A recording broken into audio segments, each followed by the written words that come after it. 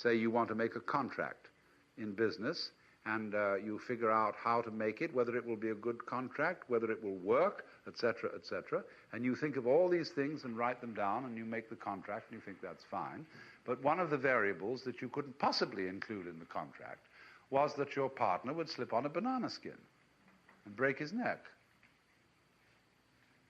All sorts of things. I mean, the contract might make provisions in it if your lawyer was thoughtful for what was to be done under the case of the disability of any of the parties thereto, etc. But eventually there are so many possibilities that can occur that you cannot think of them all. So then the question arises, is it within the power of the human brain to comprehend, because of its immense complexity, in a kind of un- or subconscious way, what the surface consciousness can never grasp? And the Taoists say certainly it can. But you've got to learn to use your brain by allowing it to go to work on your problems without interfering with it. And then it will deliver you a decision. And this is why when you get to the real study of Taoist and Zen Buddhist practice, you get to the point where you learn to act without making decisions. Or rather, to use a more exact word, without choosing.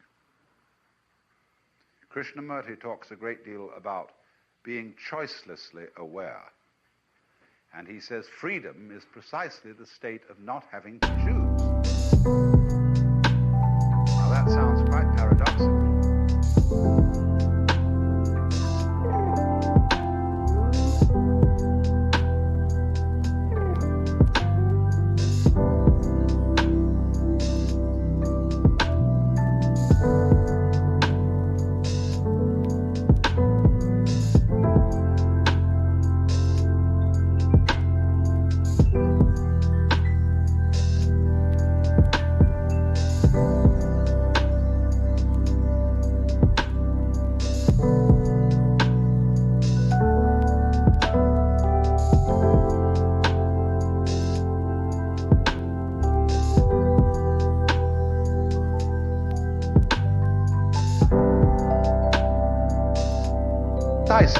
But that's a funny saying, because it means he doesn't stop to decide.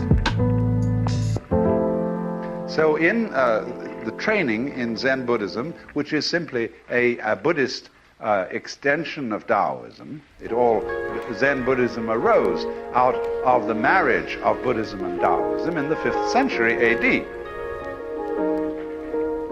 And over the following centuries.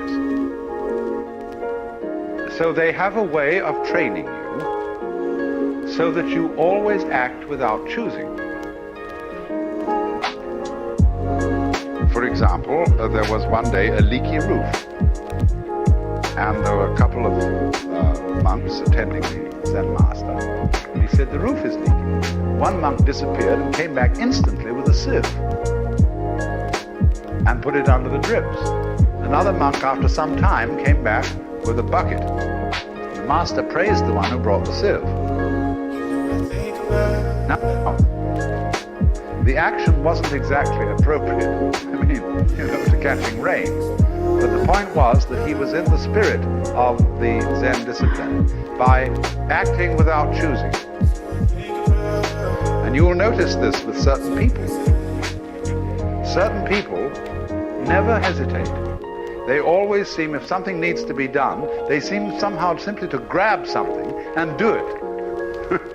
Which is a kind of a Zen capacity.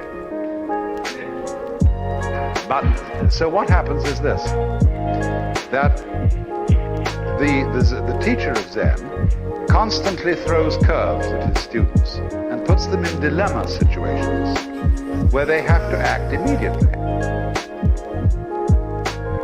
One of the things, of course, that you mustn't do is rush, because rush is a form of hesitation. Rushing, when a person rushes to get a train, he starts to fall over his own feet. See? So it really holds him up. It's like trying to drive at high speed through the water with a blunt-nosed boat. That's rush. But now what he's trying to get is a kind of a smooth, unhesitating, flowing action that is the response to the challenge. And it must be done with what is called another use of this word move.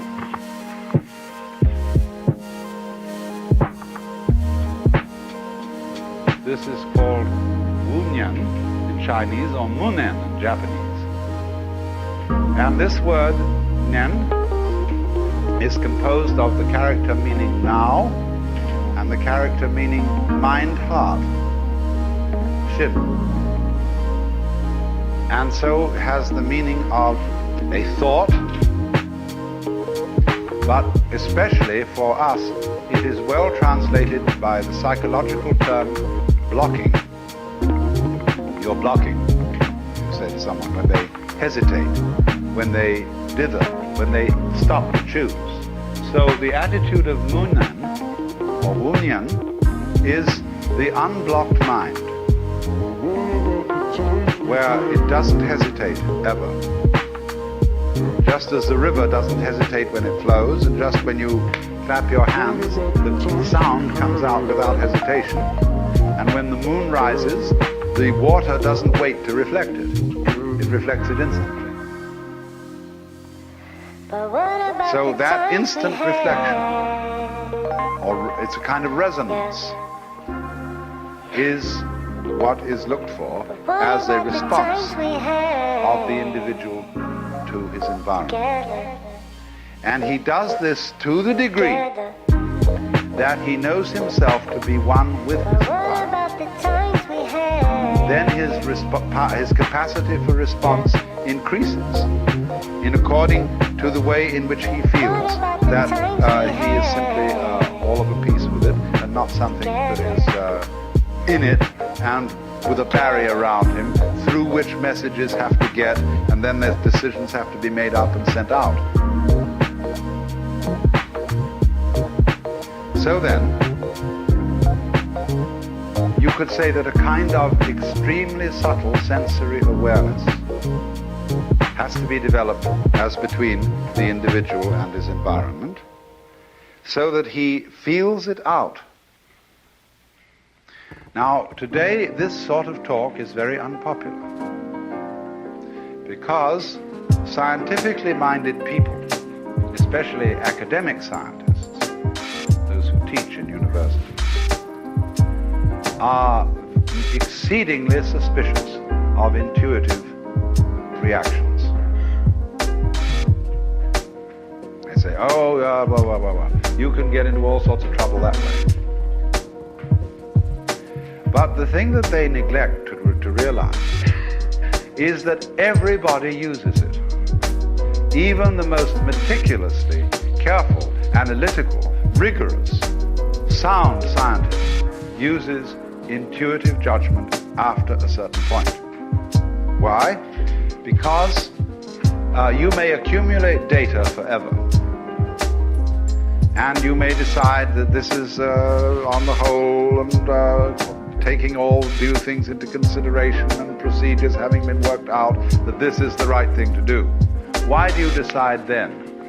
Mostly because time's up and somebody's pressing for a decision, or else you are bored to death with bringing in data, because you never know how much data you need to make a certain decision.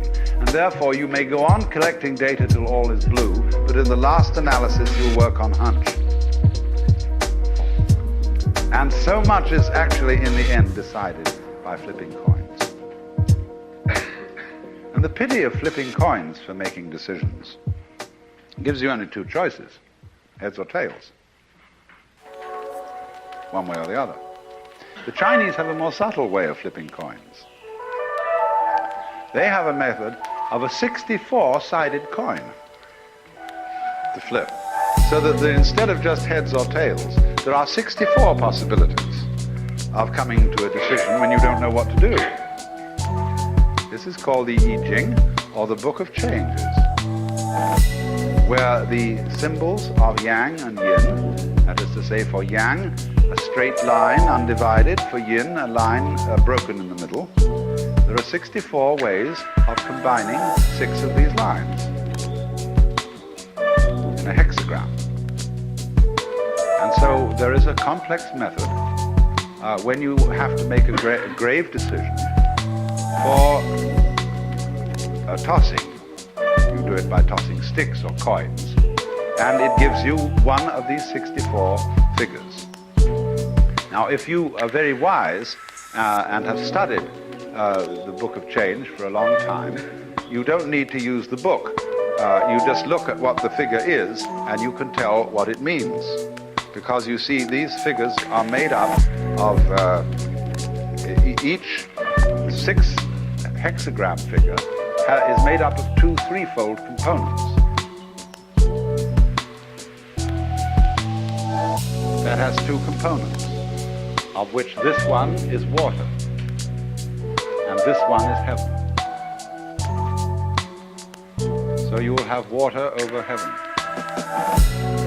And a person very skilled in the interpretation will feel out the meaning of water over heaven. But actually, if you are not so skilled, there is the book. And for each of these hexagrams, the book has an oracle. And it tells you in curiously vague and yet curiously precise terms the meaning of this hexagram. And then you, in the light of your own situation, make up your mind what it's saying to you.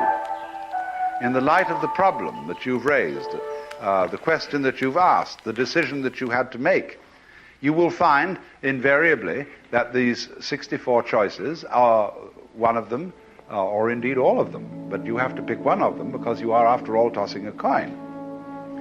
But it has some peculiarly appropriate thing to say to you under your circumstances, and it's just like having a conversation with a very, very wise old gentleman. And you must realize that today in Asia, this book is still widely used for making business and political decisions, although people who are westernized wouldn't let on, perhaps, that they use it. So anybody who does politics or does business with Asia should be completely versed in this book to know what sort of thinking, what sort of approach might be expected under any circumstances. If you could ever find out what hexagram had fallen when a certain politician had made a decision, it would be immensely enlightening as to his future course of action. In the same way, for example, in dealing with Hitler, our strategists, I don't know if they did, should have been students of astrology, because he was always consulting astrologers. And therefore, astrology would be much more easy to penetrate than the I Ching, because you can know Hitler is looking all the time at his own horoscope. Well, we have access to Hitler's horoscope, and so we know what he's thinking about it. But you don't have access to what hexagram Mao Zedong threw when he decided to do something or other. So it's a little bit more subtle. Well then, I'm making the point then that our scientists are very suspicious of the intuitive judgment. But nevertheless, they all use it in the end. And so it has made this suspicion that science has of intuitive judgment has filtered down to the average person in terms of a mistrust of his own intuition, of the marvelous analytical powers of his own brain. And so we are always in a dither of doubt as to whether we're behaving the right way, doing the right thing, and so on and so forth, and lack a certain kind of self-confidence. And if you see you lack self-confidence, you will make mistakes through sheer fumbling. If you do have self-confidence, you may get away with doing entirely the wrong thing. The British have an enormous degree of self-confidence. They know they're right, and they don't even question it. I mean, there are certain kinds of British types who are absolutely, their aplomb is unbelievable. And you can't shake them. I wouldn't dream of it. They're not even defending themselves. They know they're so right. And therefore they can allow any kind of political revolution, total free speech. All sorts of things can go on, which make Americans very nervous because Americans don't have the same degree of aplomb. They're not quite sure, you see. When you're an aristocrat and you've been brought up for generations in the right schools, and there's never any doubt whatsoever, you don't even have to mention the fact that you're an aristocrat. See? I mean, that's why aristocrats know how to treat servants. But they never take it out on their servants in the sense of having to emphasize their own superiority. Because they know they're superior. They don't even question it. See? Well, this is an extraordinary kind of nerve that they've built up. And so the only way, you know, you can do this is, first of all, in Zen practice, the thing that you have to understand is this. You have to regard yourself as a cloud in the flesh. Because you see, clouds never make mistakes. Did you ever see a cloud that was misshapen? Did you ever see a badly designed wave? No, they always do the right thing. Now, so as a matter of fact do we, because we are natural beings, just like clouds and waves. Only we have complicated games which cause us to doubt ourselves. But if you will treat yourself for a while as a cloud or wave and realize that you can't make a mistake, whatever you do, because even if you do something that seems to be totally disastrous, it'll all come out in the wash somehow or other. Then, through this capacity, you will develop a kind of confidence. And through confidence, you will be able to trust your own intuition. Only the thing that you have to be careful about is, and many people who have not understood Zen properly fall into trouble here, is that when they take the attitude that I can't possibly make a mistake, they overdo it. Which shows that they don't really believe it. So a lot of people come on and say, well, in Zen, anything goes. You're naturally with it anyway. You are a Buddha anyhow. And I'm going to prove I'm a Buddha anyhow by breaking all the rules. So you put on the weirdest, filthiest clothes, and you go and steal things and all kinds of things like that. That's overdoing it. That shows that you haven't learned. You're overcompensating. Because before you were told to do this, do that, and the other, and watch, and be self-conscious and nervous, and so on. And so you just go to the other extreme. Now this is the middle way of knowing it has nothing to do with your decision to do this or not. Whether you decide that you can't make a mistake, or whether you don't decide it, it's true anyway. That you are like cloud and water.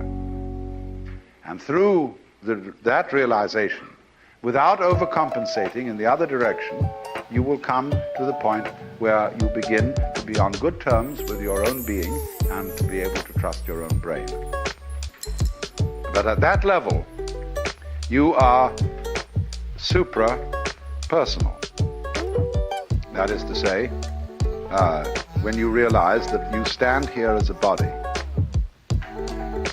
it's as if you see, there was, according to certain cosmological theories today, a primordial explosion which blew up and created the universe. And you know how it is when you take a bottle of ink and you throw it at a whitewashed wall, smash like that, and it goes splat all over the place. There's a big blob in the center. And then as it goes out, it gets all sorts of little curlicues and wiggles. So you see, the cosmic explosion is still happening. It takes a long time from that big essential bang for the whole thing to go whoosh. It takes billions of years for it to happen. And it's still happening. And we're the little curlicues out on the edge. See? And we're connected. We are part of the central explosion that originally happened. That, in a certain sense, is in you. You're still manifesting it, you see? So When you consider yourself as a physical being, consider this hand. It is very ancient. Just like you pick up a stone. Say, how old is the stone? Well, scientists will say, well, it's about, comes from the Pleistocene age, and it's probably, 4 million years old. And then you think, well, wait a minute. You mean 4 million years old? Where did it come from? What was it before it was a stone? Well, it was something or other. And that goes back, you see. So everything you touch, including yourself, is incredibly ancient. Goes back to the very beginning of time. So if your mind awakens, you suddenly see all your friends sitting around you looking incredibly ancient. I don't mean in the sense of old and haggard, but like angels, like eternal beings who were always there from the beginning. I once talked to a woman, just a perfectly ordinary, nice, LOL little old lady. And she told me about she'd had an accident in an elevator, and she'd broken her leg and got stuck under the elevator. And she was there for half an hour before anybody could get to her. And she said in that moment she realized that in this whole universe there was not one single grain of sand that was out of place. And that is a curious vision that comes to people occasionally. When you see suddenly that you've been looking at things in absolutely the wrong way. And it's really weird. You daren't talk to other people after this because you'll be so misunderstood. But you see that the most frightful things that can possibly happen fit in with this. It's very strange and very odd. But the reason is, of course, you see, that when you get rid of the idea of the governor and the governed, the boss and the employee, the king and the subject, there aren't any victims. Every creature that suffers in this world is, unbeknownst perhaps to itself, doing it to itself. No one else is responsible. There are no victims. Because the whole thing is a unity. It is of itself so. Everything is of itself so. No one to blame. So you see, when nowadays when a child is a juvenile delinquent, and people come around, the social workers and the police, and say, now look here, this is terrible. The child has learned a little psychoanalysis and can say, well, it was my parents' fault because they brought me up in a traumatic way. And they got divorced, or my father was a drunkard and my mother was a prostitute, and what can you expect? So then the public says, well, we should get after the parents. But then the parents say, because they've learned a little Freud, it wasn't our fault, it was our parents were neurotic too. And so you see, you pass the buck back, just as in the story of Genesis, in the Garden of Eden, when Adam was accused of having something wrong with him, when the Lord God saw him after eating the fruit, he said, this woman that thou gavest me, she tempted me and I did eat. And God looked at the woman and said, well now, what about it? And she said, the serpent tempted me. And God looked at the serpent and nobody said anything. No, the serpent didn't pass the buck. He didn't make any excuses because he knew.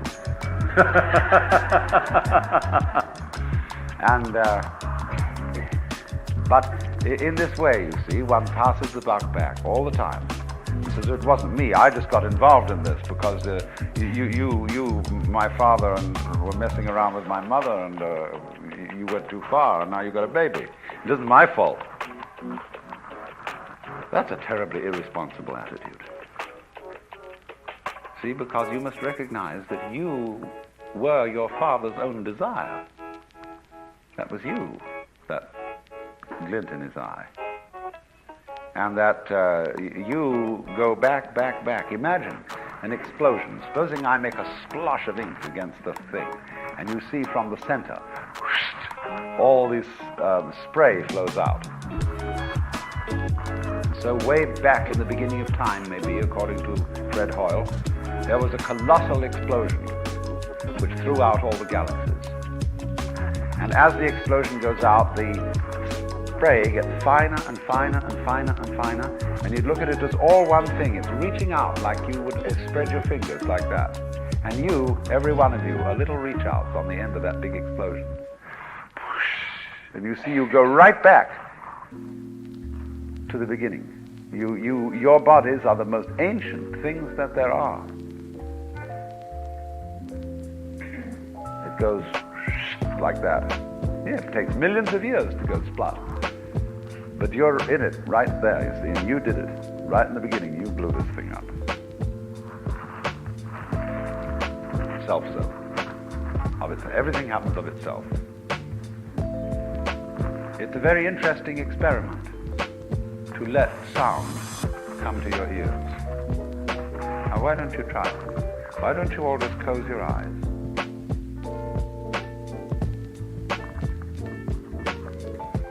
And gently become aware of the whole world of sound around you, in you. Don't try to identify the sounds and put names on them. Just let them happen.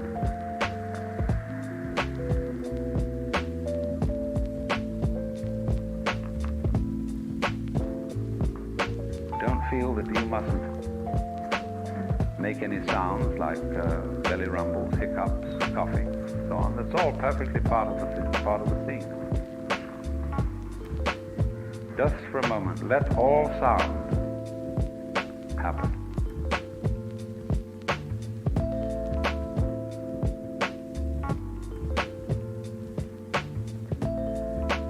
Even when I talk, don't make any sense of what I'm saying. Just sound.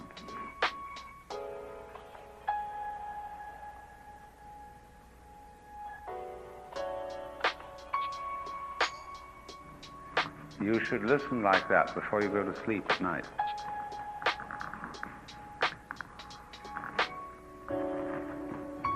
And realize that you live in a magical, musical continuum all the time. But you see, ordinarily we keep trying to correct what we're listening to. Pay attention to this, ignore that. Say to the children, shut up! I can't hear myself thinking. But if you really know how to listen, you can concentrate on anything you want to in the middle of a complete pandemonium. But so in the same way, one could give experimental exercises in listening, in using your eyes, in tasting, in feeling things. For example, picking up rocks and feeling them. Because all this is letting yourself function, just in the same way as I was discussing yesterday, letting your brain give you answers, because this is an act of faith in one's own being. It is allowing the body to be a democracy instead of a tyranny, or shall we say a republic. There's a certain difference between a republic and a democracy. A republic is rather more efficiently respectable. So when you allow the body, in other words, to do what it will do, then you say, well, it will do it for me, will it? Now, wait a minute. Who are you? Just as the Tao itself is not something other than the universe, not a boss over it, you aren't something other than this design, which is not just the body, but the body and all its relationships to the universe.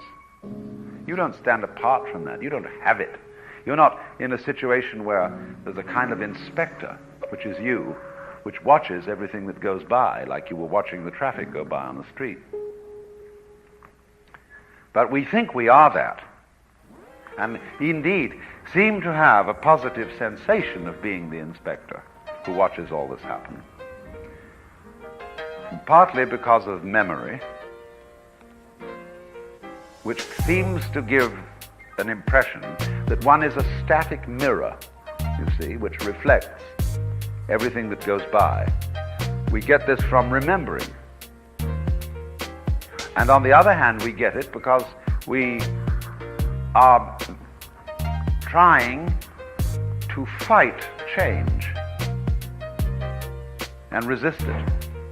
You see, we're resisting all the time. If you were physically aware of all your muscular reactions, you would find you were going around most of the day doing this, fighting something.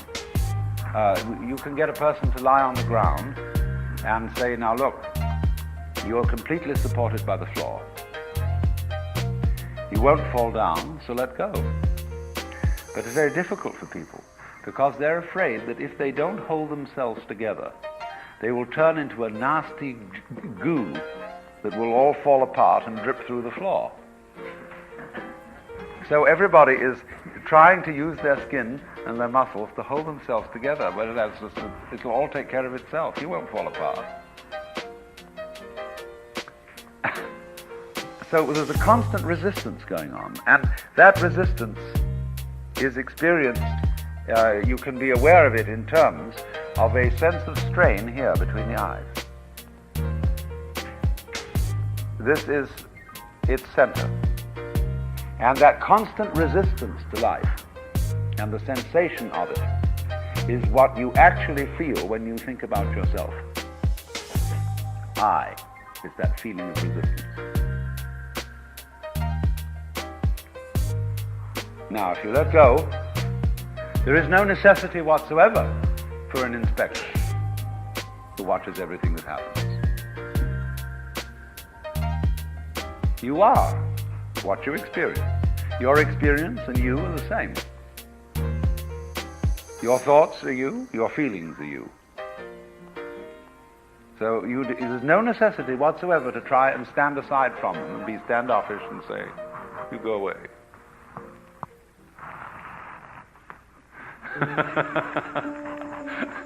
So, if you can trust yourself, in other words, to the flow of what's going on, you won't need to resist it. And you'll find it works very well, just as your eyes work well when you don't try to force them. Just as the clothes are comfortable when you become unaware of them. Now, this isn't the same as numbness, you see. It's quite different. Because you experience your body in terms of what you ordinarily call everything else. In other words, as you look around here, we are taught to think, what I am looking at is out there. Now imagine this. Look. What's the color of your head from the standpoint of your own vision? Of your head? Yeah. Nothing? Now watch. It certainly isn't black, is it, behind your eyes? You don't have a sensation of blackness, nor of whiteness. There seems to be nothing there at all, as if you had no head from your own point of view. But actually, what it is, how it looks inside your head, is what you're seeing out here. Because you see, the optical nerves are back here. And your experience of all the shapes and colors around you is a sensation of the state of your brain. So what you're looking at is inside your head. But then you can't be said to be looking at it because inside your head is you. So all this is how you feel. This is you. Only it's true for each person. It's not more specially, you are not more specially me than I am you. It's mutual. It's like the dewdrops on the spider's web reflecting one another. So it is this, then, this letting your mind work by itself, letting your eyes see for themselves, that is the preliminary to naturalness in the way that Taoists understand it. Now, let's go on from there to see how they express naturalness. they use two images. One is called the uncarved block, and the other unbleached silk.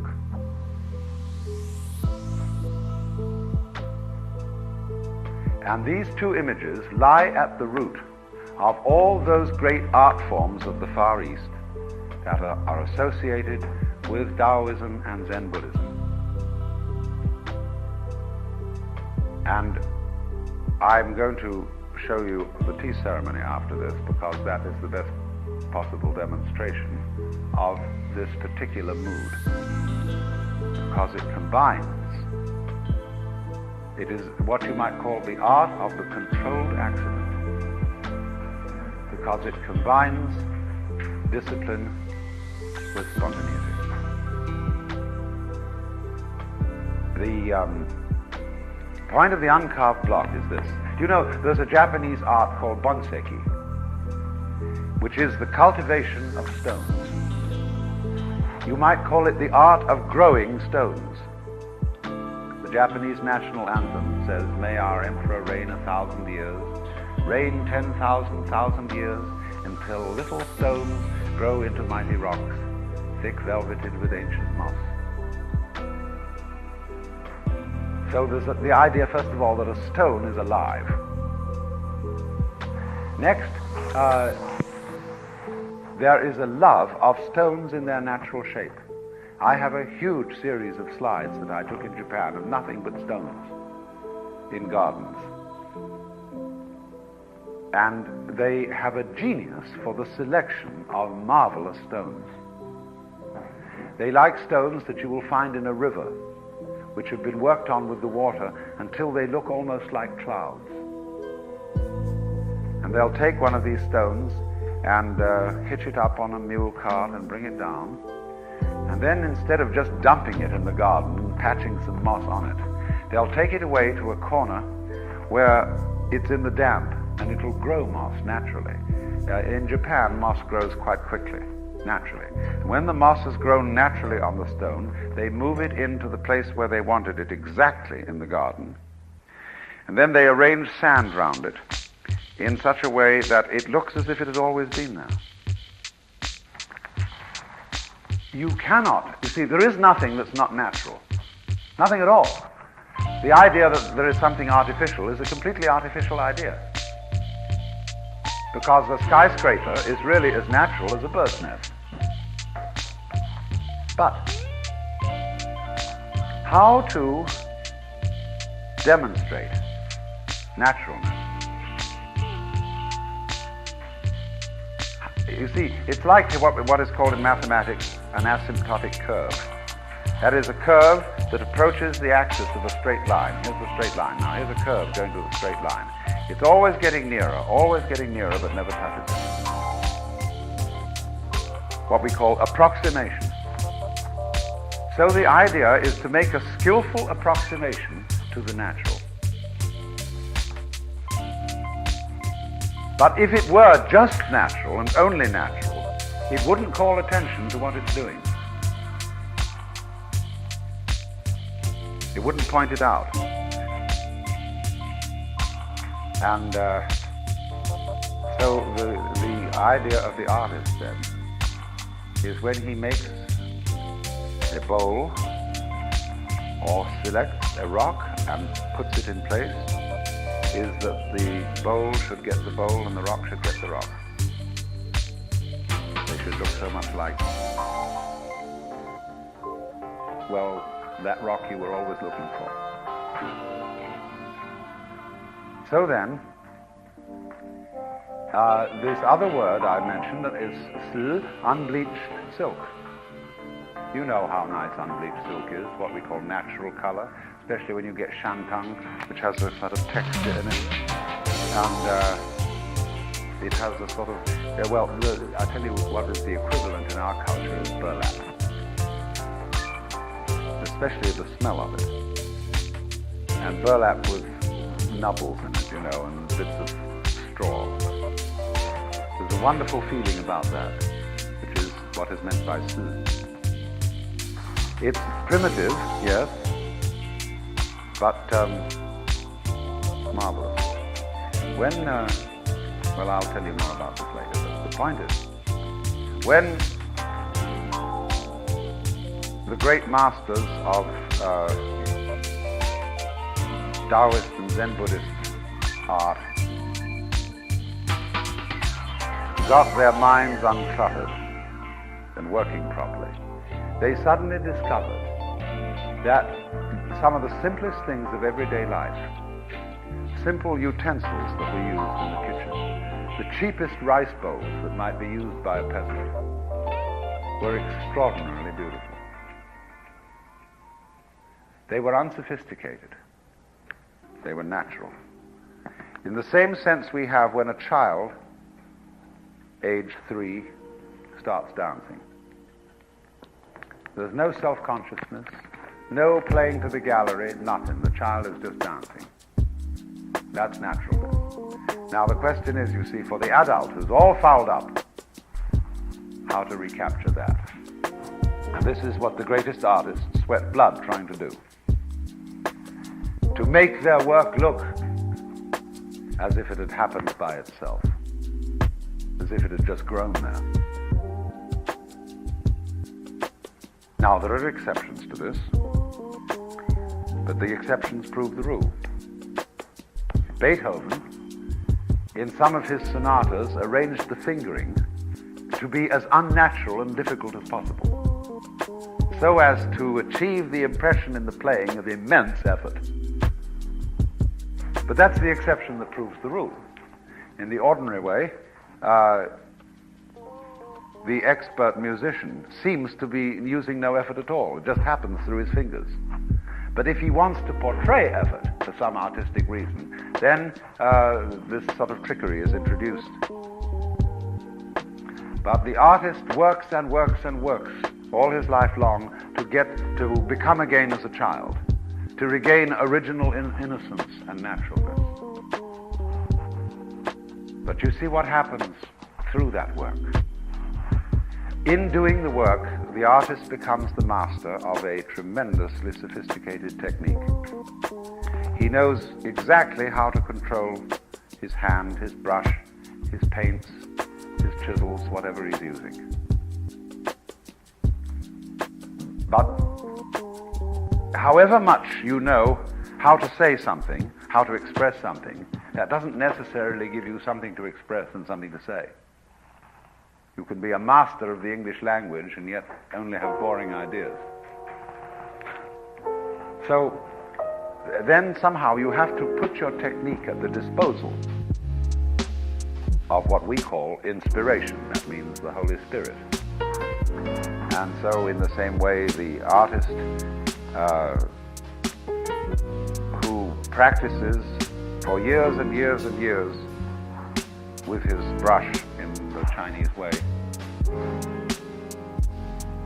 in the end finds that he cannot, by any stratagem of his own, by any technique or any cleverness, he cannot paint. And he has to give up.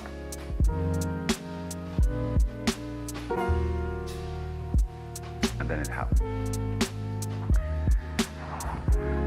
Well, this, you see, then, is what lies behind what we can definitely recognize as the naturalistic art of the Far East. Now, I hope you know what I'm talking about, because there are very, very different kinds of Far Eastern art. For example, the finest pottery of the Sung dynasty, which will take us back to 1000 AD, is completely unlike what most people think of as Chinese porcelain. Chinese porcelain, one thinks of white, eggshell-like stuff with very delicate designs of birds and butterflies and fine ladies and children playing battledore and shuttlecock. But the finest Sung is heavy, jade green, soft, very self-effacing in a way. And it has a certain roughness. Or take Japanese so-called rakuware. Here, there is a bowl, we shall see some, which is definitely handmade. It looks as if it wasn't even put on a wheel. And the glaze is allowed to drool. And the bottom of the bowl, the clay, has been left exposed. But you see, that coloration reminds those artists of autumn. And they want to see that it is clay, because a good potter does not force clay to obey his preconceived ideas. He evokes the spirit in the clay to do some magic. So then, because the clay did that, these artists love the clay. They don't want to make the clay look like something else, like ivory. They want it to look like clay. So with clothes, these clothes. So with everything. Wood. Wood is loved by such artists. They love the grain in wood, and therefore deplore paint. Lacquer is another thing. It's used sparingly. But by and large, wood is beautiful. And you get floor like this, you see. Well, the nice thing about this floor is you can see it's wood. You can see the grain. Some of you may have been to the Katsura Palace in Kyoto, where they have verandas with the most gorgeous grain wood you ever saw in your life. It is simply enchanting. I mean, it's like looking at some vision. You think you're going to go out of your mind looking at this grain. Gorgeous stuff. So in the same way, in the typical Japanese house, by the edge of the alcove, called the tokonoma, there is almost invariably a wooden pillar, which is made from an unplaned tree trunk or branch, so that you still see the knots in it and the curves, and sometimes they get, I think, some rather exaggerated ones that are absurdly nubbly. But in the same way that we today have learned to like driftwood, that is a thing in line with this Taoist spirit, that we appreciate wood as wood, and don't try to make it look like marble or metal or something else. The same is true with paper. The Chinese don't like our paper. They say it has no character. They like paper with little threads in them and with a texture to it. And they feel that really is paper. The paper gets the paper. And so feel that our paper is some sort of plastic, a non-substance. And we're in danger of being engulfed by this through not having love for the uncarved block and the unbleached silk, which are fundamental, substantial, and natural. The fanciers of swords could never make up their minds which of the two was better. But certainly they were the unquestioned masters. So a group of samurai one day thought, we've got to put this to the test. We think that probably Mr. Matsushima is tops. But Mr. Yamaguchi comes so close. So they took a sword by each master and they went to a stream. And they first of all took Mr. Yamaguchi's sword and they dipped it in the stream with the edge facing upstream, and they set a piece of paper floating downstream. And as it came to the sword simply, without being moved, the paper divided itself down the blade, joined together, and floated on.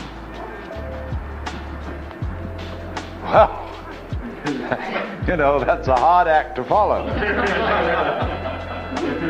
Anyway, they took Mr. Matsushima's sword and dipped that in the stream, and likewise set a piece of paper floating towards it. And what do you suppose happened? Just as the piece of paper approached the edge of the sword, it moved to one side, avoided it, then went back into course and continued. And so obviously Mr. Matsushima was the better of the two swordsmiths. Why? Because the highest accomplishment in fencing is called the no-sword school.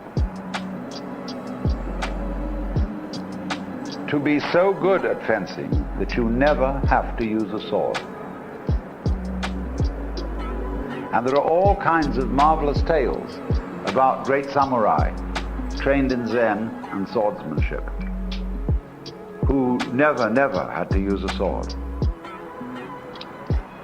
You may have seen a movie called Samurai, which comes in 3 parts. It takes you 3 evenings to see it. And it's the life of Miyamoto Musashi, who was one of the greatest swordsmen in all Japanese history. It doesn't follow his life all the way through. It only comes to the point where he had a duel with another champion who insisted on challenging him out of vanity. And how Musashi takes him on, fighting him at first only with an oar that has had the blade chopped off. And but he maneuvers him into a position on the beach where the rising sun dazzles his opponent. And when his opponent makes a terrific swipe at him, he jumps over the sword, draws his own sword, and kills him instantly. But after that, he is very unhappy that he had to kill such a swordsman. And finally, he takes the advice of the Zen master Takuan, who's all along been trying to dissuade him from a military career. So sometime later, he was on his way to Kyoto, and this meant that he had to cross Lake Biwa in a ferry boat, small ferry boat that was rowed. And when he was on board, another samurai, who was a very vulgar fellow, who had had too much sake to drink, came aboard and saw Musashi. He said, what school of swordsmanship do you belong to? Musashi said, the no sword school. By this time the boat had started. No sword school. I'd like to see your no sword school. And this drunk drew his sword. And Musashi said, now wait a minute. Said, this is a crowded boat. And if we start a duel, people will get hurt, and they're just innocent bystanders. He said, let's go to that island over there, and we can fight it out. So he said to the ferryman, over to that island.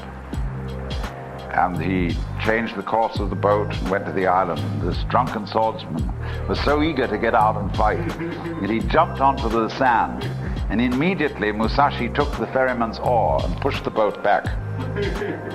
Left him there, and he said, you see my no sword school.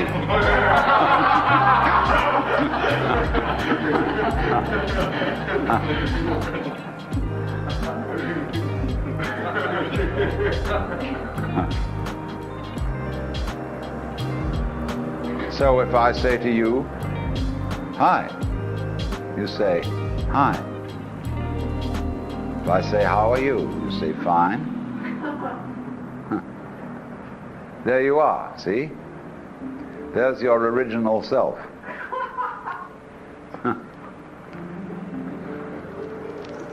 But if I should say in the middle of a conversation, you fine? Where have you been lately? Oh, I went to Mexico for a trip. Where did you go? Oh, I went to Acapulco.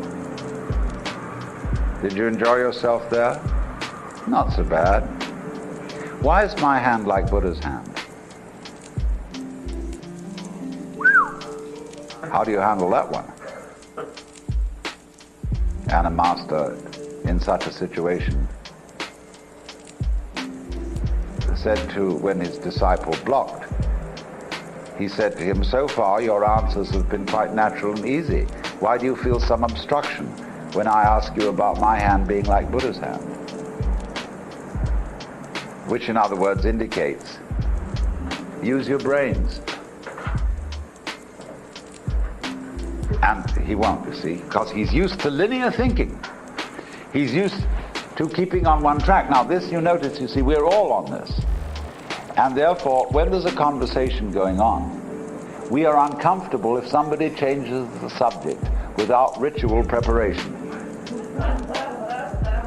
We are likewise uncomfortable when we're in the presence of crazy people who might change the subject altogether too abruptly.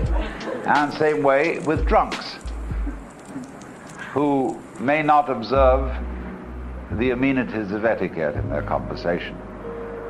We're all hung up on these tracks, which is to have a one-track mind. You can't jump. When the hands are clapped, the sound issues without hesitation. When flint is struck with steel, the spark comes out at once. But he goes on to explain that in such a situation, you must not be in a hurry, because that itself would be a block. And blocking, in this sense of the word, is exactly what the Buddhists mean by attachment. When they say, have no worldly attachment, it doesn't mean that you're to give up enjoying your dinner. It means giving up blocking, getting beyond the state where your flow is interrupted, and so proceeds jerkily, as if the wheel were made too tight for the axle. So we would quite correctly translate attachment with the American slang equivalent, hang up.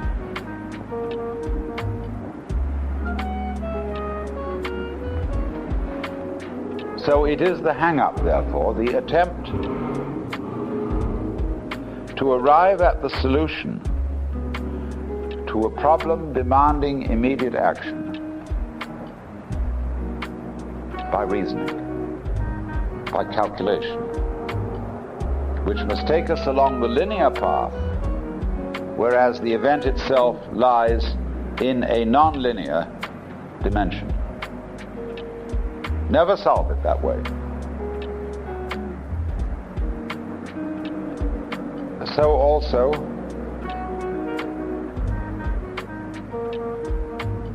with the curious property we call beauty, or for that matter, virtue in human behavior. We know very well when we are in the presence of forced virtue. So this happens. Once upon a time, the great tea master Rikyu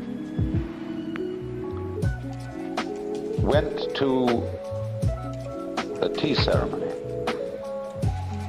and the host was very, very proud of a new tea caddy that he had bought, made of pottery.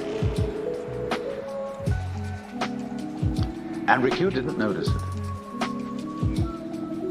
At least so he thought. Which showed, because he was looking for it to be noticed, that he wasn't quite on to the philosophy of tea.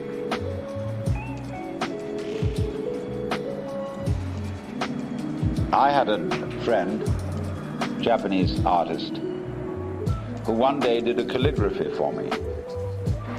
He took an ordinary small Western house painter's brush, about an inch wide, and he did the Chinese characters for 1, 2, 3. That's one stroke. These are all horizontal strokes, 2 strokes, 3 strokes. And there was something just fantastic about this.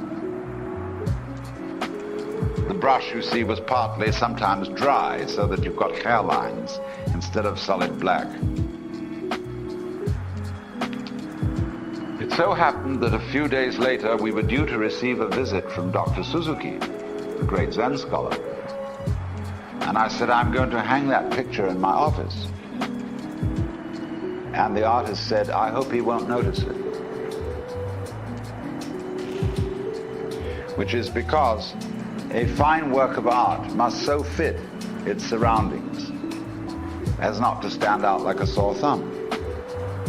So in this way, Rikyu didn't notice the tea caddy. This so bothered the owner that after the ceremony was over, he smashed it.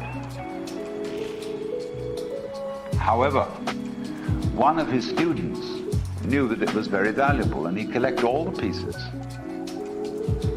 And then he had them restored by putting molten gold as their cement. This is an old technique. And so when it is finished, you see the original piece with all these spidery lines of gold across it. Sometime later, a son of the host brought out this mended tea caddy when Rikyu was having tea. And he said, you know, that is most remarkable. When I saw that before, it was good, but now it's perfect.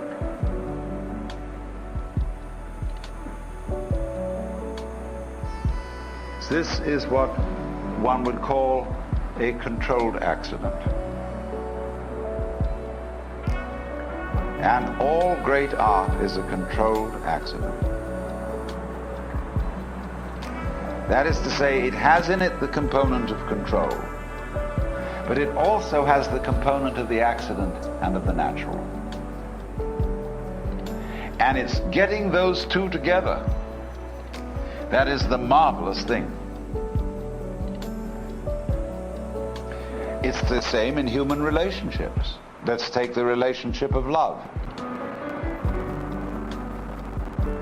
If I am in love with a woman whom I control,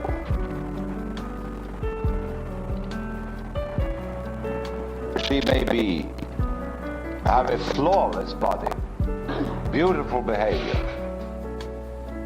But if I control her completely, I might as well have a plastic doll. Only if she has a little mole on her cheek, or something like that, or some kind of unpredictability of character, then I know she's human,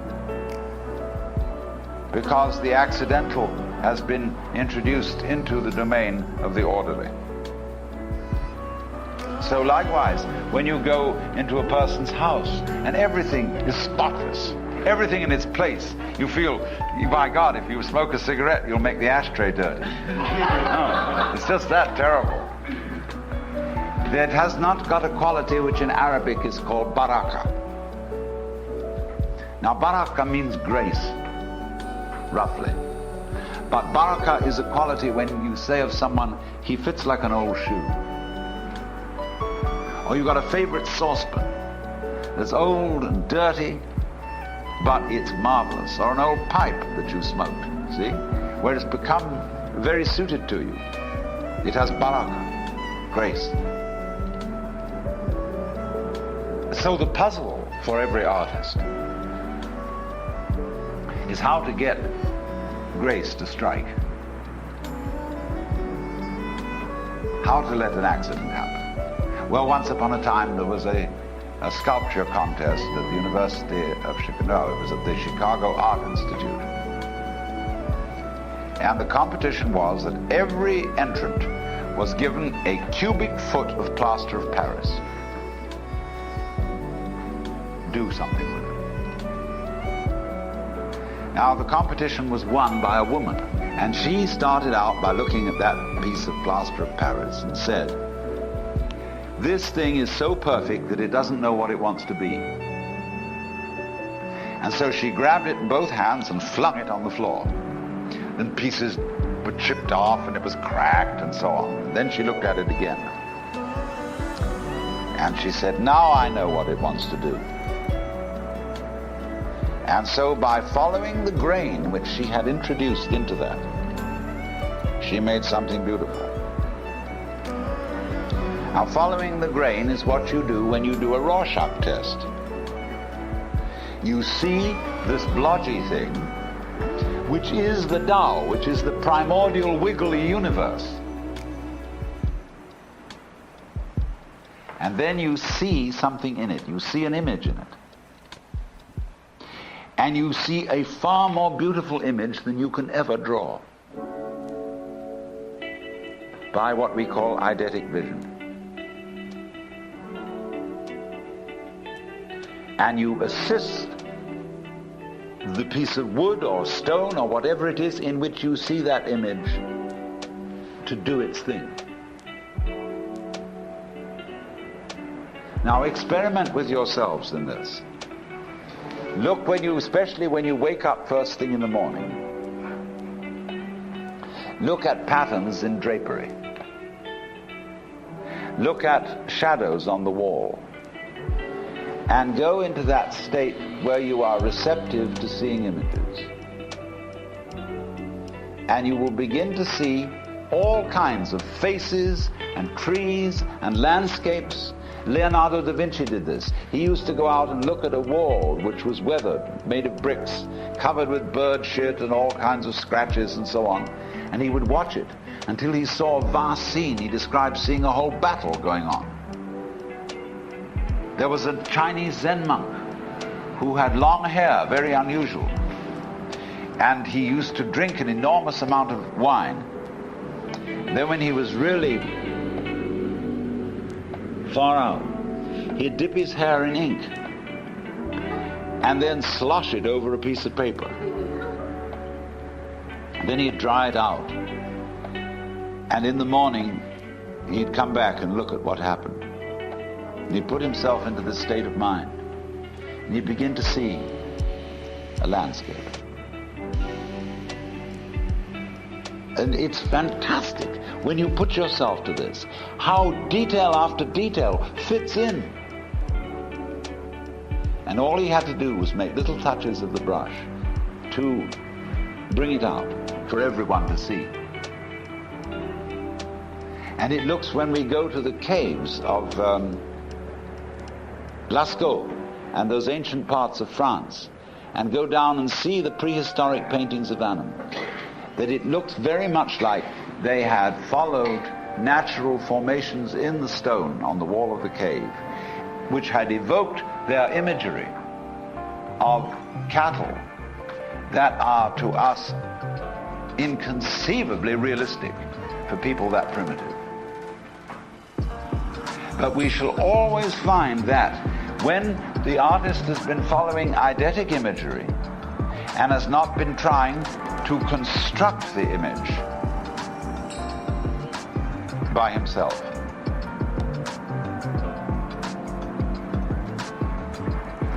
because this whole world is created in that way.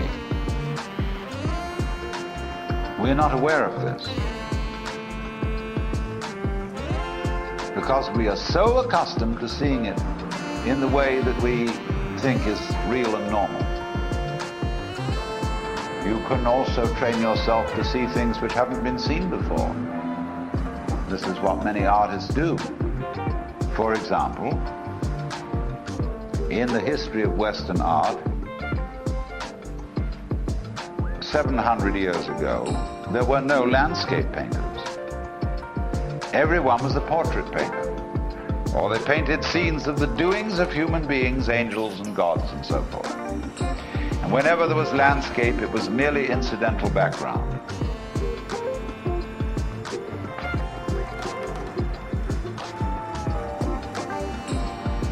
Now, in the course of time, people got fascinated with the landscape part, and they withdrew the figures and left the background. And so we got landscape painting, and the first people who saw landscape painting looked at it and said, "That's not what I call a picture." Why? Because they had seen landscape hitherto as insignificant background. And it took painters to draw people's attention to the beauty of landscape. Now, do you see what we could do, and we are only just beginning to think about, is soundscape. When we record something, or go to a concert, we have the impression that there is the thing there. And so in radio studios, they cover the walls with soundproof tile to keep out the sound of traffic, so that you have the thing. The important thing you're supposed to notice is the speech. But the odd thing is, you listen to that back in your home with the windows open. All street noises are coming in. There's no reason why they shouldn't have been there in the first place. Well, now let's move to that. Think of soundscape. The hum that's going on behind all the things we're supposed to be doing. And you can realize it's very beautiful, just as you can see that a landscape is. The humscape, you see? And so there is become a school of musical composers, like John Cage, who treat us to background noise, or to silent concerts, in which the concert is the sound spontaneously occurring in the auditorium. Now you may say that's not music. Who knows? Well, so the world then is a humscape, is a landscape, a skyscape. And over thousands of years, important people, that means strong people, decided what was important to notice. And they told their children that that was important. We still do this, because when a child is messing around and we find the child is scrubbling around and making patterns in mud, we feel that the child is doing something unimportant, and say, stop that. Now learn to use a pencil. A child points at something and says, oh, what's that? And Alice says, well, that's a table. No, that. I say it's wood. The chance is, yeah, because he knows it's all wood. But I mean, that. Oh, don't be silly. That doesn't matter.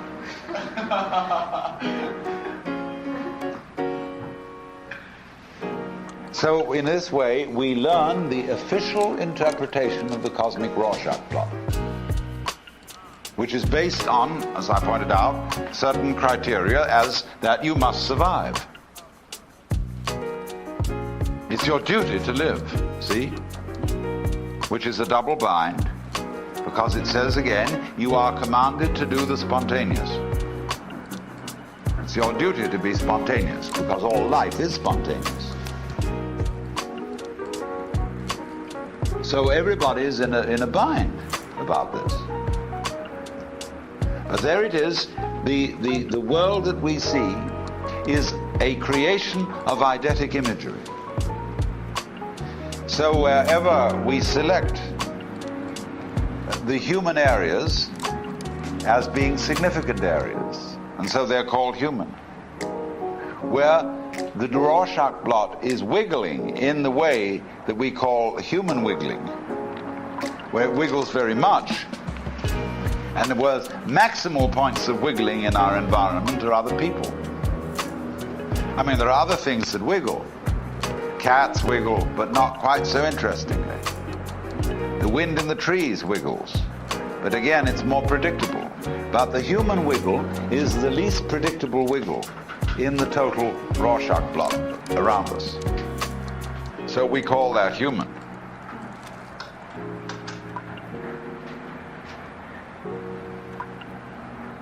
So you see that it is in that way that you have performed Maya, the world illusion. But Maya also means art and also means magic. And so the magical evocation of the world of things from the formless world, which means from the world of pure wiggle, is the creation.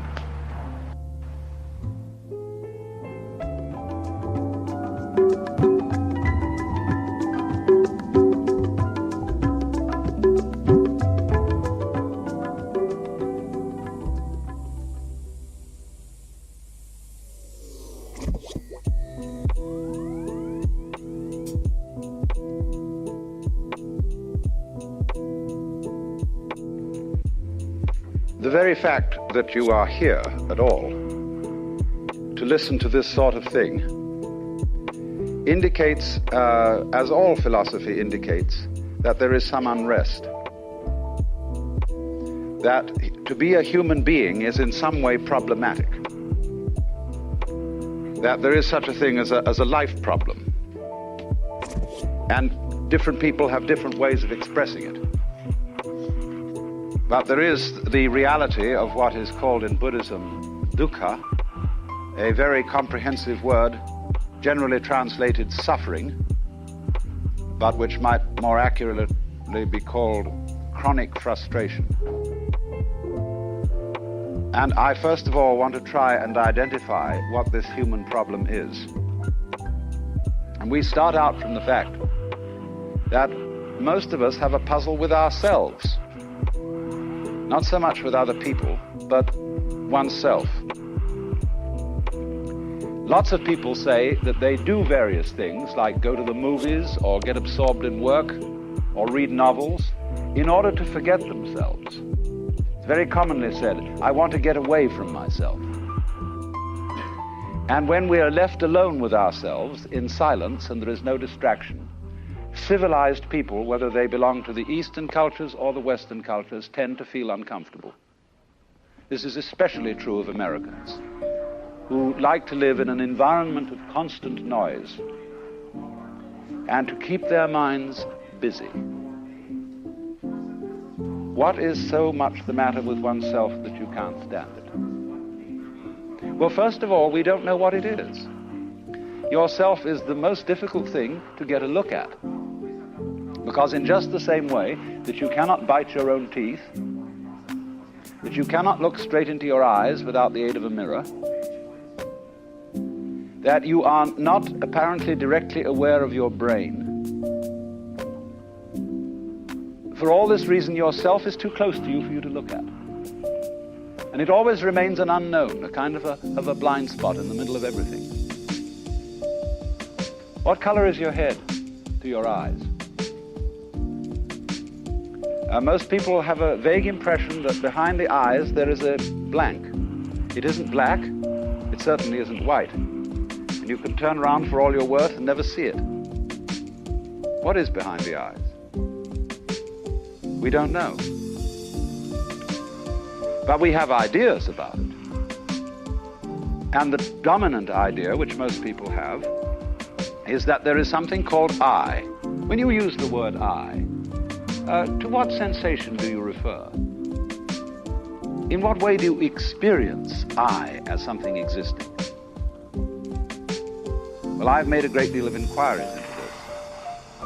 And looking at it from the way most people talk, they think of I, myself, as a center of awareness and of action. About halfway between the ears and a little way behind the eyes. Most people don't identify I, myself, with their whole body. Because we say in popular speech, I have a body. We're not liable to say I am a body. We don't feel that certain things that go on in our bodies are things for which I, ego, am responsible. We don't say I beat my heart. We don't say I grow my hair. because we experience the beating of the heart and the growing of the hair as something that happens to us. We feel our bodies are vehicles, like cars, which were given to us by our parents, and into which at some point in our development, the ego was deposited, popped. When did you begin to be you? All sorts of theories about that. But generally speaking, I think of myself as the source of voluntary action and of conscious attention. And therefore, outside myself as I, both inside the body and definitely outside the skin, everything else is experienced as not I, as other, as being very largely beyond control, and as in a way alien to me.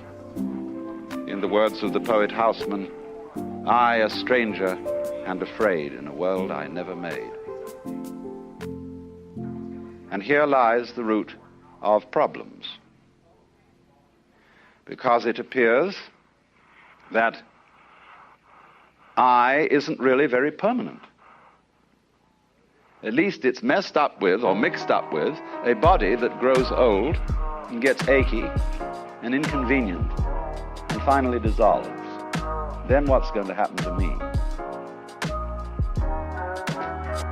Maybe I'm not afraid of actual death, especially if I believe that death is simply extinction, total unconsciousness. There's nothing to be afraid of in that. But it's the process of dying that's so inconvenient. One is so hard to get rid of.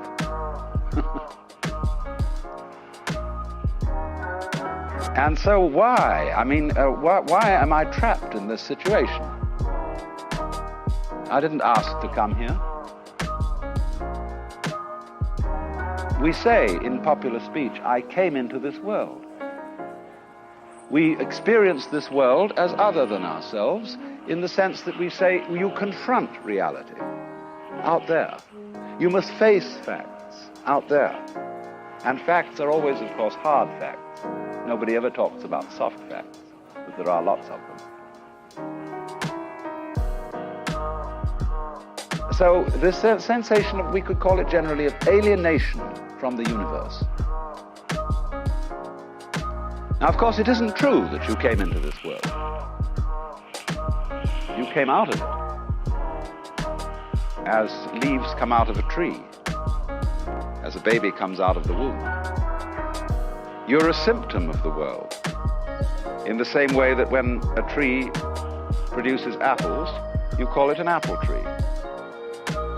And a world that produces people is a world that peoples, just as an apple tree apples. In fact, our whole situation of feeling that we are strangers in the earth is a hallucination, and a rather dangerous hallucination, because it moves us to act upon the external world, both of people and of things, in a hostile spirit, so that we talk about the conquest of nature. And this general feeling of resentment, of being involved in a world where there are such things as death, disease, accidents, strife, war, we feel put upon. So, the various forms of Asian philosophy address themselves directly to this problem. But they are not like philosophy in the West, and they are not like religion in the West. If religion is something like Judaism or Christianity, then Buddhism is not a religion. If philosophy is something like the speculations of Kant or Hegel, or even modern philosophers such as Ayer and Reichenbach, then Eastern thought is not philosophy. The nearest thing to Eastern philosophy in the West is psychotherapy, Because the objective of psychotherapy is to change the way in which people feel. It is, in other words, a technique for changing one's state of consciousness. And so in exactly that way, these systems that I'm going to talk to you about, Hinduism, Buddhism, and Taoism, are primarily methods for changing one's state of consciousness.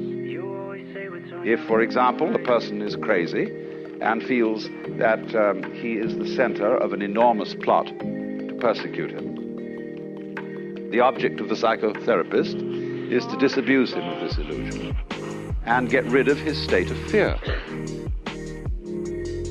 So in a rather similar way, let us suppose that normal people are simply sharing a collective insanity, which, because it's normal, they think is the ordinary way to be. And it is perfectly clear, I think, that the world is insane, that we are on a collision course, and that therefore there is something to be said for the idea that the normal person's state of consciousness might do with a change, especially if it's a hallucination, and especially if the way we feel our own existence is in flat contradiction to the way our existence would be described by a scientist, such as a biologist, or an ecologist, or a physicist. You know, I think ecology is a very important science having to do with the relationship between organisms and their environments. Now, when an ecologist or a biologist looks at a living organism, the business of science is to describe what's happening. And he describes the living organism. He finds out a very funny thing. He cannot describe the organism defined as something bounded by an epidermis without also describing its environment. See, science describes behavior, what is going on. The man behind the microscope has this advice for you. Instead of asking what it is, just ask what does it do. So the behavior of an organism cannot be described without also describing the behavior of the environment. If I describe somebody in the act of walking, and I say nothing about the floor, or the area, the room, or whatever, in which he's walking, all I'm describing is a body in empty space dangling its legs. Well, that's not walking. To describe walking, I have to describe the other behaviors or processes going on around the organism. Well, what does that tell me when I find that out? It tells me that what I am talking about is not the organism alone, but something for which we've got only the clumsy term organism environment. Because you see, that's what you are. Imagine, how could you feel the existence of yourself unless at the same time you felt something other? How could you espy any kind of figure, shape, form, unless at the same time you saw its background? Supposing the outlines of my body were coterminous with your whole field of vision, you wouldn't see me. You'd see the microphone, the neck tie or pattern on the shirt. That would be the thing you were looking at, because you can only recognize anything if it goes along with the background, which is telling us that figure and ground are inseparable. They're different, yes. You have to get the crucial idea of things being different but inseparable. As, for example, the two poles of a magnet are inseparable. You can't have a one-pole magnet, but they're different. The two sides of a coin are different, but inseparable. And so there is a word that I've coined called go with. There are certain things that go with each other, and the organism goes with the environment. And incidentally, the environment goes with the organism. That's harder for us to see, but I shall explain it in due course. A go-withness is a transaction. For example, when we buy and sell, that is a transaction. Now, obviously, you can't buy unless somebody is selling. And you can't sell unless someone is buying. The operations are different. Buying is different from selling. But they're inseparable. And that suggests a certain kind of conspiracy between them. They're explicitly different operations, buying and selling, but they're implicitly one. You and everything you call other are explicitly different. But since you always find these two aspects of experience together, there's a kind of something fishy about it that isn't noticed, that's been overlooked. And that is that they're implicitly one. But you see, in the ordinary course of events, as I've explained, we are not aware of this. And we think that everything not self, or in other words, other, is not merely different from us, but separate. And therefore have this sense of not really belonging in this universe, of finding nature a problem. And that's compounded by the current superstitions of the modern world, the mythology of 19th century science, which is everybody's common sense today, that the world itself is stupid, that it's a huge system of electronic energy buzzing mindlessly, in which we exist by virtue of some statistical flukes. You know that if 1 million monkeys sat with 1 million typewriters for 1 million years, in some course, someday they would type out the Encyclopedia Britannica. They'd eventually have to get around to it by just chance. So there's the feeling among many people that what we are at this moment is just such an event.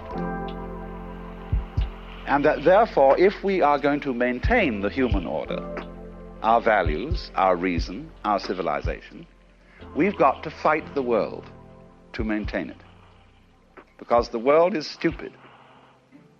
So in the philosophy of science in the 19th century, you hear people talking about energy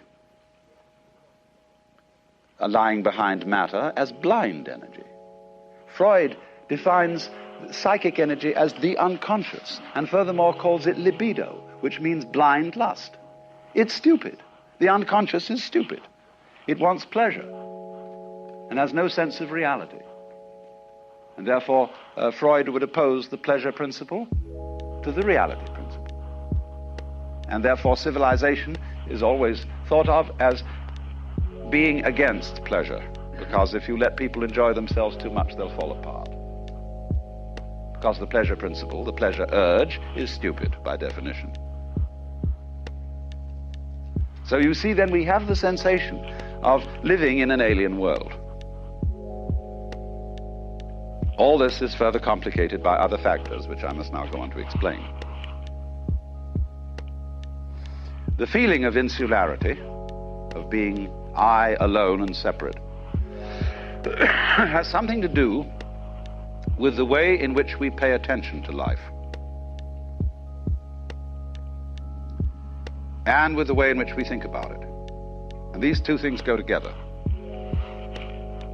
The task of any school teacher with little children is to increase, isn't it, their attention span. Little children are allegedly, although this isn't always true, little children are supposed not to pay attention to anything particularly for very long.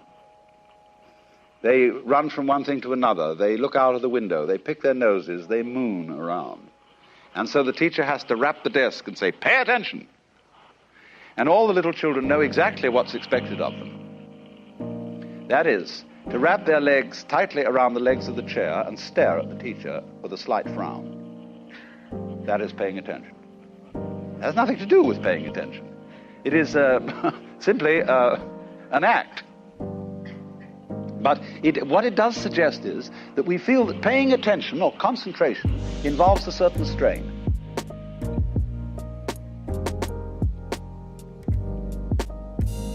And actually it has nothing to do with it.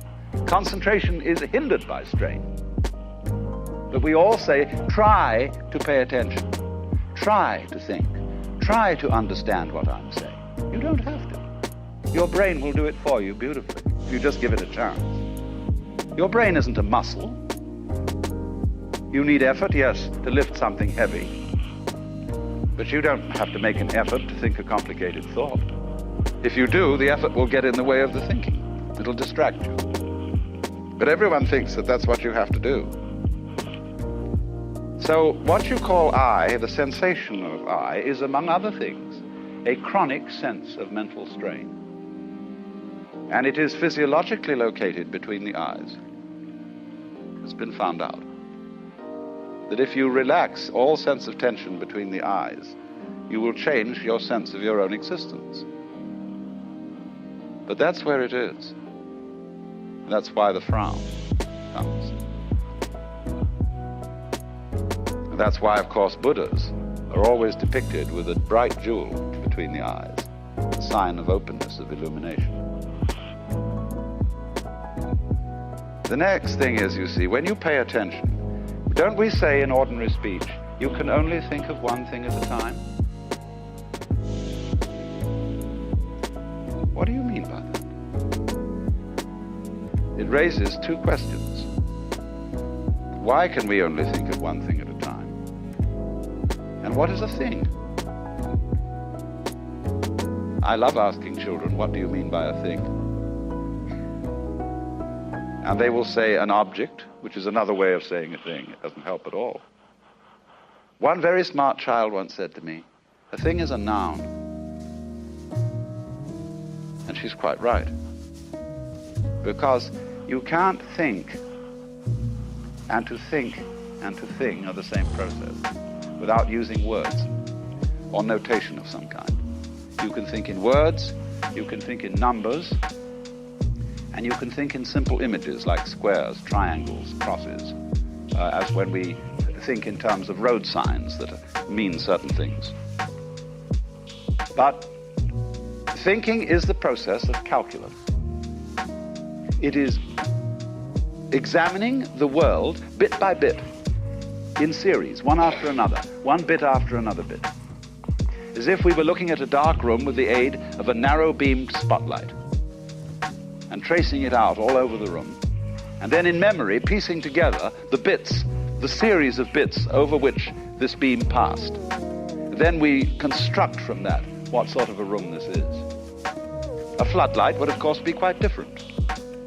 With a floodlight like this, we see the whole room in a glance, and we don't have to bit it. But we see, actually, an enormous amount of things of which we never pay attention to. For example, if someone were to say about a particular woman at this gathering, was Mrs. So-and-so there this morning? I say, yes, she was there. She sat opposite me. What was she wearing? Well, I tell you, I have no idea. I saw it, but I didn't notice it. Why didn't I notice it? Because I wasn't interested. I might have been interested in her face, but I wasn't interested in what she was wearing. Therefore, I had no notation for it because it wasn't noteworthy.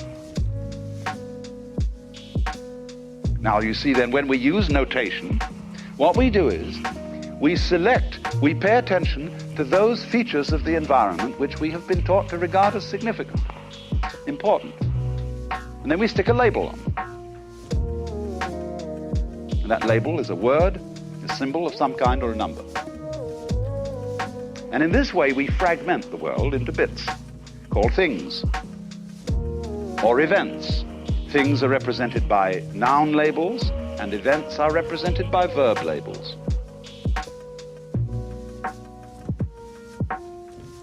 And so we come to imagine that the world really does consist of separate things and events. And it doesn't. And that's a very difficult idea for people to grasp.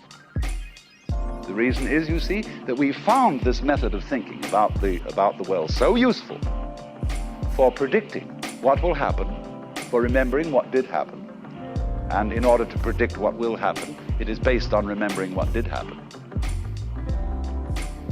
that it's run away with us. And as a species, we are seriously in danger of being completely fooled by our own thinking processes. I can give some very simple illustrations of this. One of the main symbols which all civilized people use is money. It's a very convenient symbolism because it gets rid of the necessity for barter, of having to go down to the store with a truckload of eggs in order to buy some clothes. So we use money instead. And when you go to the supermarket and you roll up to the cashier a great cart full of goodies, and the girl goes tickety tickety tickety tickety tickety, and this long tape comes out, and she says, $30, please. Most housewives feel slightly depressed at parting with $30, whereas they've got the real wealth in the cart. That's what you've got. You got rid of some paper, but you've got edible goodies in the cart. Something's wrong with you. And we are witnessing right now a major crisis economically because of a stupid thing called gold, which has some use for filling teeth and making jewelry. But when hoarded in vast vaults and fortresses, it is completely useless, doing nothing. But the superstition, you see, that gold is wealth, or that money is wealth, is the confusion of the symbol with the reality. Take it far enough and people will start eating menus instead of dinners. And as a matter of fact, are so doing. Our bread, for example, the bread we eat in the ordinary way that you buy in the ordinary grocery, is symbolic bread. It is a purely, it is nothing but squishy styrofoam injected with allegedly nutritive chemicals. It is a conglomeration of plastic bubbles, which had some vague original connection with wheat. It is pure rat poison. The only trouble with it is that it isn't large enough or permanent enough to be used as a bolster. But this is being eaten all over in the superstition that this is food. It's symbolic food.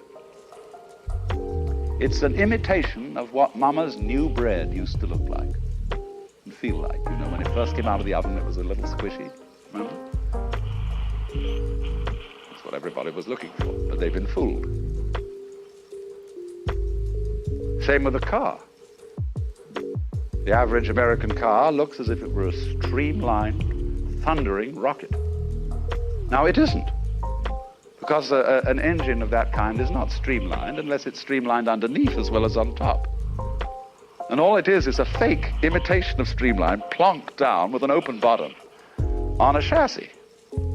They even have, Cadillacs have fake rocket exhausts on the backs with little vents as if there were an engine right somewhere in that thing, as a jet engine is in a capsule on a plane.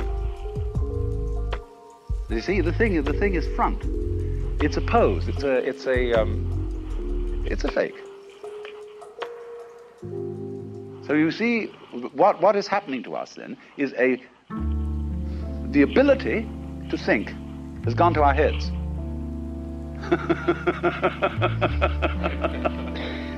And we have to go out of our minds to come to our senses.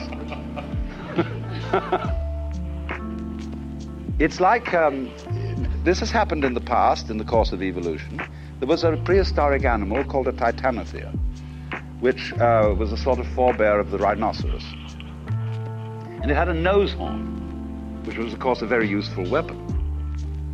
But this thing kept developing the nose horn because it was so useful, until it got bigger and bigger and bigger.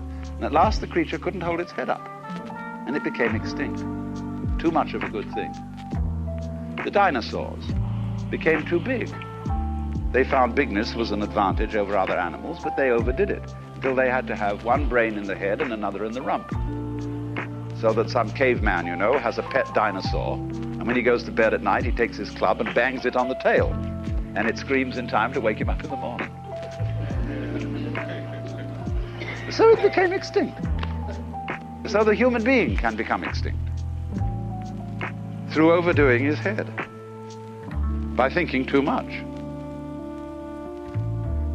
Now you see, when we think, as I pointed out, we equate some kind of symbol with what we call a separate event in the world.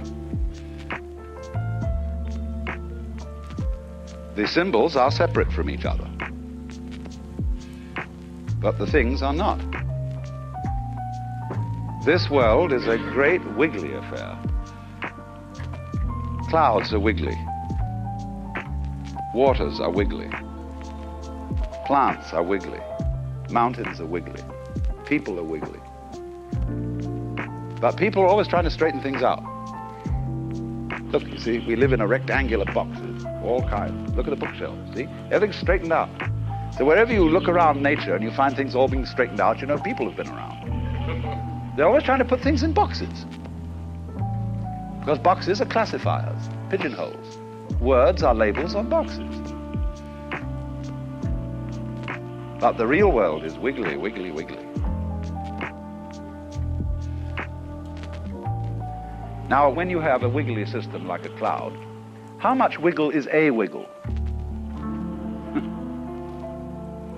Well, you have to draw the line somewhere.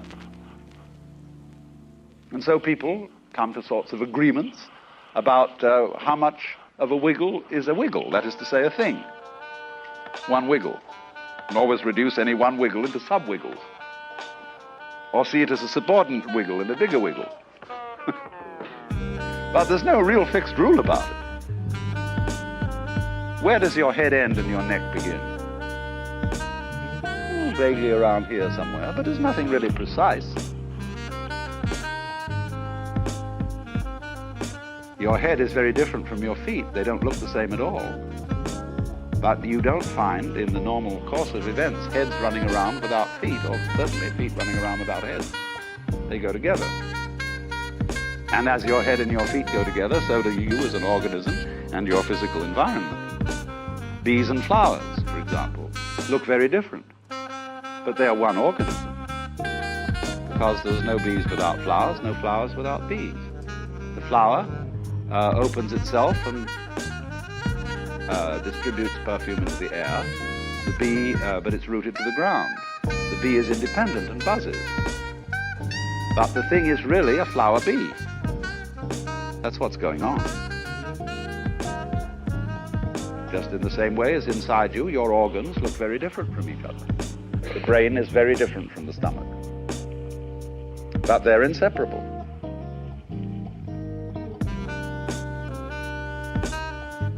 So then, what happens in the confusion of symbol with reality is that eventually you confuse your idea of yourself with yourself. Your ego, what you mean by I in the ordinary way, is your conception of yourself. It is, as it were, the symbol for your actual living organism. And the one is not the other, and they belong to quite different orders of reality. The organism, as what I will for the moment call a physical reality, is of course a process. It is an energy system. It can do something. But the ego is a symbol and is not an energy system and cannot do anything. Just as you cannot tie up a parcel with the equator. The equator is an imaginary line, very useful for purposes of navigation, but must not be confused with a physical reality. So in just the same way, the ego, the concept of I, which is given a name, John Doe, Alan Watts, Mary Smith, or whatever it happens to be, is a concept. It's a method of tagging people. But it isn't real. Just as you cannot strangle someone with your telephone number. But it doesn't deny the usefulness of a telephone number. Now, how do you get this? How does it arise in anybody's individual life? I've traced the arising of it from the point of view of civilization as a whole, pointing out that when man developed symbolic systems, and they worked so well for him that he began to confuse the symbols with the reality. But now what about in one's personal life? Well, you see, when you're a little child, all your society around you, your parents, your teachers, your peers, are telling you who you are. It's very important to tag people. We get disconcerted by a person who doesn't have a tag. If I can't make out whether you're a Republican or a Democrat, why, you must be a communist. I feel safe with you if I know you're a Republican or a Democrat. Then I know what you're going to think about almost anything. You know, you can always tell somebody says, well, I'm a Bircher or I'm a communist or whatever he says. You can predict what he will think about almost any subject. That means he's stupid. Because anybody whose thinking is completely predictable is unintelligent. Because unadaptable to surprising situations. He won't know what to do about that. It doesn't say in the book what I'm supposed to think about that. Party line doesn't tell me. But we like to have people safely labeled in that way. And so it isn't only matters of political difference, but also religious, and also character types. We've read novels for so long that we believe characters should be consistent. There always are in novels, except in the new anti-novels. So that people aren't consistent at all. But they're supposed to be, and they're made to feel guilty if they're not. So what you learn to do in your education is to act a social role that is acceptable. You have several to choose from. I mean, with men, you can be the strong, silent type. You can be the intellectual, studious type. You can be the clown type. You can be a standard drunk. There are all sorts of more or less predictable roles that you can act in life and that you will get away with. So when, as a child, you one day met a child that you admired very much and you came home imitating that child's mannerisms, you bugged your mother. She didn't know who you were. So, Johnny, that's not you, that's Peter. And made you feel guilty about that. But then you see what they do to you. I've just explained the system of social brainwashing. They say, now you, Johnny, are a person. A real person. At least you've got to try to be. And that means that you're a free agent. You're responsible. And you can be praised for the good things you do and blamed for the bad things you do. Because you're independent, you're free, you're separate. Now, the difficulty for a child is, little child especially, is it has no way of criticizing this information. Social pressure is irresistible. Everybody tells Johnny he's a free agent. So he believes he is. Why? Because he can't help it. See the paradox? He is compelled to be free. Then he's further told, now, we want free conduct out of you. We want you to love us. Not, of course, because we say so, but because you really want to. In other words, you are required to behave in such a way that will be acceptable only if you do it voluntarily. Now, no wonder everybody feels mixed up, because we spend the rest of our lives trying to resolve that paradox. Well, there's the root of the matter, you see. That we have this confusion between our symbolic personality, on the one hand, and our living organism on the other. And it's the living organism that's real. We need to take a closer look at that, too. What sort of reality is that? Well, it's not what we think it is. It isn't a sort of a thing, it's a process. It would be better described by a verb than a noun. A body is a bodying. It's like a whirlpool in a stream. You can go every day and see the whirlpool is there in the same place. But no water stays in it. Because the whirlpool is a behavior. It's a dance. And you recognize it from day to day because it's the same dance from day to day, the same pattern. And you recognize a person from day to day because it's doing the same sort of dance. Or is the same sort of dance. You don't have to have an it that does the dance any more than when you say it is raining, there is some mysterious it that is doing the raining. The raining is raining, you see. So everybody is a dancing pattern in a stream. Stream, vegetables, beefsteak, milk, water, air, cosmic rays, heaven only knows what. But you're a certain kind of a jazz. And if you were aware of that, if you came to realize that your organism is you, you would make another startling discovery that your organism knows all the time, which is that it's one process with the rest of the world.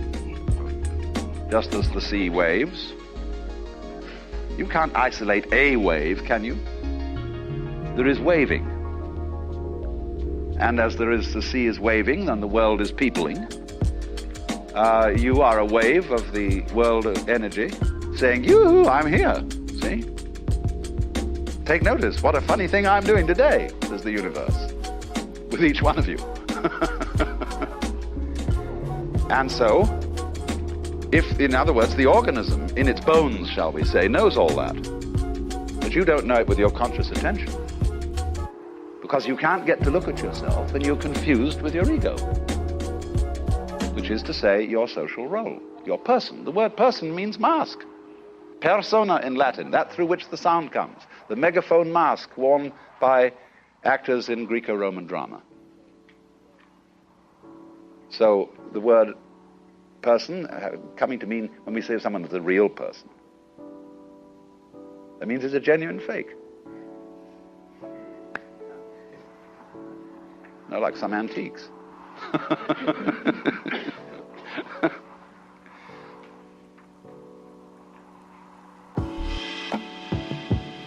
So,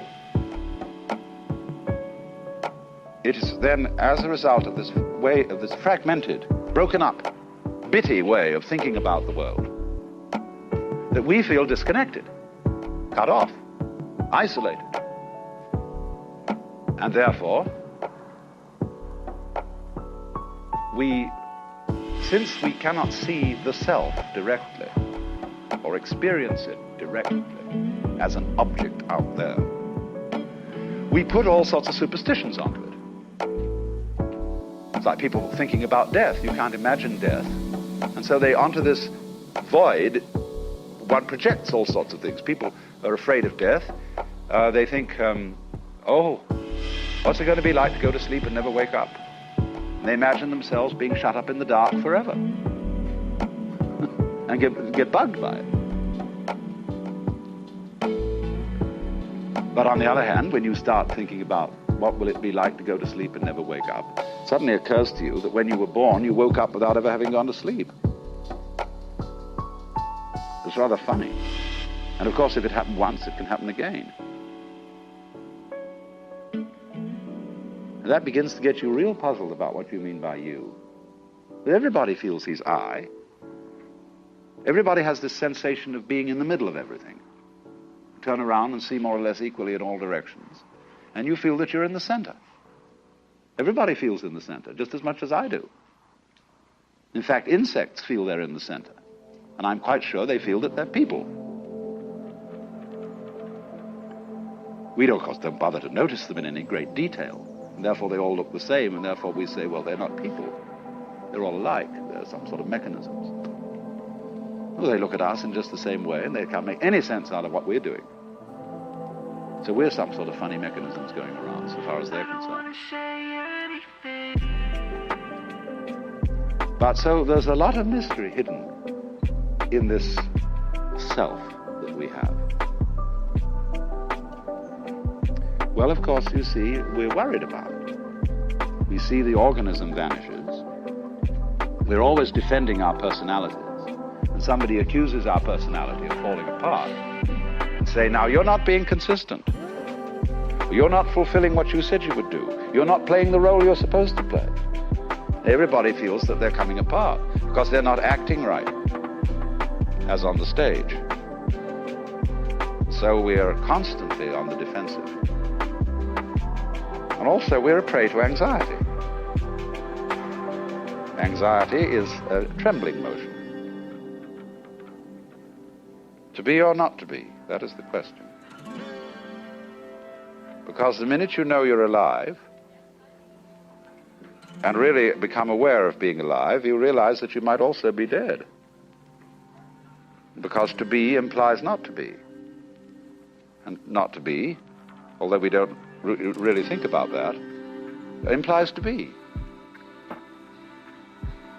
So we're always wondering, now if I do this, will I survive? Or would I better do that? We're never quite sure. Because you think when you get a really important decision, you've got to make it. You wonder, did I take everything into consideration? Did I make a sensible judgment? Well, you never know. Because in the best thought out plan, always chancy things occur. You don't know whether you're going to slip on a banana skin, or whether you're going to get sick. It's all very unpredictable. Therefore, we tremble. Shall I do this? Shall I do that? See?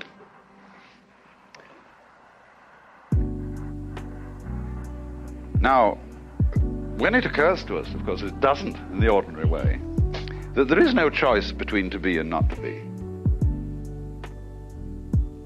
Just as there's no choice between front and back. Space implies solid just as much as solid implies space. But conscious attention ignores that. It suffers from ignorance. We notice the figure and ignore the background. We notice the solid and ignore the space. We notice the relatively moving in smaller object, but we ignore the relatively stationary background. That's with consciousness, with noticing. And so you see, we don't notice that in order to be present, you must also be absent. Because life is an energy system. And energy is something that vibrates. And whatever vibrates goes on and off. If I sit next to a girl in the movies, and she attracts me, and I put my hand on her knee, and just leave it there, she will in due course cease to notice it. Because it's a constant stimulus. But if I gently stroke her or pat her on the knee, she will keep noticing it, because it goes on and off. Now, all energy systems go on and off. You can't know you're on unless you're off, too. So we get waking and sleeping, we get every kind of rhythm. And there are tiny rhythms that go dig, dig, dig, dig, dig, dig so fast, like a beam of light, that you don't notice the spaces, because your retina doesn't react quickly enough. It reacts to the stimulus of the on, but before it can go off, there's a new on. See? So you get what appears to be a constant stimulus. The table appears to be hard. It's vibrating so fast I can't put my finger through it. Same way as an airplane propeller appears to be solid, or an electric fan. But it's all going on and off. Now, there are these very fast vibrations of on and off, and there are very slow ones, like life and death. Now you see it, now you don't. That's what the world is. But because of the focusing of conscious attention, which regards on as real and off as unreal, because you ignore it, regards solid as real and space as unreal. It's like trying to think of waves as a series of crests without any troughs. But a wave is a crest trough. On off. So off is as important as on. You can't have anything happening without both. And although they are explicitly different, on and off, they're implicitly one. And we call it energy. So if these neglected and ignored features of the world came to our attention, or in some way could impinge upon our consciousness, we should feel very differently than we ordinarily do feel. How would you feel? Well, I can roughly describe it to you. It's a very odd feeling indeed, at first. You feel that what you are doing and what happens to you are the same. You can say of everything that happens to you, I'm doing it. And of everything that you are doing is that it happens to you. For example, when you're steering a car, are you pulling the wheel or pushing it? It's push-pull, isn't it? Both. Although the words push and pull are formally, logically opposed to each other. But that's what you're doing when you're steering, you're push-pulling. So in exactly the same way, when you are acting, what your environment does and what you do are the same process. So when you feel that, it's very odd. You feel as you walk up a hill, the hill is lifting. That a lot of people go crazy with this because they suddenly say, well, I'm God. I'm doing everything. And if then they start to tell everybody that they're God, and people object and say, well, it's absolutely preposterous that you should say you're personally in charge of the whole universe, and therefore should be bowed down to and given divine honors, you must be mad. Or a person may take entirely the opposite point of view and say, I do nothing. I'm just a little puppet on the end of strings, and everything I do is controlled by something else. In other words, becomes a complete fatalist. What he doesn't see is that both points of view are right. But of course, this won't fit in with an idea of God, which is based on the ancient monarchies of the Near East. That is to say, it won't do with an idea of God conceived as the cosmic boss. The boss, the chief, that's a political image. And it just doesn't work too well for the Godhead. It leads to all sorts of trouble. And as I often say, for Americans, you'd believe, don't you, as American citizens, that a republic is the best form of government? How can you square that with thinking of heaven as a monarchy? If heaven is a monarchy, monarchy is the best form of government. What about democracy in the kingdom of heaven? How about that now?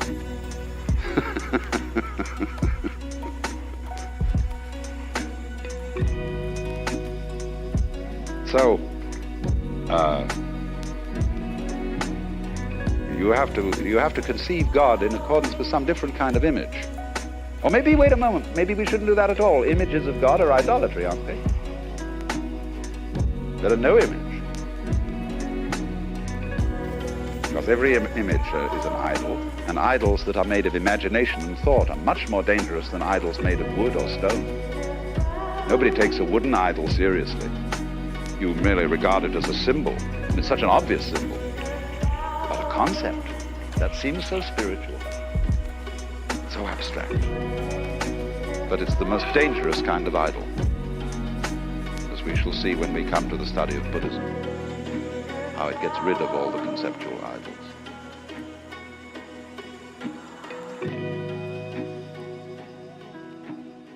So then, if we woke up and became disillusioned, disenchanted, or unspellbound, you know, you spell words, and it's words that spellbind us. You hypnotize people by talking to them. So if we get free from the beguilement of words, we should wake up and find ourselves in this very different situation, where you would know that you and the universe are really the same process. You, as an organism, are an operation of the universe.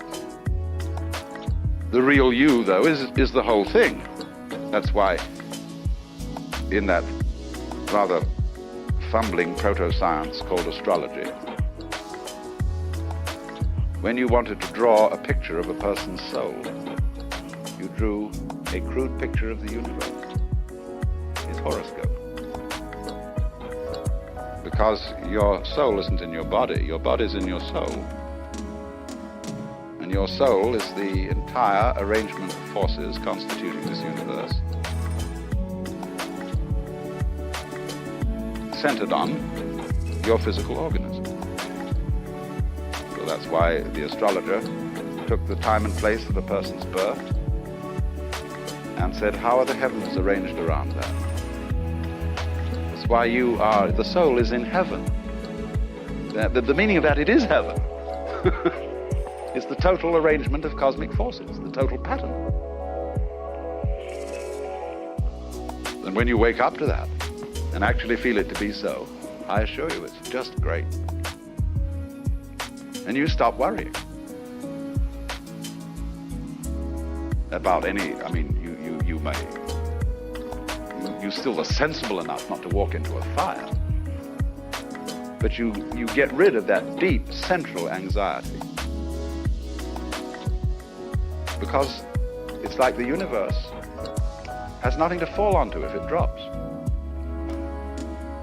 And a fall will only be disastrous if there's a floor of concrete down below.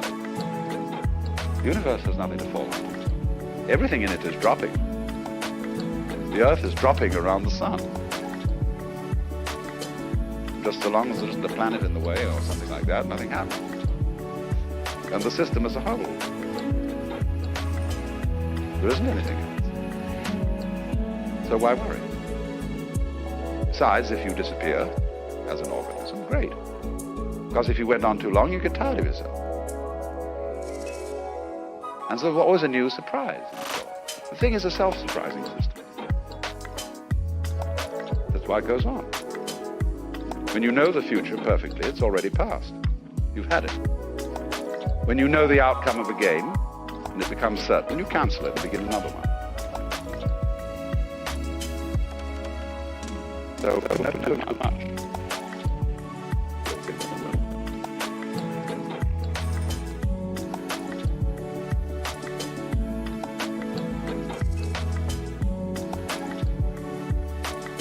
I want to start by re-emphasizing the point that what are called the religions of the East, the ones we're discussing, Hinduism, Buddhism, and Chinese Taoism, are not what we in the West understand as religions.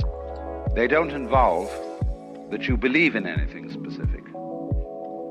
And they don't involve any idea of obedience to commandments from above. And they don't involve any conformity to a specific ritual, although they do have rituals, but their rituals vary from country to country and from time to time. Their objective is always not ideas, not doctrines, but a method for the transformation of consciousness. That is to say, for a transformation of your sensation of who you are And I emphasize the word sensation because it's the strongest word we have for feeling directly. When you put your hand on the corner of a table, you have a very definite feeling. And when you are aware of existing, you also have a definite feeling. But in the view of these methods or disciplines, the ordinary person's definite feeling of the way he exists and who he is a hallucination.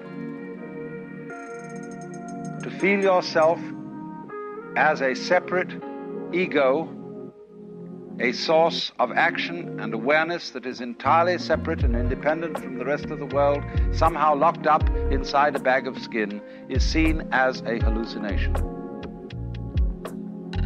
That you are not a stranger in the earth, that comes into this world either as a result of a natural fluke or being a sort of spirit that comes from somewhere else altogether.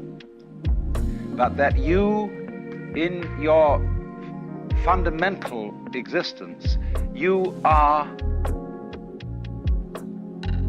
the total energy that constitutes this universe. Playing that it's you.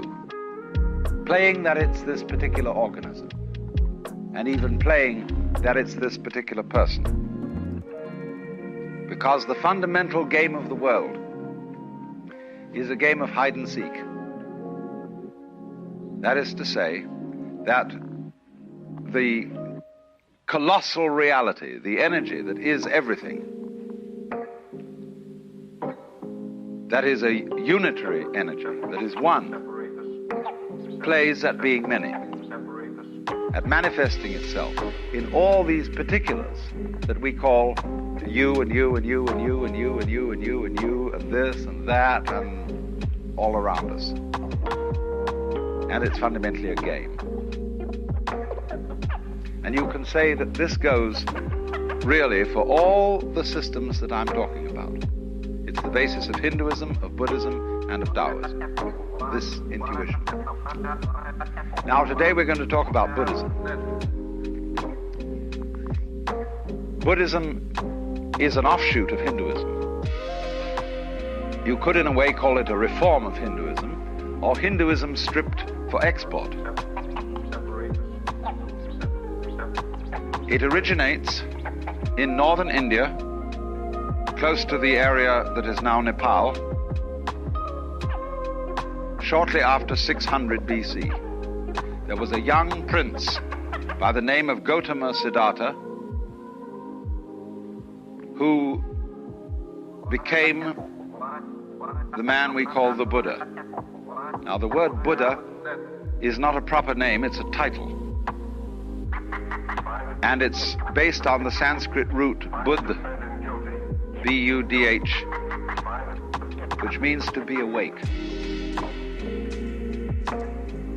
And so you could say the Buddha is the man who woke up from the dream of life as we ordinarily take it to be and found out who he was, who he is. It's curious that this title was not something new. There was already in the whole complex of Hinduism the idea of Buddhas, of awakened people. And curiously, they are ranked higher than gods.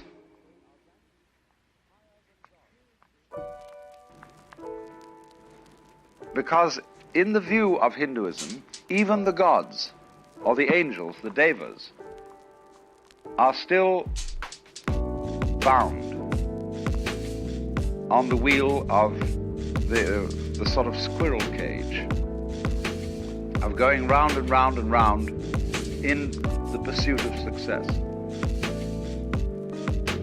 And the idea is that if you pursue something that you can call success, pleasure, good, virtue, which originally, of course, means strength, magical power, all these positive things, you are under illusion because the positive cannot exist without the negative. To be, you only know what to be is by contrast with not to be.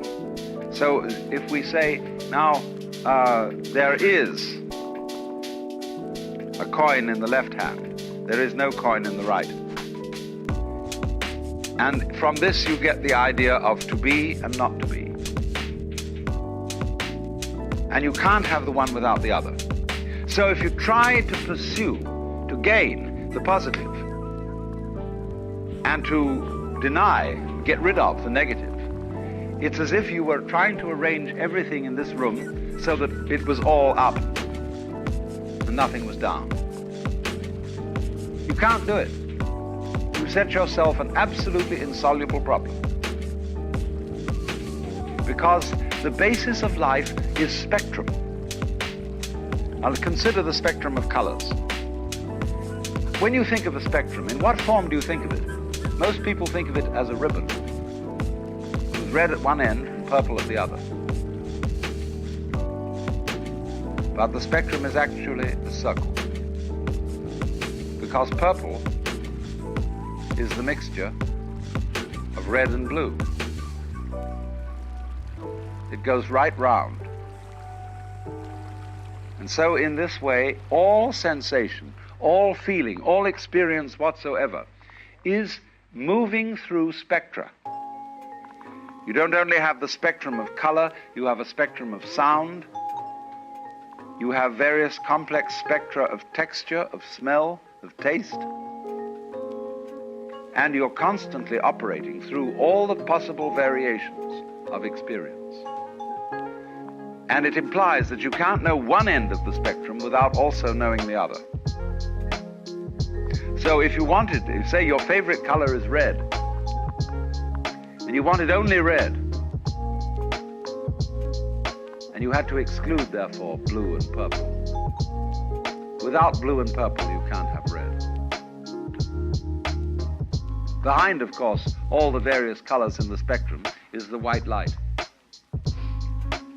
And behind everything that we experience, all our various sensations of sound, of color, of shape, of touch, there's the white light.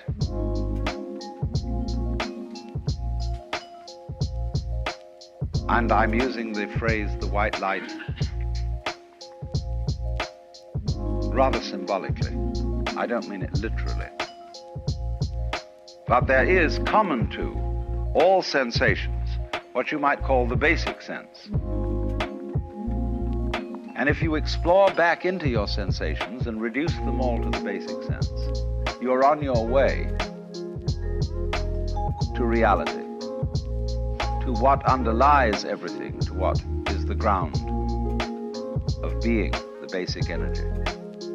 And to the extent that you realize this and know that you are it, you transcend, you overcome, you surpass the illusion that you are simply John Doe, Mary Smith, or what have you. So then, the Buddha, as the man who woke up,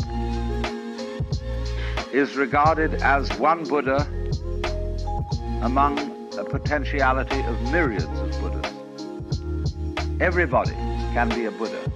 Everybody has in himself the capacity to wake up from the illusion of being simply this separate individual. The Buddha made his doctrine very easy to understand, because in those days there wasn't very much writing being done, and people committed things to memory. And so he put his doctrine or method in various formulae, which are very easy to remember, and I'm going to explain it in those terms so that you can remember it just as well. He, of course, practiced the various disciplines that were offered in the Hinduism of his time, but he found in a certain way that they had become unsatisfactory, because they had overemphasized asceticism, had overemphasized putting up with as much pain as you can.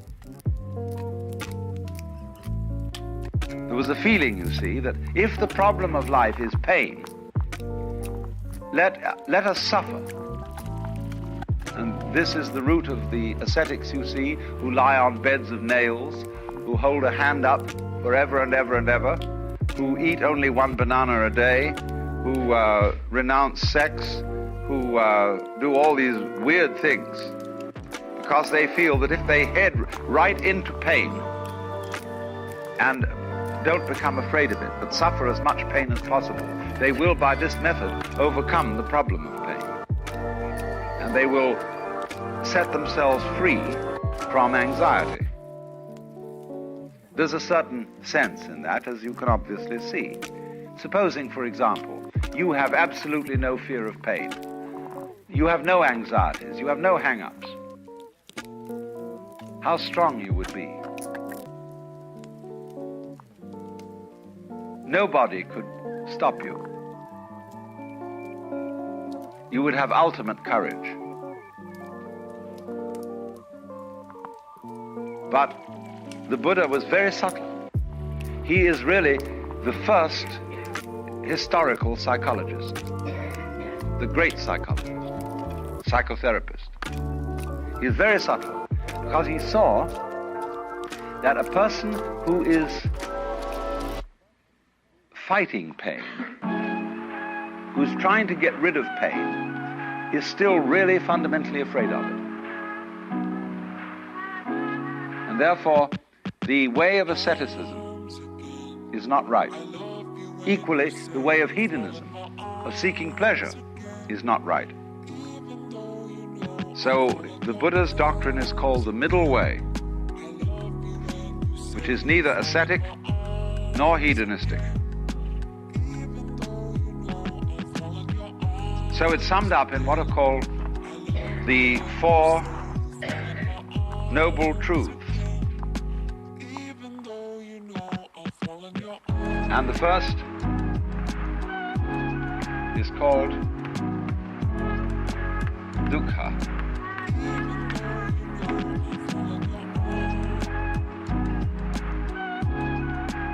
Dukkha means suffering in a very generalized sense. You could call it chronic frustration. And it is saying that life as lived by most people is dukkha. Is an attempt, in other words, to solve insoluble problems. Try to draw a square circle. You can't, because the problem itself is meaningless. Try to arrange the things in this room so that they're all up and none of them down. It is meaningless. Such a problem cannot ever be solved.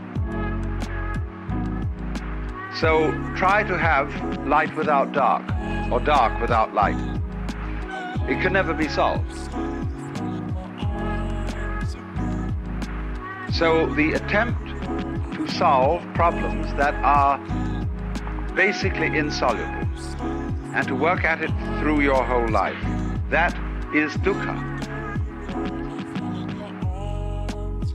Now, he went on to analyze this, that there are what he called three signs of being. The first is dukkha itself, frustration. The second is anitya. And this means the letter A in Sanskrit at the beginning of a word is often the equivalent of our non. So nitya means permanent. Anitya means impermanent. That every manifestation of life is impermanent. And therefore, our quest to make things permanent, to straighten everything out, to get it fixed, is an impossible and insoluble problem. And therefore, we experience dukkha, or this sense of fundamental pain and frustration, as a result of trying to make things permanent. And the third sign of being is called anatman. Now, you know from my talk on Hinduism that the word Atman means self. Anatman means therefore non-self. That there is in you no real ego. Now, I've explained that already. I've explained in talking about Hinduism that the idea of the ego is a social institution. It has no physical reality. It is simply, the ego is your symbol of yourself. Just as the word water is a noise which symbolizes a certain liquid reality, so the idea of the ego, the role you play, who you are, is not the same as your living organism. Your ego has absolutely nothing to do with the way you color your eyes, shape your body, circulate your blood. That's the real you. But it's certainly not your ego, because you don't even know how it's done from the standpoint of your conscious attention. So the idea of Anatman is firstly that the ego is unreal. There isn't one.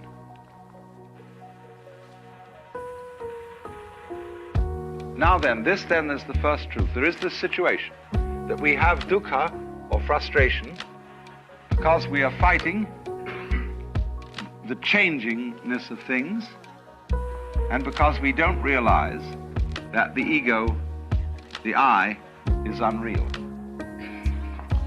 The second of the Four Noble Truths is then called Trishna.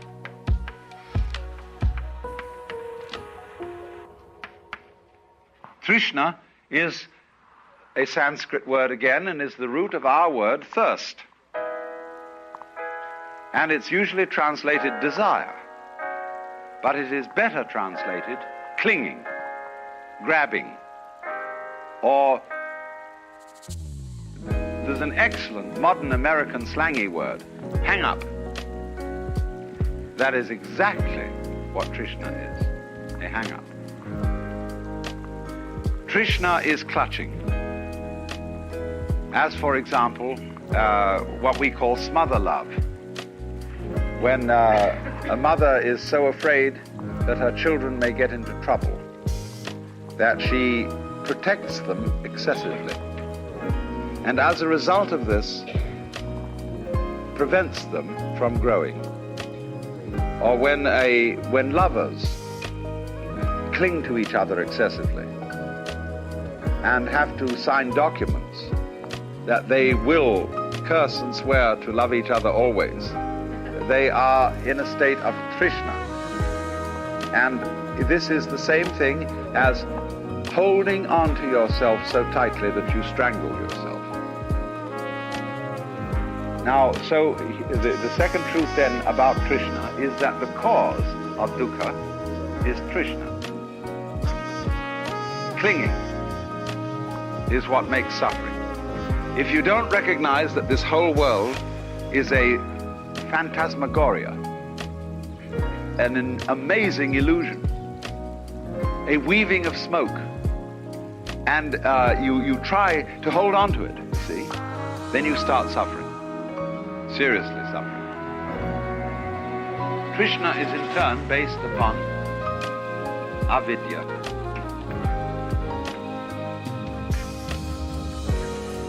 The same negative, vidya, from the root vid, means knowledge, as in the Latin video and the English vision.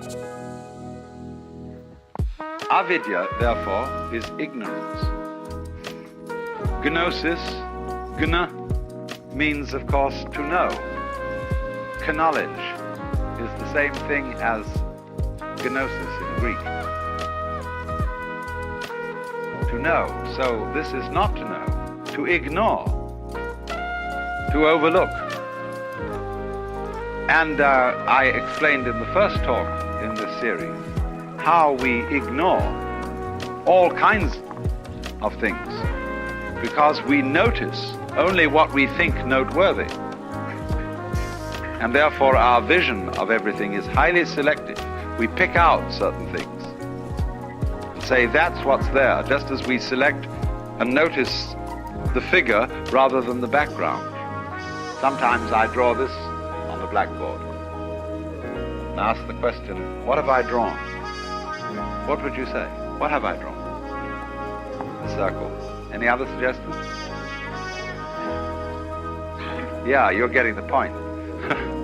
I've drawn a wall with a hole in it, you see. But ordinarily, you've been reading my books. But ordinarily people see the ball, the circle, the ring or whatever, and never think of the background, because they ignore the background. Just as one thinks that you can have pleasure without pain. You want pleasure, the figure, and don't realize that pain is the background. So avidya is this state of restricted consciousness, restricted attention, that moves through life unaware of the fact that to be implies not to be, and vice versa. So now the third noble truth is called nirvana.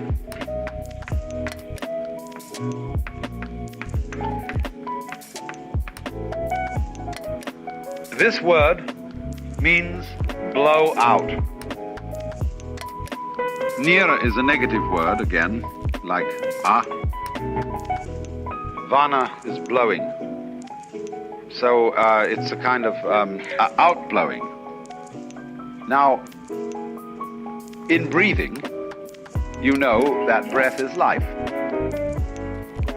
The Greek word, you may pronounce it pneuma or pneuma, is the same as spirit.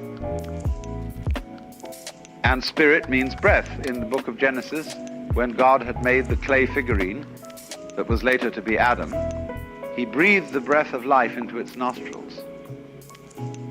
And it became alive, because life is breath. But now, if you hold your breath, you lose it. He that would save his life will lose it. So breathe in, breathe in, breathe in, get as much air as you can, and Trishna, cling, and you lose it. So nirvana means breathe out.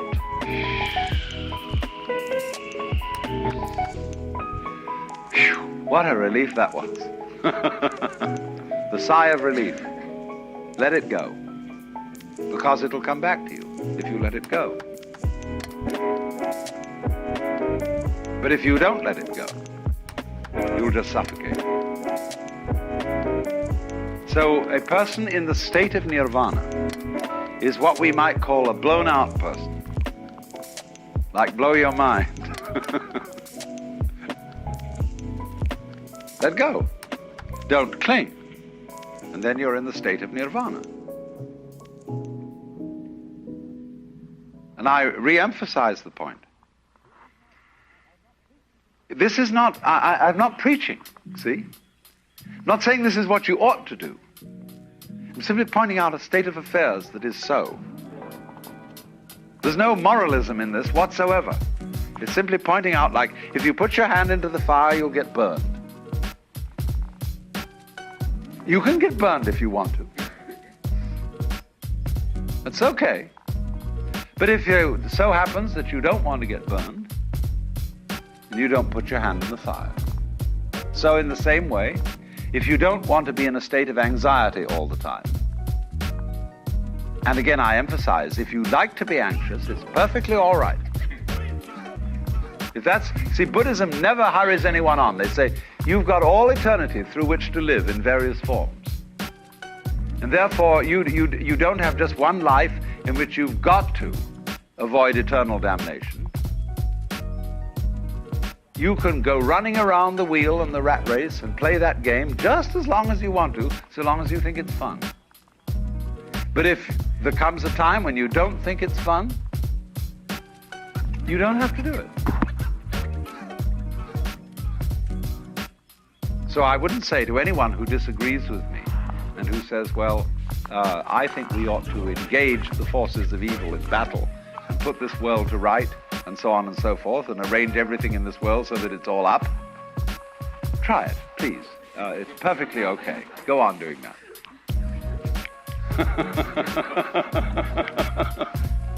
But if you see that it's futile, then you can let go. Don't try to cling. Relax. And if you do that, you're in the state of nirvana. And you become a Buddha. And of course it means that you become a rather astonishing person. You may, of course, be subtle about it and make like you're a very ordinary person so that you don't get people mixed up.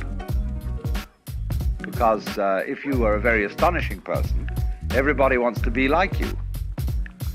And they use you as an object of trishna, of clinging. They rely on you. You get a transference on you. Everybody comes running around and says, please help me. I'd like to be like you are. And then you have to get rid of them. See, that's the difference between a doctor and a clergyman. I shouldn't say things like this, but doctors try to get rid of their patients.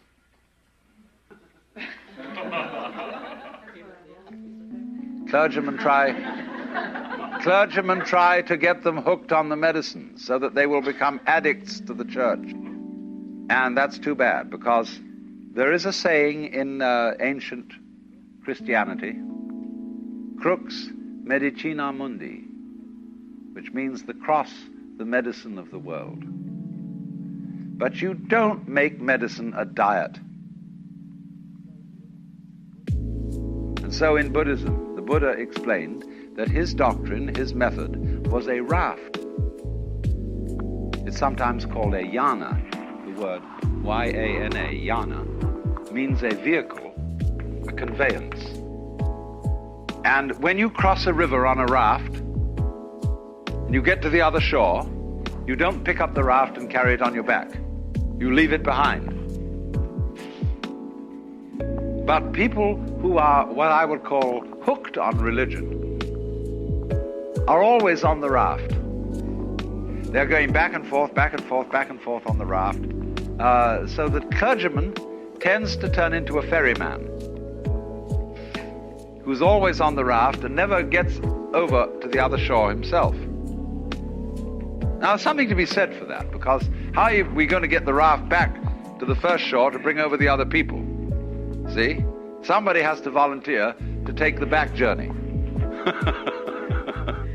But he must be awfully careful to realize that the real objective is to get the people across and set them free. If you dedicate yourself to ferrying people across, don't ask them to come back on the raft with you, because you'll get overcrowded and people will think that the raft is the goal rather than the other shore. So when I find this in actual practice, that when clergymen do not ever ask for money, and it's all right, you know, like a doctor who simply charges a fee. Says, you come to me, you pay me so much. But the clergyman says, he doesn't say pay me so much. He says, we would like your pledge, your voluntary contribution. See, and then nobody knows what to give. But he has to go calling around all sorts of places. He becomes a fundraiser for this big project, the church. And it's a bad scene. Because if any church were really successful in liberating people, there would be no problems of economics at all. Because people would keep coming. As soon as you got rid of people, like a doctor who gets rid of people becomes famous. Because they're cured. And so if in a certain church scene, people are cured and they all therefore leave the church, more come in. There's a perpetual tide of more people. So you get a huge turnover. And that's the way to work it. That's the idea of the raft. Now then, the fourth noble truth is called marga. This word means path. And the way of Buddhism is often called the Noble Eightfold Path, because there are 8 phases. I won't say steps, because they're not sequential. They're all simultaneous. But once upon a time, there's a very, very great Japanese scholar, D.T. Suzuki, who was giving a lecture at the University of Hawaii on Buddhism and was explaining, he'd come to the Fourth Noble Truth. And he said, today we come to Fourth Noble Truth, called a Noble Eightfold Path. First step of Noble Eightfold Path called Shoken. He was using Japanese name. Shoken mean right view. Or Buddhism is right view. Right view means no particular view, no fixed view. Or Buddhism, Shoken, right view. Second step of Noble Eightfold Path. Oh, I forget second step. You look it up in the book.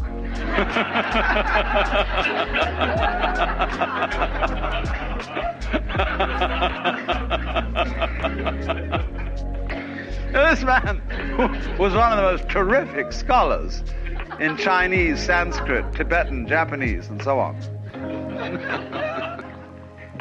So I'm not going to bother you with all the individual steps of the Eightfold Path. It really, all of them are subsumed under 3 headings, of which you can say that right view, which in Sanskrit is samyak.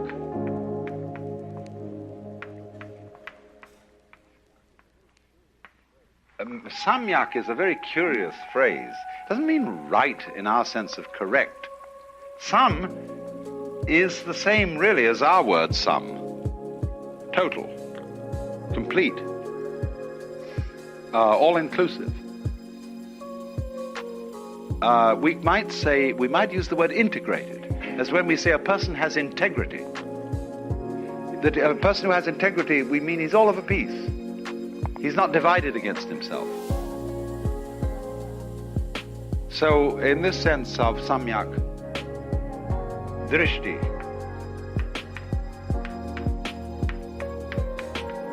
this is related to the word darshan, which means a point of view or viewing. When you go to visit a great guru or teacher, you have darshan, you look at it, and you offer your reverence to him. This darshan. Many senses of it, but it means simply to view. Look at the view. So the Samyak Darshan is the complete view. For example, let's take the constellation called the Big Dipper. We look at it from a fairly restricted zone in space, and it always seems, whatever the season of the year, because we're so far away from it, that those stars in the Big Dipper are in the same position. But imagine looking at it from somewhere else in space altogether, and those stars would not look like a dipper. They'd be in another position. Now then, what is the true position of those stars? Don't you see there isn't one? Because wherever you look, the position alters. You could say that the true situation of those stars is how they are looked at from all points of view, all possible points of view. Inside the constellation, looking outwards, outside the constellation, looking inwards, from everywhere and everywhere. But you see, there is no such thing as the truth.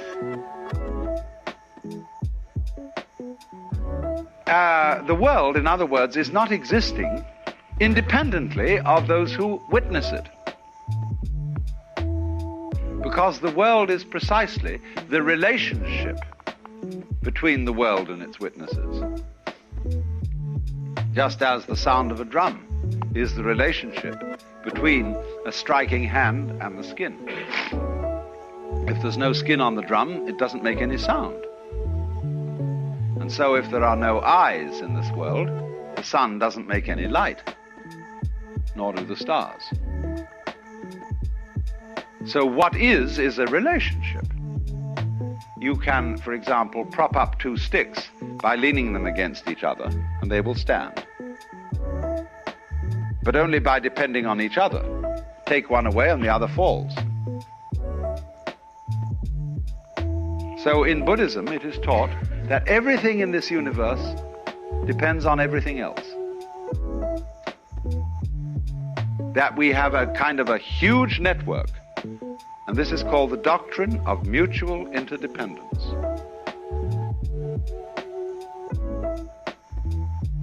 All of it hangs on you, and you hang on all of it, just as the two sticks support each other. And this is conveyed in a symbol which is called Indra's net. Imagine a multidimensional spider's web in the early morning covered with dewdrops. And every dewdrop contains the reflection of all the other dewdrops. And in each reflected dewdrop, the reflections of all the other dewdrops in that reflection. And so ad infinitum. That is the Buddhist conception of the universe in an image. The Japanese call that Jiji Muge. A ji means a thing event, a happening. So between happening and happening, mu, there is no ge, separation.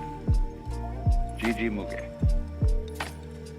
Now, so the first phase of the Eightfold Path has to do with one's view, understanding of the world. The second phase has to do with action, how you act. And here we get the Buddhist view of behavior. A Buddhist doesn't base his ethics on the idea of commandments, of orders from a higher echelon of authority. Buddhist idea of ethics is based on expediency. If you are engaged in the way of liberation and you want to clarify your consciousness, doing that is inconsistent with certain kinds of action. So every Buddhist makes 5 vows, 5 precepts. And you may perhaps have heard the Buddhist formula of taking what is called Panchasila, the 5 precepts. And they take what are called Tisarana, the 3 refuges, and the 5 precepts. The refuges are the Buddha, the Dharma, the doctrine, and the Sangha, the fellowship of all those who are on the way. So the priest, the bhikkhu, the Buddhist monk, and the lay people will chant the formula. Buddhang saranang gacchami, Sanghang saranang gacchami, Sanghang saranang gacchami. Those are the 3 refuges, the Buddha, the Dharma, and the Sangha. Then they take the 5 precepts. Panatipata, Veramani, Sikapadang, Samadhiyami. Adinadana Veramani Sikapadam Samadhiyami. Kamesu Michachara Veramani Sikapadam Samadhiyami. Musavada Veramani Sikapadam Samadhiyami. Kamesu Michahara Suramerya Majapamadatana Veramani Sikapadam Samadhiyami. So they take these 5 precepts. Panatipata.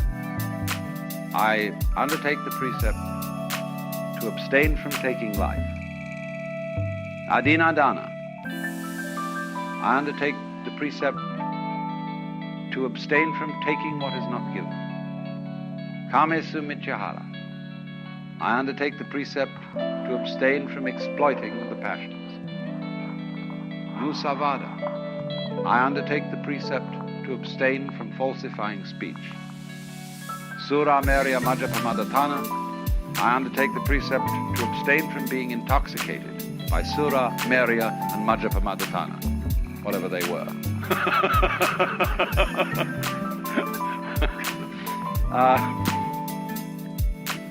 I presume toddy, which is alcohol. I don't know what else it was. Nobody does know. Because you see, if you start killing people or taking life, you're in trouble. You set up an opposition, you've got to become involved in taking care of it. If you start stealing, you worry people. You upset people's orientation in life, because if you suddenly come into the back home for dinner and find somebody's stolen your table, where are you going to serve dinner? If you exploit your passions, it means that when you feel bored and somehow that life is a little bit empty, you say, well, now what are we going to do this evening? Let's go and get stuffed. A lot of people who suffer from obesity are trying to simply fill their empty psyche by stuffing themselves with food. Well, it's the wrong cure. So, likewise, Musavada, if you start telling lies to everybody, you know what happens when you start telling lies. You have to tell extra lies to cover up the first one, and you get into the most hopeless misunderstanding. Speech collapses. And, of course, the intoxication is the same problem as the exploitation of the passions. So there's a purely kind of practical, expedient, utilitarian approach to morals. There's another side to this which doesn't enter into the precepts, which I will explain later. So that's the third phase of the Eightfold Path. Then the second phase. Then the third phase has to do with your mind, with your state of consciousness. And this has to do with what we would ordinarily call meditation. There are the two final, the seventh and eighth aspects of the path are called Samyak Smriti and Samyak Samadhi. Smriti means recollection. That's the best English word for it. Now, do you understand? The word recollect is to gather together what has been scattered. What is the opposite of remember? Obviously, dismember. What has been chopped up and scattered becomes remembered. So in the Christian scheme, do this in remembrance of me. You see, the Christ has been sacrificed, chopped up. But the Mass is celebrated in remembrance. One of the old liturgies says the wheat which has been scattered all over the hills and grows up is gathered again into the bread. Remembered. Go back to your Hindu basis. The world is regarded as the dismemberment of the self. the Brahman, the Godhead. The one is dismembered into the many.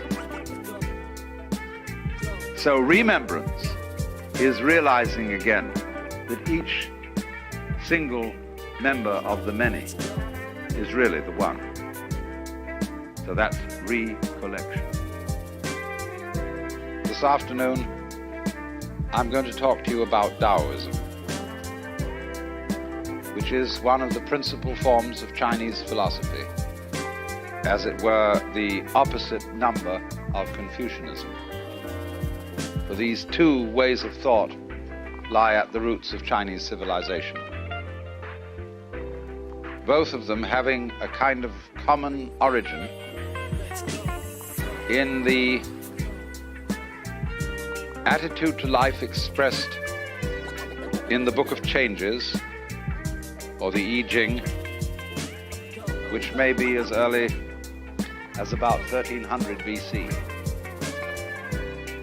Everybody today seems to be reading the I Ching. It's a very strange book.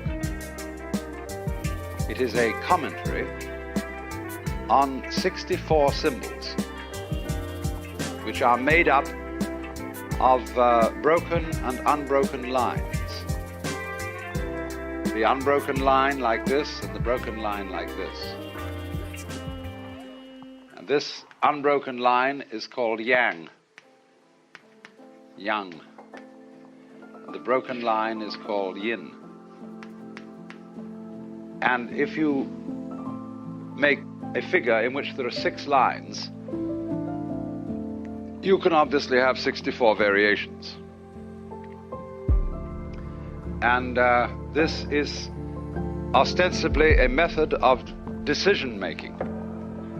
When you flip a coin to make a decision, you've only got 2 choices. It's either heads or tails.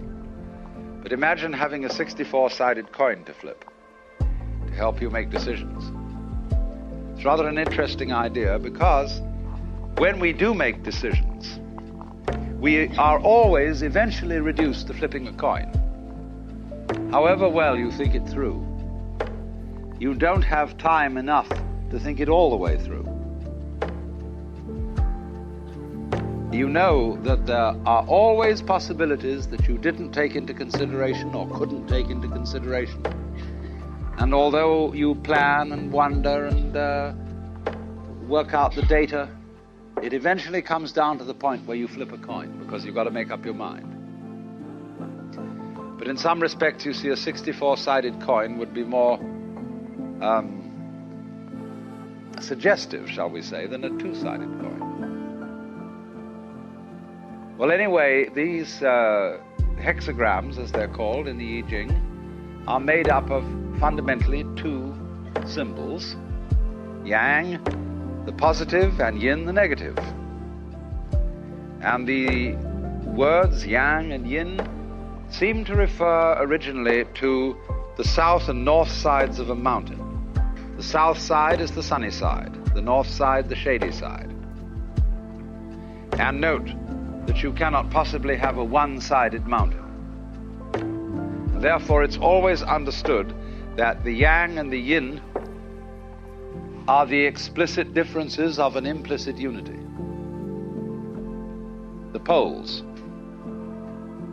Yang is called male, Yin is called female. And another way in which they're represented, aside from these 2 lines, is in this familiar symbol, in which one tadpole is black and the other white, with the eye of the tadpole the opposite color. And so they constitute a unity. Behind this unity is sometimes something represented by an empty circle, which is called Tai Chi, the great ultimate. The word Chi refers to the ridgepole of a roof, on which, of course, the 2 sides of a roof depend, on which they are propped together, like the 2 sticks that I talked to you about, which support one another. Take one away, the other collapses. So underneath the whole philosophy of China, there lies this recognition of the polarity of the universe. That the opposites go together, or as Lao Tzu puts it in the second chapter of his book, the Tao Te Ching, when all the world understands beauty to be beautiful, there is already ugliness. When all the world understands goodness to be good, there is already evil. For to be and not to be arise mutually. And this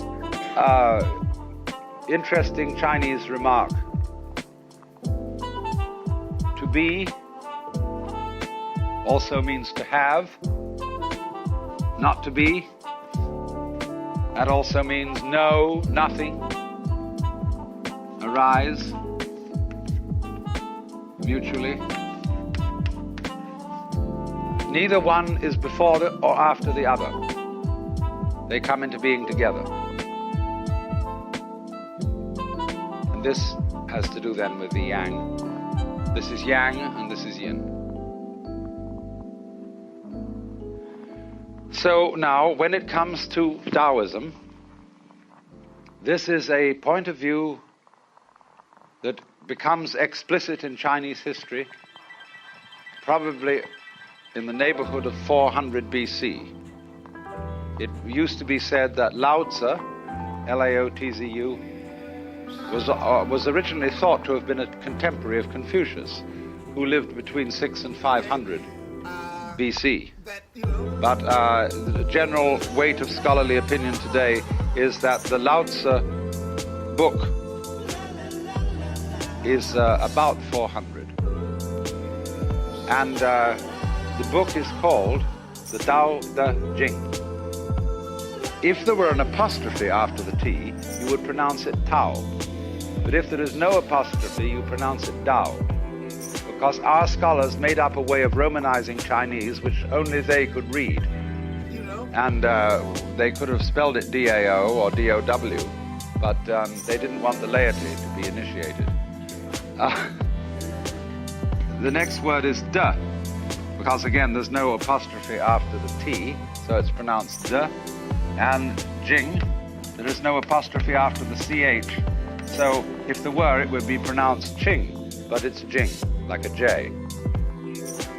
And so Jing in Chinese means a classical book or scripture. Tao is usually translated the way, but I would prefer to call it the course of nature. And De means virtue, but in the sense that we use the word virtue when we say the healing virtue of a plant. It has a magical connotation, or a connotation of power and peculiar skill, of Tao and De, and it is written by Lao Tzu, which means the old boy. The legend, of course, is that Lao Tzu was the librarian of the imperial court, who, when he became an old man and sick of the intrigue of court life, decided to vanish into the mountains. But he was detained at the city gate by the captain of the guard, who said, "Sir, we cannot lose you without your leaving behind some record of your wisdom." And so he prevailed upon him to sit in his gate house and write down this book, which is a very short, laconical book, and it is divided into two main sections, one about Tao and one about De. He was followed in due course by a number of successors, of which the most important is somebody called Zhuangzi. And this man is really marvelous. He's one of the very few philosophers who've ever lived who was a great humorist. And if you get the modern library edition of The Wisdom of Lao Tzu, translated by Lin Yutang, you will find in that lots of Zhuangzi, translated as a commentary on Lao Tzu. And he is really delightful. He's a delicious person to read, because he has a kind of humor wherein he caricatures his own philosophy and takes it to absurd extremes just for the joke of it. And he puts a lot of his philosophy into the mouth of Confucius just to confuse everyone. He's a really witty man, and you must read him. So then, what I want to do is to discuss the main ideas of Lao Tzu, and of course, naturally, we have to start with Tao. This word in Chinese is made up of this part of the character here is called the radical. And it means, it is connected with motion, going on and stopping, or rhythmic motion, on and off. And this other part of the character here means intelligence. So you've got intelligent motion, the course of nature.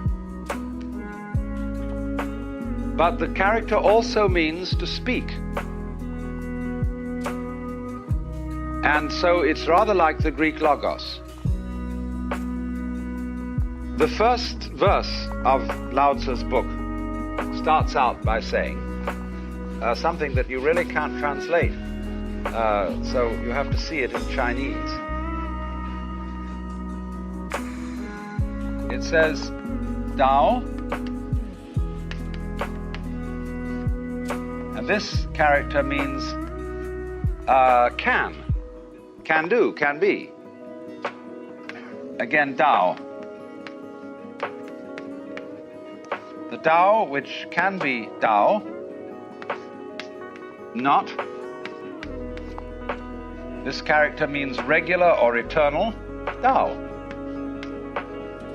And so we normally translate this, the Tao which can be spoken is not the eternal Tao.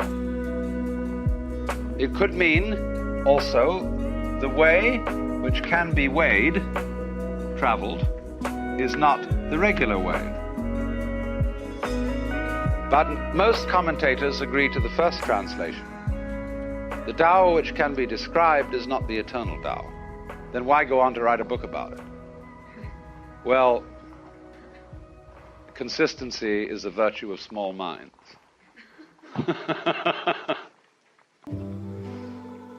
So you have in the idea of Tao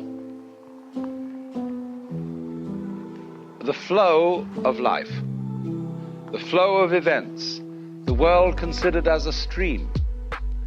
And water is very often used by Lao Tzu to give the idea of Tao, because water always takes the line of least resistance. Water is very soft, and yet one of the strongest things in the world. You can chop water with a sword, but leave no wound. You can't squeeze it. You can't compress it. Wonderful stuff. Elsewhere he says, man at his birth is supple and tender, but in death he is rigid and hard.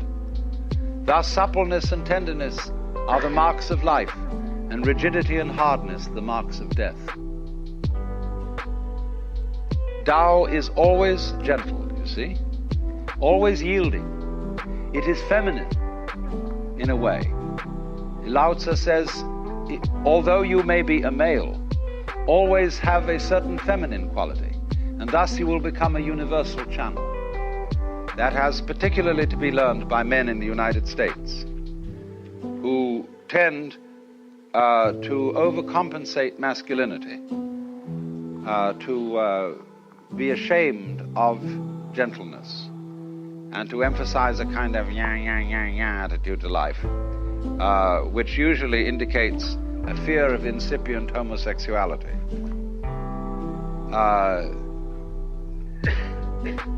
And as a result, we have a lot of misunderstanding between men and women, because each one is so busy being their particular sex that they have nothing in common. So this idea then is the strength of gentleness.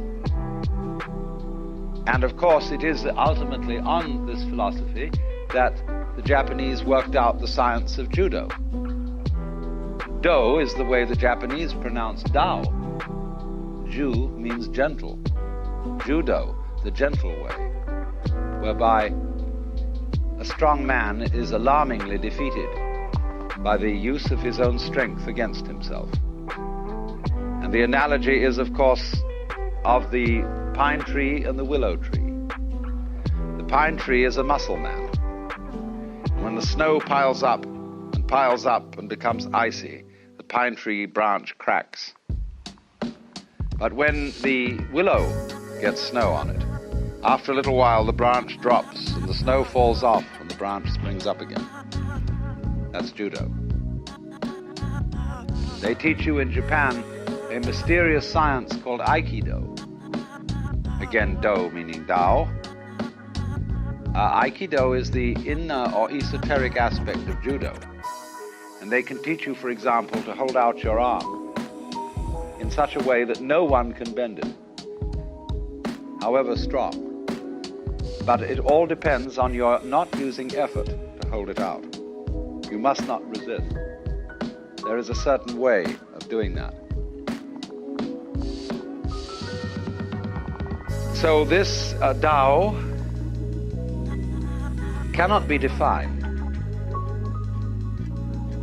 That's basic. Just because it is the flow of nature, you can't capture it. You can't shut up wind in a box and expect it to be wind. You can't catch flowing water in a bucket, because the minute it's in the bucket, it's no longer flowing. Now, Tao then means roughly what we would mean by the basic energy of the world. But there are two things to be said about it. And the first is that it is not a governing energy. Here we clearly come up against the principle or a concept of nature in which there is no government. This is an anarchic view of the universe.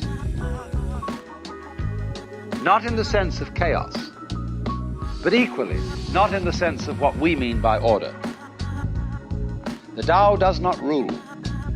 Lao Tzu says, the great Tao flows everywhere, both to the left and to the right. It loves and nourishes all things, but does not lord it over them. And when merits are accomplished, that is, good things are accomplished, it lays no claim to them. In fact, the Tao is always self-effacing, always disappears, always indefinable, always behind the scenes. And so, in a way, the Lao Tzu's book is written as a manual of advice to rulers. And his idea of a good ruler is one who is never in evidence. Do you know, for example, in Hinsdale, the name of your sanitation chief? I bet you don't. But he's a very, very important official. And Lao Tzu would advise the President of the United States to behave like the Chief of Sanitation.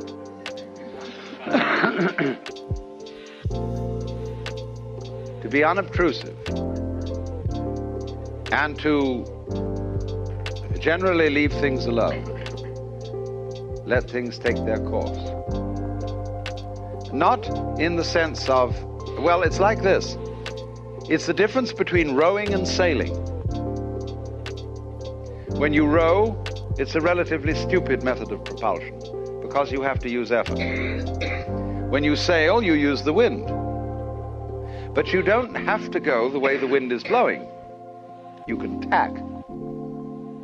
And tacking so as to go in an opposite direction to the wind is the art of Taoism. Anyone who really understands sailing understands Lao Tzu. So the next thing is that the Tao has a kind of order, but it's not quite what we mean by order. When we speak of order, we usually tend to think of something symmetrical, of something like a library, you know, where all the shelves are rectangular. But the Chinese have a word for order, for the order of the universe, which is this. They pronounce it Li. Now this sign has the original meaning of the markings in jade, or the grain in wood, or the fiber in muscle. So now when you look at a cloud, or at foam patterns, or at grain patterns in wood, you know for some reason or other that you're not looking at a mess. You're looking at something decidedly wiggly, but aesthetically pleasing. But you can't figure it out. There are no rules which it follows.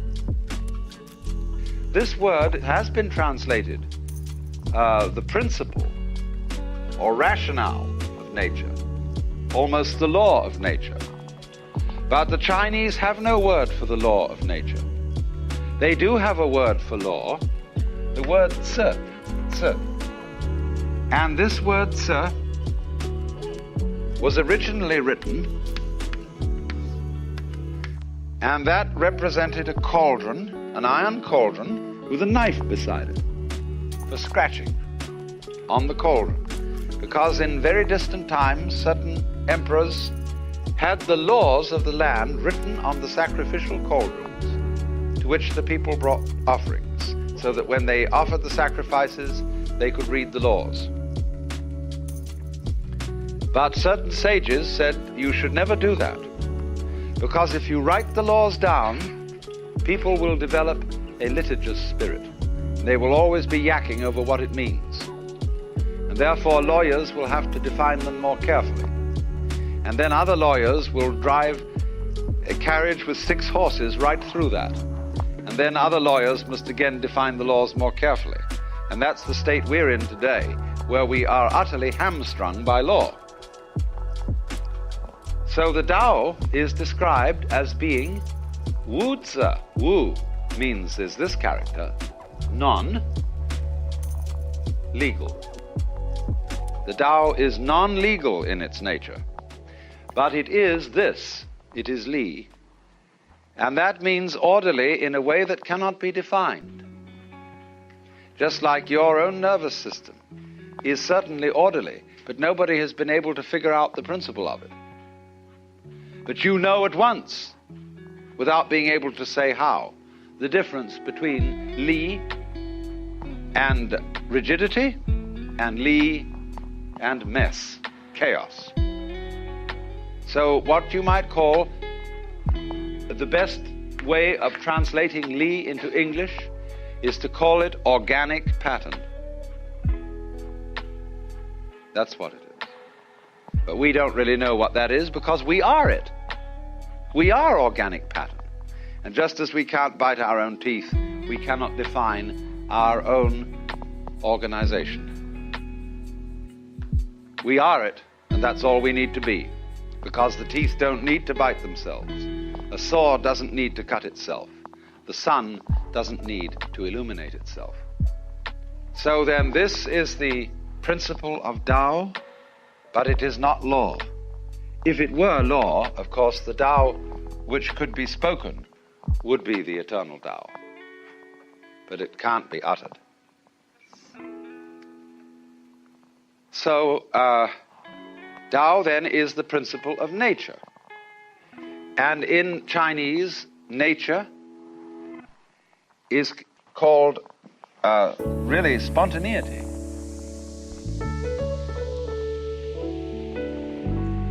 We use the word nature for the Chinese expression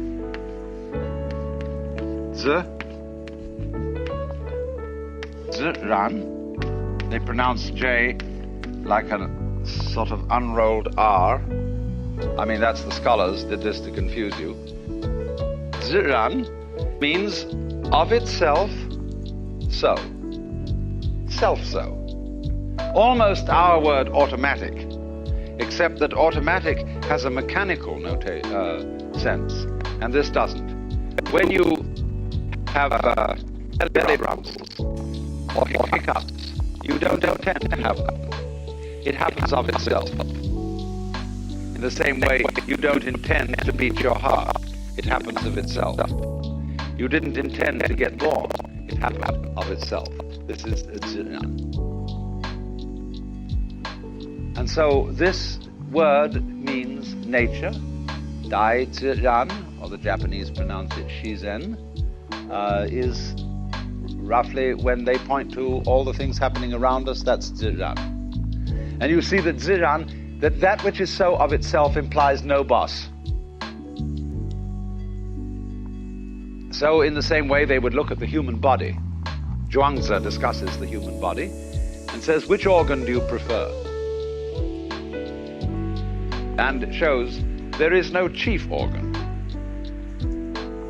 There could be an argument between the brain and the stomach. One school of thought would say, well, obviously the stomach is the most important organ because that's where the food goes and is distributed to everywhere else. And stomachs came first. Then later, on the upper end of the input channel to the stomach, there were evolved ganglia of nerves to enable the stomach better to scratch around for things to put into it. And therefore the brain serves the stomach. The other school of thought would say, well, no, it isn't that things which come first aren't necessarily the most important.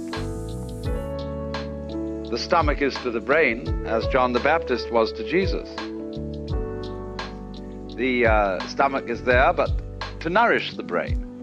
The stomach is the servant of the brain, which is, of course, preoccupied with higher things that we call culture. But you see, both arguments will stand up and both will fail, because the stomach and the brain have a mutuality between each other. They arise mutually.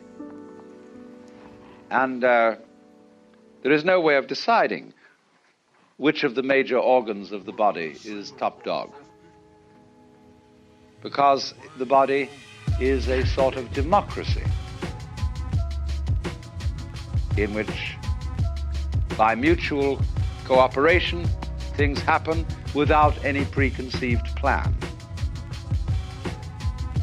We think in the West that the order of nature has a plan underneath it, that there was, as it were, the original blueprint in the mind of God, which is the Logos, the second person of the Trinity. But the Chinese don't think that way. They would agree with the limerick. Well, I mean, they wouldn't, but they would agree with the humor of it. There was a young man who said, damn, for it certainly seems that I am a creature that moves in determinate grooves. I'm not even a bus, I'm a tram. But the Chinese do not think of any rails laid down, as it were, or rules laid down, upon which nature has to travel. They think simply that it organizes itself, but doesn't know how. Again, we're back to the centipede, which manages 100 legs without thinking, because thinking would embarrass it. That sort of thing is called in Chinese putting legs on a snake, you see. A snake needs no legs. And explaining the universe by a governor who dominates it is called legs on a snake. It's like saying, we have an instinct to do this, that, and the other. When people talk about instincts, watch out. They're invoking ghosts. When we say we have an instinct to survive, it means simply that we do survive, in fact, until we don't. And if you want to explain the curious fact that people seem to want to survive, you call it an instinct to survive. And this is learned gobbledygook.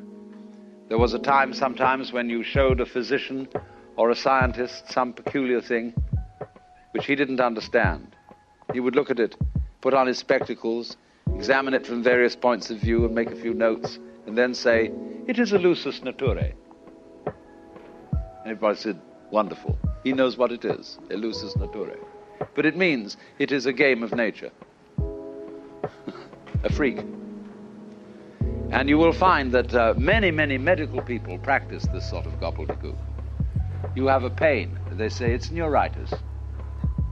It means simply that neuritis means your nerves hurt.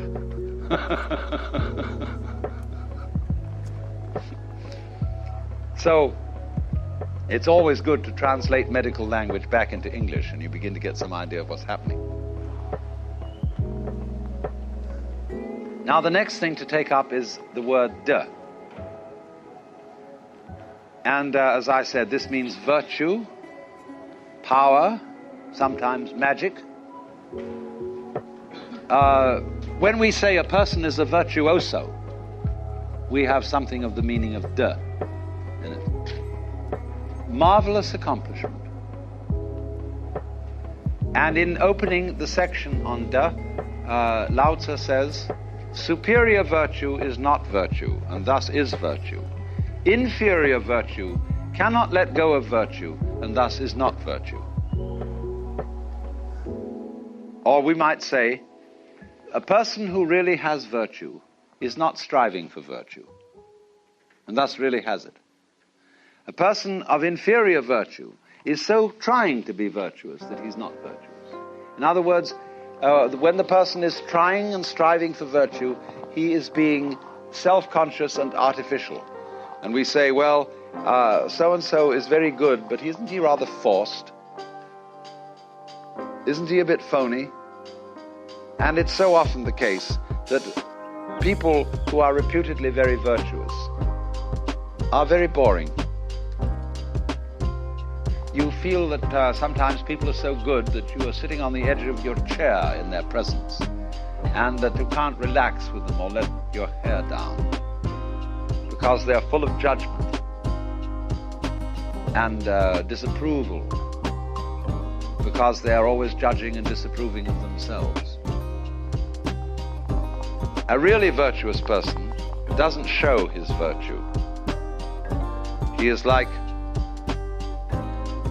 well, there's a poem in Chinese which says, entering the forest, he doesn't disturb a blade of grass.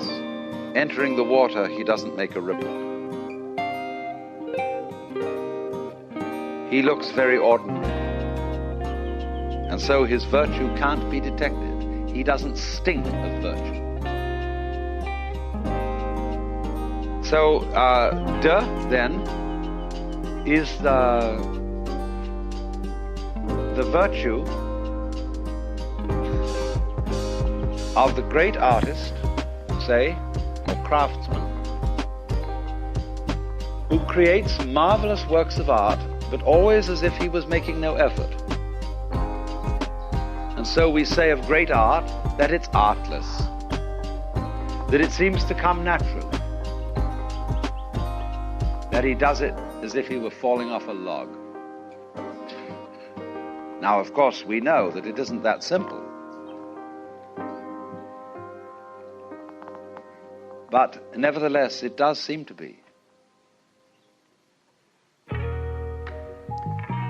So what everybody wants to know then is how to acquire that great naturalness in everything, so that we, in our human lives, manifest the Tao.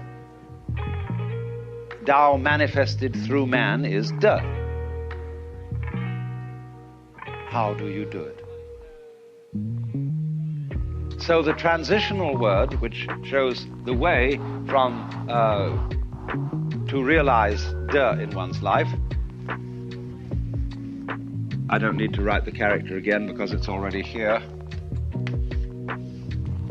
And then this is pronounced, this one is Wu, this one is Wei, Wu Wei. Wei means to act, to strain, to strive or to interfere. And so the Taoist manner of life is Wu Wei. Don't force it. Always go with the stream. You may need to use a rudder, but don't ever go against the stream. If you are swimming and you're caught in a very strong current, you'll be lost if you try to swim against it. You must swim with it and edge to the side. That's Wu Wei. This has been very well understood, even by the samurai in Japan, who, when they became very great, real masters of swordsmanship, always found out and belonged to the no-sword school. Because the real master of the sword never uses one. There is a story that there were in Japan in ancient times 2 master swordsmiths. And there was a great debate as to which of them was the better. So some soldiers took a sword made by each master and decided to test them out. They first took a sword made by the man who, in general opinion, was perhaps a little inferior. And they went to a stream, and they dipped the sword in the stream with the edge of the blade facing upstream. They dropped a piece of paper on the stream. And it floated towards the sword, and as it floated, the sword simply divided it in two. The 2 pieces of paper joined together on the other side and went on down the stream. They then took the blade of the man reputed perhaps to be the greatest master and thought, well, it'd be pretty difficult to improve on that. But we'll try it anyway. So they gave the same test. But as the piece of paper approached the sword, it moved over to one side, skirted it altogether, and went on.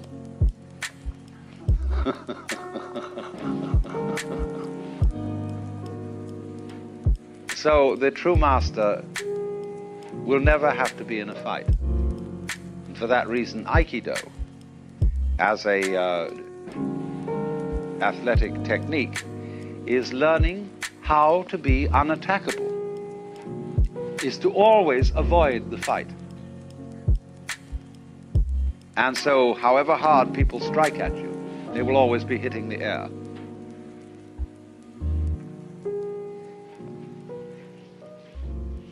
That's De, you see, that's magical power. But it all comes about through not using effort, not straining at anything, never strain. Like you never force a key in a lock, you'll just bend the key. You jiggle and jiggle and jiggle until it turns smoothly. Or put oil on it or something. But never force it. Same way, when you use your eyes, don't stare at anything in order to see it clearly, because you'll just tire your eyes and make the image fuzzy. If you want to see the time on a distant clock, you close your eyes, you imagine black and relax your eyes, then look at the clock lazily, and you will see that the detail is clearer. So when you sing, you mustn't force your voice. Once upon a time, a great choir master was in the presence of William Temple, one time Archbishop of Canterbury, teaching a group of slum children how to sing. And he asked them first to sing some song with which they were all familiar, and wanting to impress the Archbishop, they sang it very lustily, in a forced way, and it sounded terrible. Now he said, I want to show you something. There was present on this occasion a trained choir. And he said, now we're going to sing with this choir a song you people don't know, but listen to it. And the choir sang it very professionally. The choir master then turned to the group and and said, now look, when you sing this song, the one thing you must not do is to try to sing it. You just think of the tune and let it sing itself. And they sang and did it very well. And he turned to the Archbishop, from whom I had the tale, and said, that's good theology, isn't it, Your Grace? Now that's Taoism. That's Wu Wei. And so now there's another story with which I will exemplify this. Later than Lao Tzu, there was another Taoist sage called Liezi. And he had the reputation of being able to ride on the wind. Of course, that's metaphorical. We say walking on air. Walking on air, never a care, something is making me sing. And so when Suzuki was asked what it's like to have the experience of Satori or enlightenment, he once said, it is like ordinary everyday experience, except it's about 2 inches off the ground,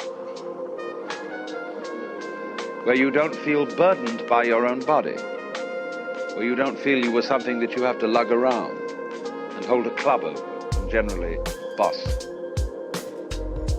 So the sense of lightness, that's the meaning of Liezi being able to walk on the air. But he told a story of how he managed to do it. He said he went to a great guru,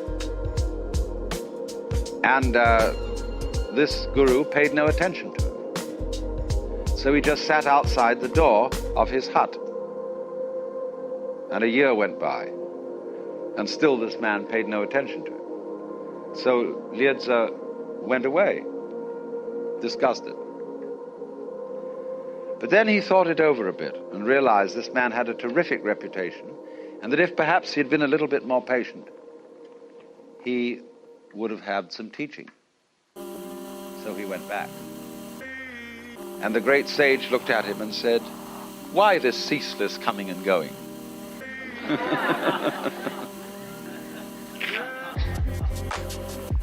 So he sat down again at the entrance of the hut, and for a further year attempted to control his mind in such a way as never to think of profit or loss or advantage or disadvantage.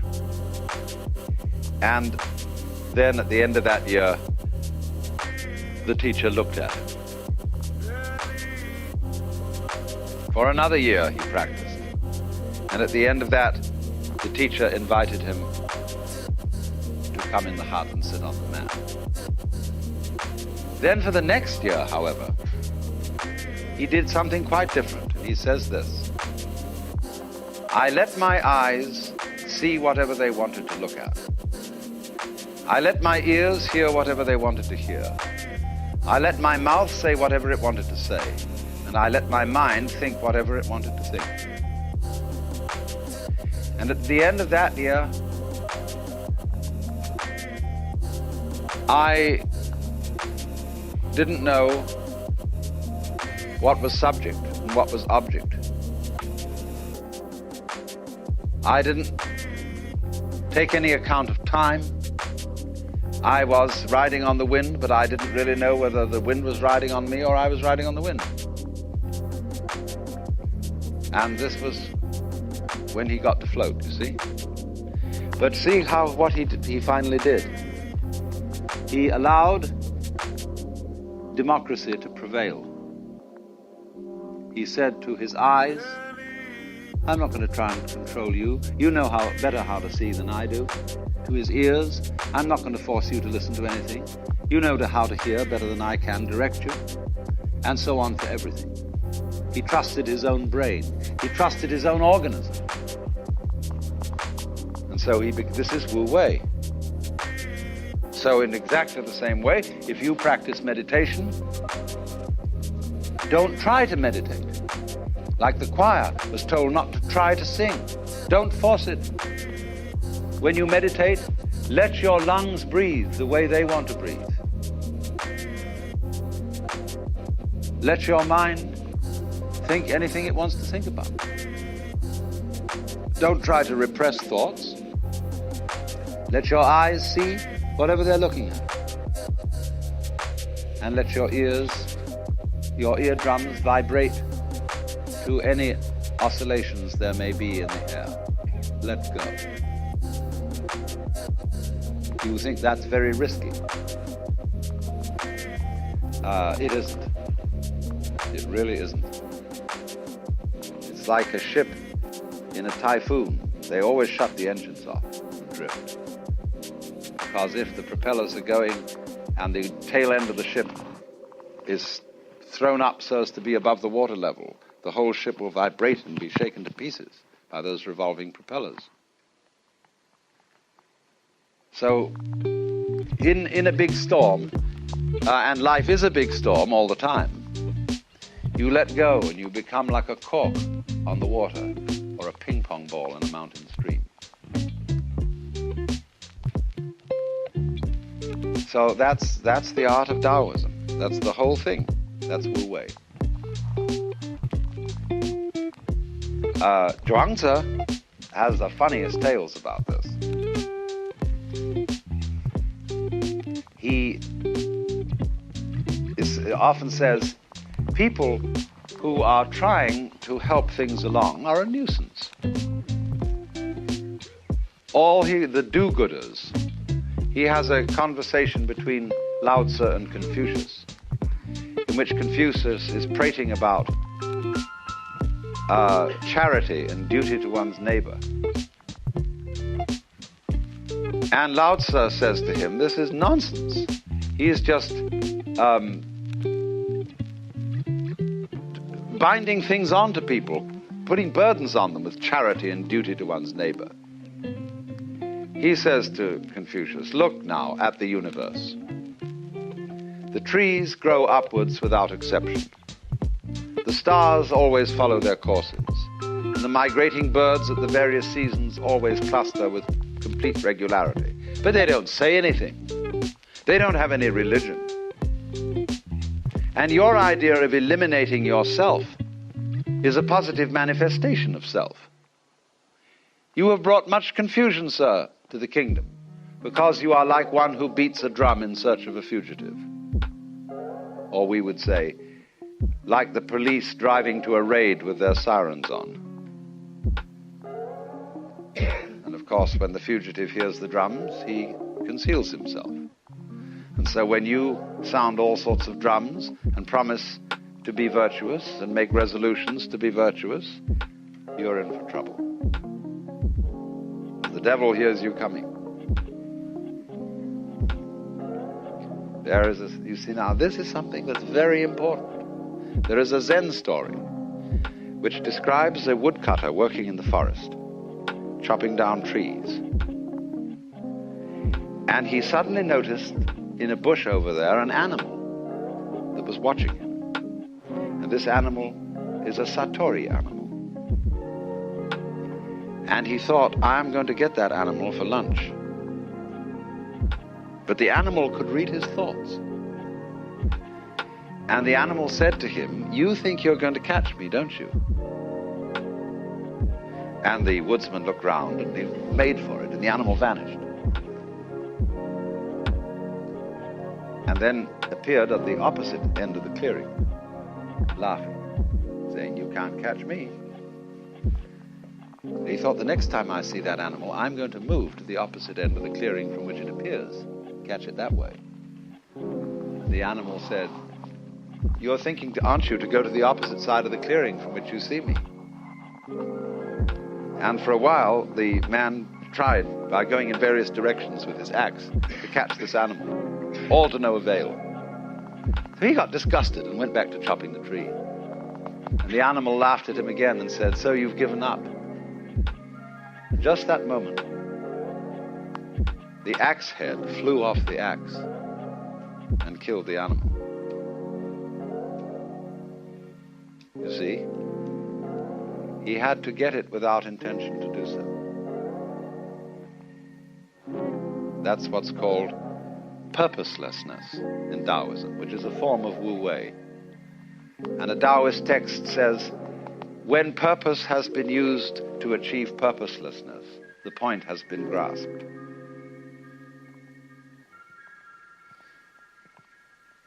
So, it's the same problem we have in India. You know, there's a superstition that if you think of a monkey while you're taking medicine, the medicine won't work. So you're in the predicament of trying not to think of the monkey while taking medicine.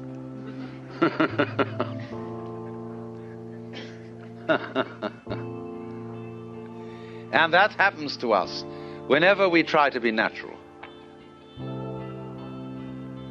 Everybody can see it's forced, it's faked. And so you think then, how can I be genuinely natural? How can I really flow with the course of nature? How can I let my mind think whatever it wants to think? Because the moment I start doing that, I realize I'm doing it with an ulterior motive. I'm trying to meditate. I'm trying to grow spiritually. And that ruins the whole thing. Well, when you've tried for a long time to get the right attitude, and you find that all the attitudes you get are phony ones, then you come to the realization there's nothing you can do about it. It really doesn't make any difference. And again, the principle that I've emphasized all along, you give up. And in so doing, gain the strength and energy that you were looking for. You see, it's like trying to live in the present. Gurdjieff used to set his students the exercise he called self-remembering. That is, constantly, all day long, be completely aware of what you're doing. Have your mind always on the immediate moment.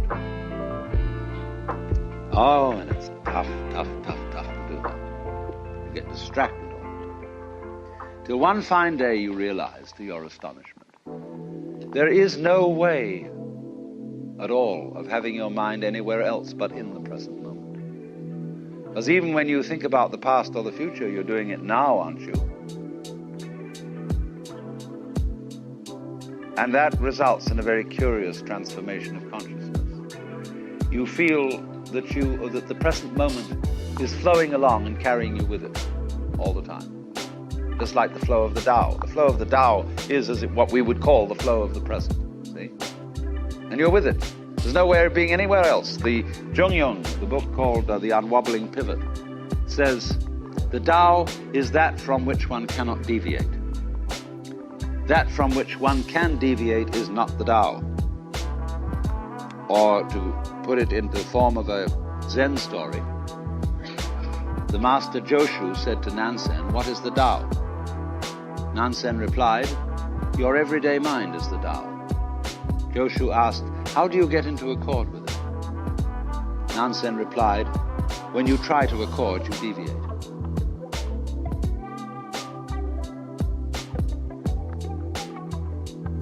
So that's the principle. And this, although we're getting the paradox, you see, this sounds like a completely laissez-faire, spineless attitude to life. But it is precisely Taoism which underlies, in common with Buddhism, in conjunction with Buddhism, it underlies the greatest achievements of Chinese art and culture. It underlies judo. It underlies the Zen arts of Japan, calligraphy, architecture, gardens. It is the form of Chinese philosophy which in subsequent years became most interested in science and in the study of nature. The Confucians never had any interest in science because they were bookish people. They were all absorbed in texts. They were essentially scholastics and never opened the book of nature. But the Taoists were always observing natural phenomena, how they worked. They were interested above all in manual skills and using the Tao to perfect manual skills. And therefore, these lazy people achieved the most interesting results because they were like water, which is lazy and always seeks the line of least resistance. But that is almost the same thing as intelligence. When I was a small boy, I used to haunt that section of London around the British Museum. And one day I came across a shop which had a notice over the window which said philosophical instruments. Even as a boy, I knew something about philosophy, but I couldn't imagine what philosophical instruments could be. So I went up to the window, and there displayed were chronometers, slide rules, scales, and all kinds of what we would now call scientific instruments, because science used to be called natural philosophy. Because, as Aristotle says, the beginning of philosophy is wonder. Philosophy is man's expression of curiosity about everything, his attempt to make sense of the world primarily through his intellect. That is to say, his faculty for thinking. And thinking, of course, is a word used in extremely many ways, and is a very vague word for most people. But I use the word thinking now and hereafter, you must understand this, in a very precise way. By thinking, as distinct from feeling or emoting or sensing, I mean the manipulation of symbols, whether they be words, whether they be numbers, or whether they be other such signs as, say, triangles, squares, circles, astrological signs, or whatever. These are symbols. Sometimes a symbol is a little bit more concrete and less abstract than that, as when you get a mythological symbol, like a dragon. But all these things are symbols, and the manipulation of symbols to represent events going on in the real world is what I call thinking. So, philosophy in the Western sense means generally an exercise of the intellect, and the manipulation of symbols is very largely, until we come to poetry and music, an exercise of the intellect. But what philosophy has become today in the academic world is something extremely restricted. By and large, in the academic world of both the United States and England, Germany, France to some extent, philosophy is falling into two other disciplines: mathematical logic on the one hand and linguistics on the other. And the departments of philosophy throughout the academic world have bent over backwards to be as scientific as possible. As William Earle, who was professor of philosophy at Northwestern University, said in an essay called Notes on the Death of a Culture, that an academic philosopher today must above all things avoid being edifying. He must never stoop to lying awake at nights considering problems of the nature of the universe and the destiny of man, because these have largely been dismissed as metaphysical or meaningless questions. So, unworthy of a scientific philosopher who arrives at his office at 9 o'clock in the morning, dressed in a business suit, carrying a briefcase, and does philosophy until 5 in the afternoon, at which point he goes home to cocktails and dinner and dismisses the whole matter from his head. And William Earle adds, he would wear a white coat to work if he could get away with it. This is, of course, a little exaggerated, but this, by and large, is what departmental academic philosophy has become. And Oriental philosophy is simply not philosophy in that sense. These things, Hinduism, Buddhism, and so on, are sometimes also called religions. And I question the application of that word to them, because, again, I like to use the word religion rather strictly. I'm not going to be so bold as to venture a definition of religion, which is supposed to be true for all time. All I can do is to tell you how I use the word religion. And I want to use it in an exact sense from its Latin root, which really means a bond or rule of life.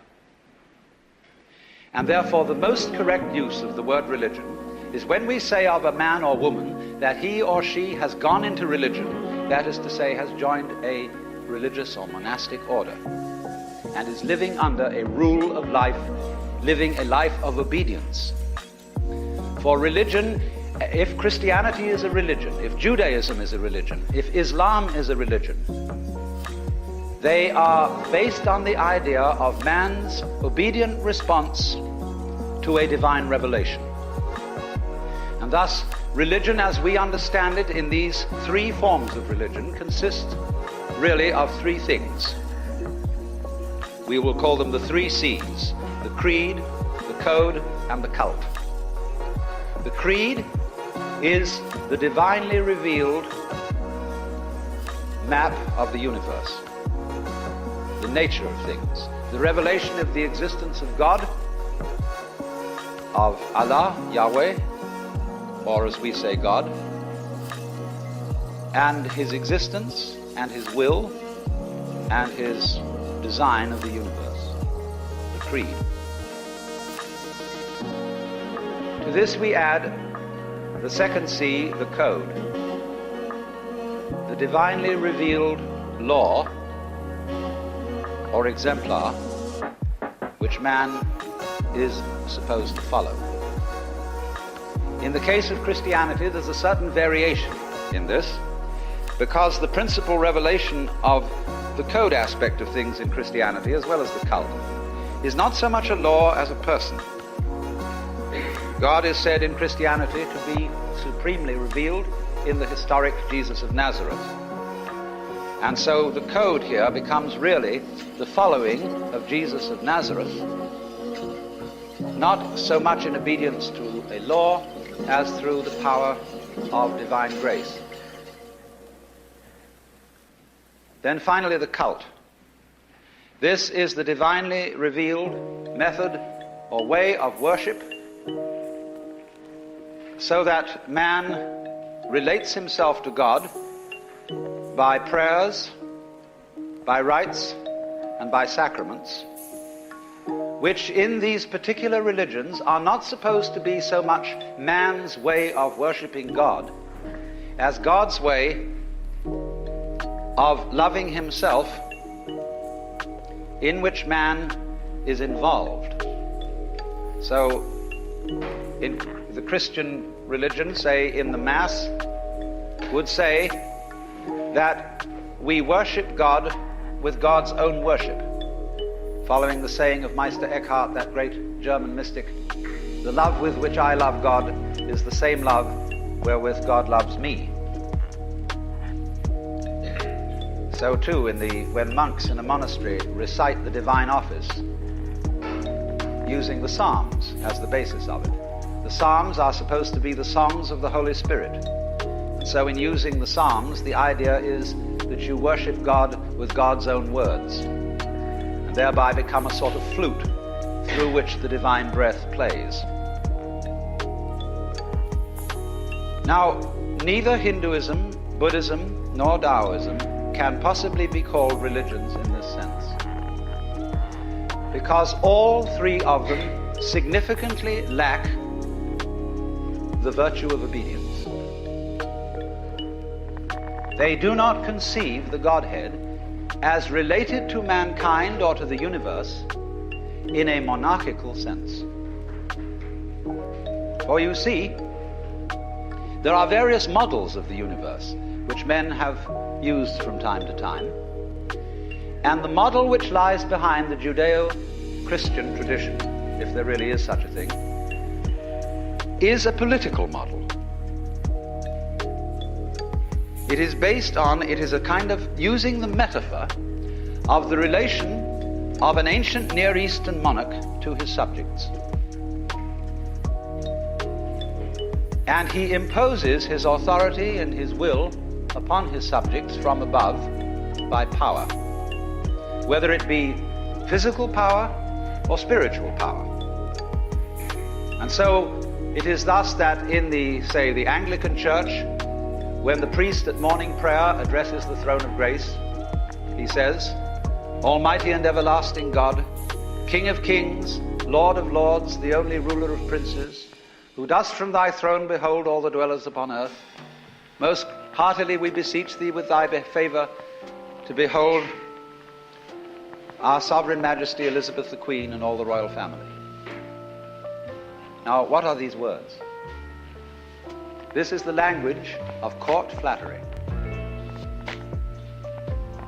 And the title King of Kings, as a title of God, was borrowed from the Persian emperors. The Cyrus of Persia, the Kyrios, hence Kyrie eleison, Lord have mercy upon us, is a kind of image drawn from things earthly and applied to things heavenly. God as the monarch. And therefore, between the monarch and the subject, there is a certain essential difference of kind, what we might call an ontological difference, so that God is God, and all those creatures, whether angels or men or other kinds of existence which God has created, are not God. There is this vast metaphysical gulf lying between the two domains.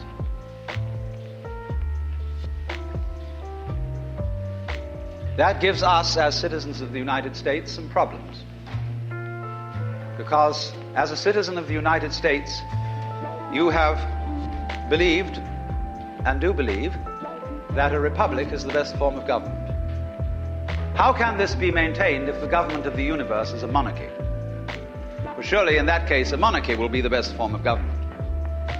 And many of the conflicts in our society arise from the fact that although we are running a republic, many of the members of this republic believe, or believe that they ought to believe, that the universe is a monarchy. And therefore, they are above all insistent upon obedience to law and order. If there should be democracy in the kingdom of God, that would seem to them the most subversive idea ever conceived. Now, I'm exaggerating the standpoint a little bit just for effect, because there are some subtle modifications which one can introduce theologically, but I won't go into them at the moment. Now, there are at least two other models of the universe which have been highly influential in human history.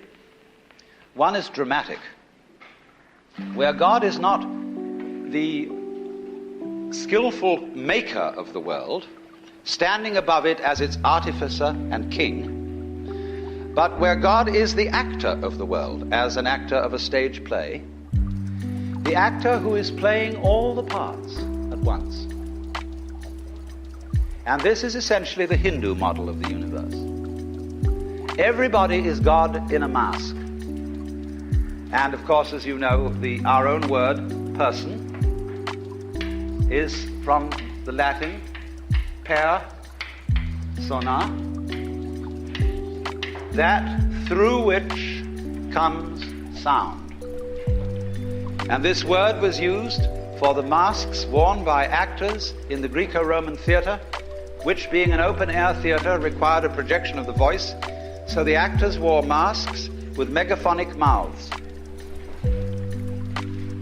And so the word person has, however, in the course of time, come to mean the real you. There was a very serious mistake made in translation from Greek to Latin when one began to talk about the three persons of the Holy Trinity. The three masks of God wasn't quite the right idea, because the Greek word was hypostasis, not a word prosopon, which would have meant properly translated person. Hypostasis is a very difficult word to translate. You could say that ice, water, and steam were three hypostases of the same thing. And that would be a little better analogy, not too good. But in Hindu thought, every individual as a person is a mask, but fundamentally a mask of the Godhead. A mask of a Godhead who, although the actor behind all parts, the player of all games, is indefinable for the same reason that you can't bite your own teeth. For the same reason that you can't look straight into your own eyes. You can never get at it, because it's the middle of everything.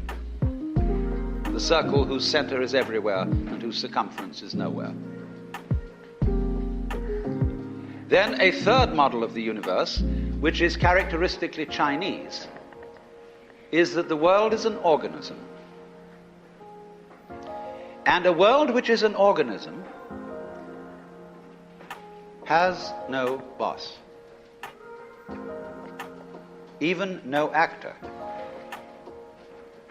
Because you see, in any organism, there isn't really a boss or top organ.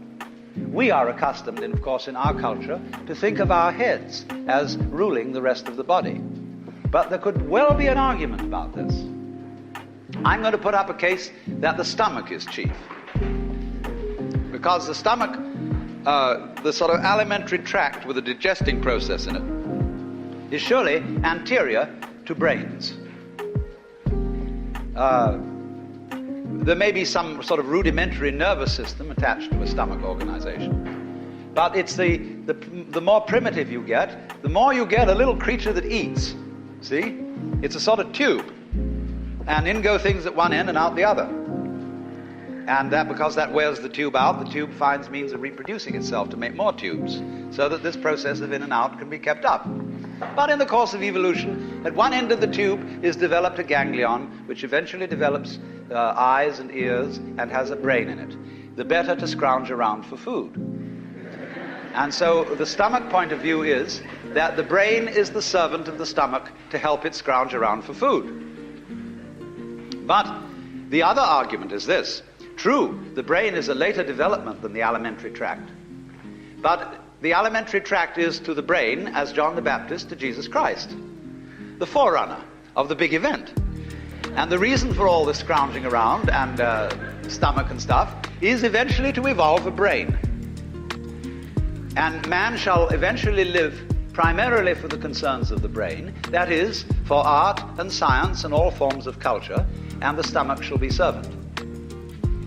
Now, cynical people like dialectical materialists say that's a lot of hogwash. It's really all history is a matter of economics, and that's a matter of the stomach. It's a big argument, and you can't decide it. Because you can't, at this stage, have a stomach without a brain or a brain without a stomach. They go together like a back and a front. So the principle of organism is rather like this. An organism is a system of a differentiated system, but it has no parts. That is to say, the heart is not a part of the body in the sense that a distributor is part of an automobile engine.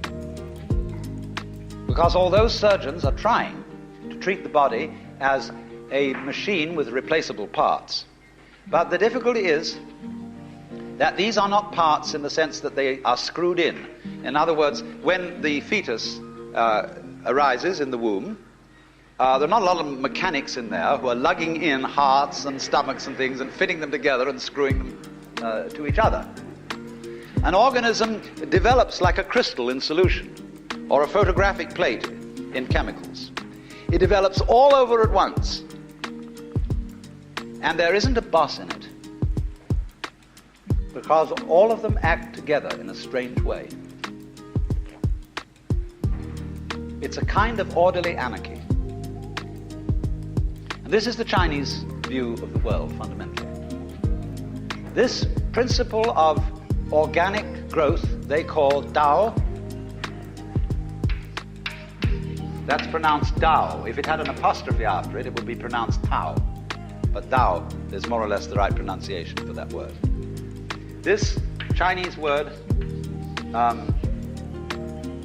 is usually translated the course of nature, or the way. The way it does it. The process of things. And that, again, you see, is really very different from the Western idea of God the ruler. Of the Tao, Lao Tzu says, the great Tao flows everywhere, both to the left and to the right. It loves and nourishes all things, but does not lord it over them. And when merits are accomplished, it lays no claim to them. And so the Chinese expression for nature becomes a word which we will translate self-so, or zi, yan. What happens of itself, like when you have hiccups. You don't plan to have hiccups, it just happens. When your heart beats, you don't plan it, it happens of itself. When you breathe, you can pretend that you are breathing, but most of the time you're not thinking about it, and your lungs breathe of themselves. So the whole idea of nature is something happening of itself without a governor, is the organic theory of the world. So you see, we have these two others that we're going to consider in this course on Oriental philosophy: the dramatic theory and the organic theory. And therefore I feel that ways of life which use these models are so unlike Christianity, Judaism, or Islam that we cannot really use the word religion of these things. Now, what is there in Western culture that resembles the concerns of Buddhism and Hinduism and Taoism?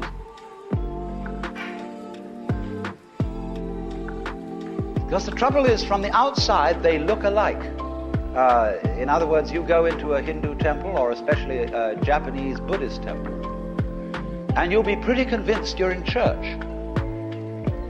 in sort of a Catholic church at that, because there's incense, chants, bowings, gongs, candles, rosaries, and all the things that one associates with a theistic, monarchical religion. And yet, that isn't what's going on. There isn't the factor of obedience. Even though the image of Buddha may be sitting on a throne, covered with a canopy, and royal honors being done, there's still something different. Well, I suppose that at a long shot, probably the nearest thing to these ways of life in the West is perhaps psychotherapy in some form. Not all forms of psychotherapy. Because the objective of psychotherapy is, as you might say, to change where your head's at. Is to change your state of consciousness. If you, in other words, you are horribly depressed, if you're terrified, if you're under hallucinations, you see a head shrinker. And he tries to change your state of consciousness. And so, fundamentally, these disciplines, these Oriental ways, are concerned basically with changing your state of consciousness.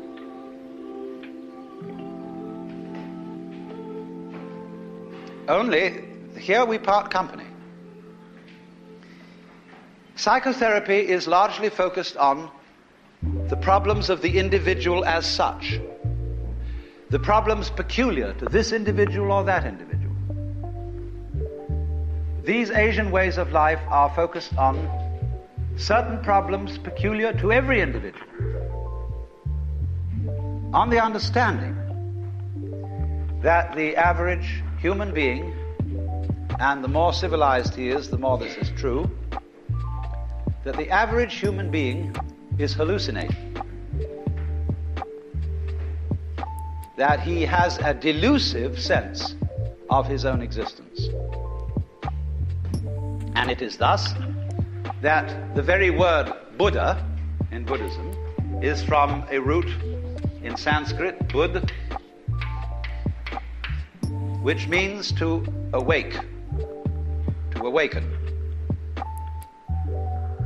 To awaken from the illusion is then to undergo a radical change of consciousness with regard to one's own existence. It is to cease being under the impression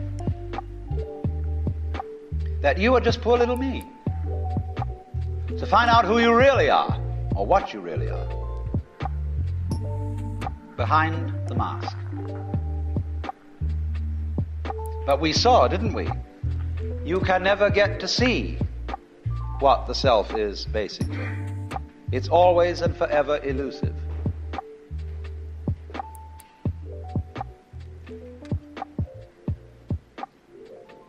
And so if I ask you, who are you really? And you say, well, I'm John Doe. Oh, you think so? John Doe, tell me, how do you happen to have blue eyes? Well, he says, I don't know. I didn't make my eyes. Oh, you didn't? Who else? Well, I have no idea how it's done. You have to have an idea how it's done to be able to do it. After all, you can open and close your hand perfectly easily. And you say, I know how to open my hand, I know how to close my hand, because I can do it. But how do you do it? I don't know, I'm not a physiologist. Well, the physiologist says he knows how he does it, but he can't do it any better than you can.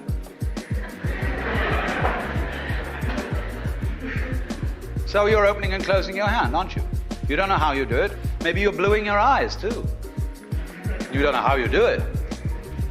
Because when you say, I don't know how I do it, all you are saying is, I do know how to do it, but I can't put it into words.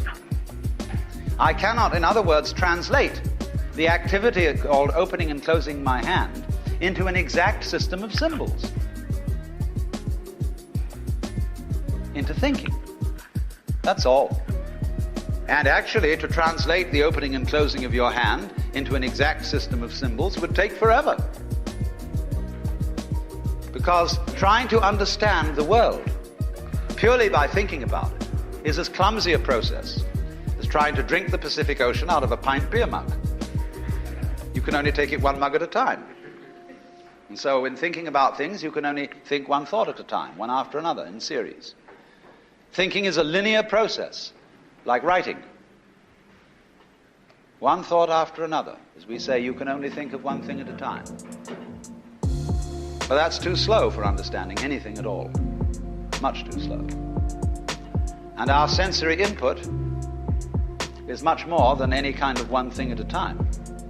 And we respond with a certain aspect of our minds to the total sensory input that's coming in, only we are not consciously aware of it. But nevertheless, you're doing it. But what kind of you is this? Certainly isn't John Doe. Isn't that little ego freak?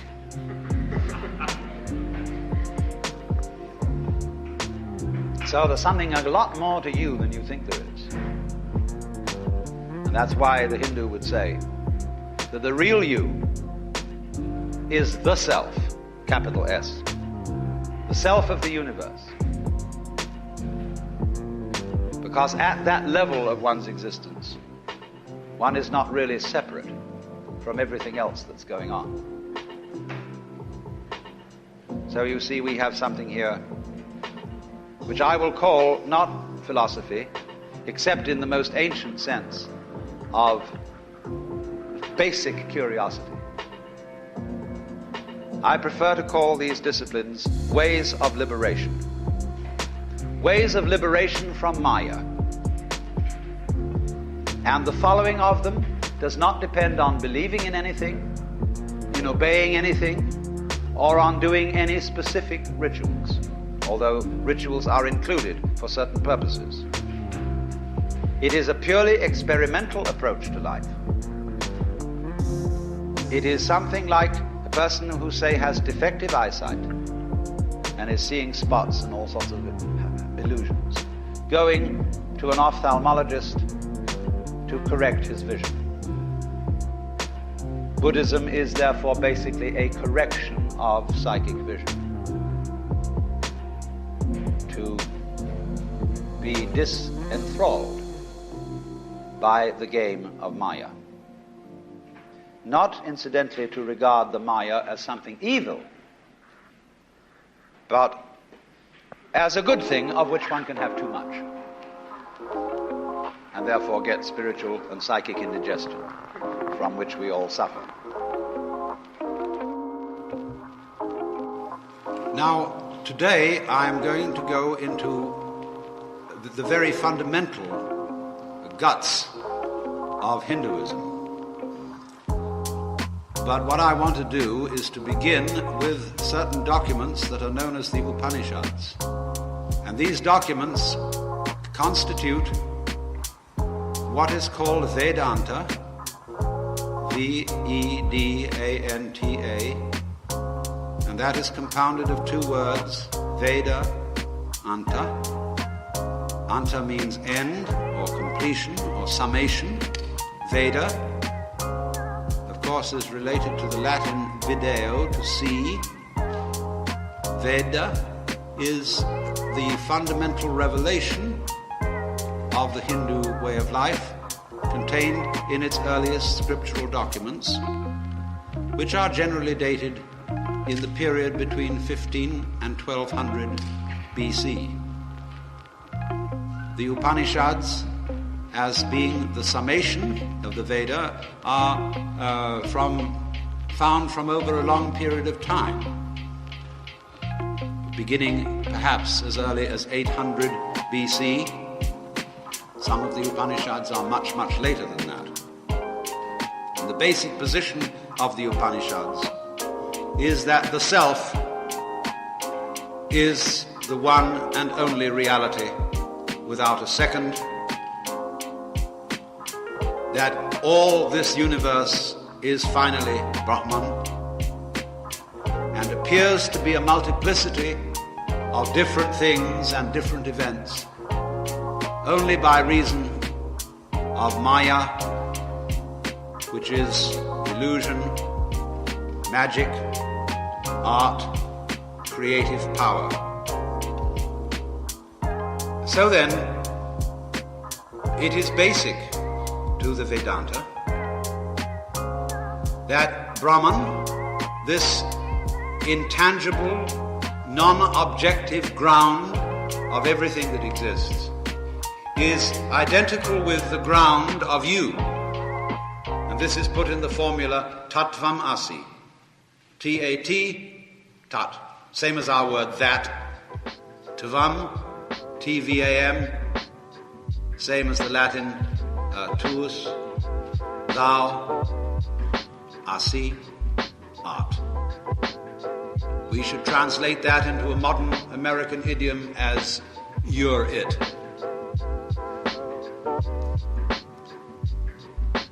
This, of course, is a doctrine which is very difficult for those brought up in the Judeo-Christian traditions to accept, because it is fundamental to Christian and Jewish theology that whatever you are surely not the Lord God. And Christians feel about the Hindu doctrine that we are all fundamentally masks of God, that it's pantheism, and that's a dirty word in Christian theological circles, because of the feeling that if everything is God, then all moral standards are blown to hell, because it means everything is as good as everything else. Everything that happens is really God, and this must include the good things and the bad things. And that seems to them a very dangerous idea. Actually, all religious doctrines contain very, very dangerous ideas. However, we won't worry about that for the moment, because what the Hindu means by God when he says Brahman is not at all the same thing as a Jew means by the Lord Adonai, because the Jew and the Christian means the boss, to whom divine honors are due as above all others. The Hindu, on the other hand, does not mean the boss. He doesn't mean the king, the Lord, the political ruler of the universe. He means the inmost energy,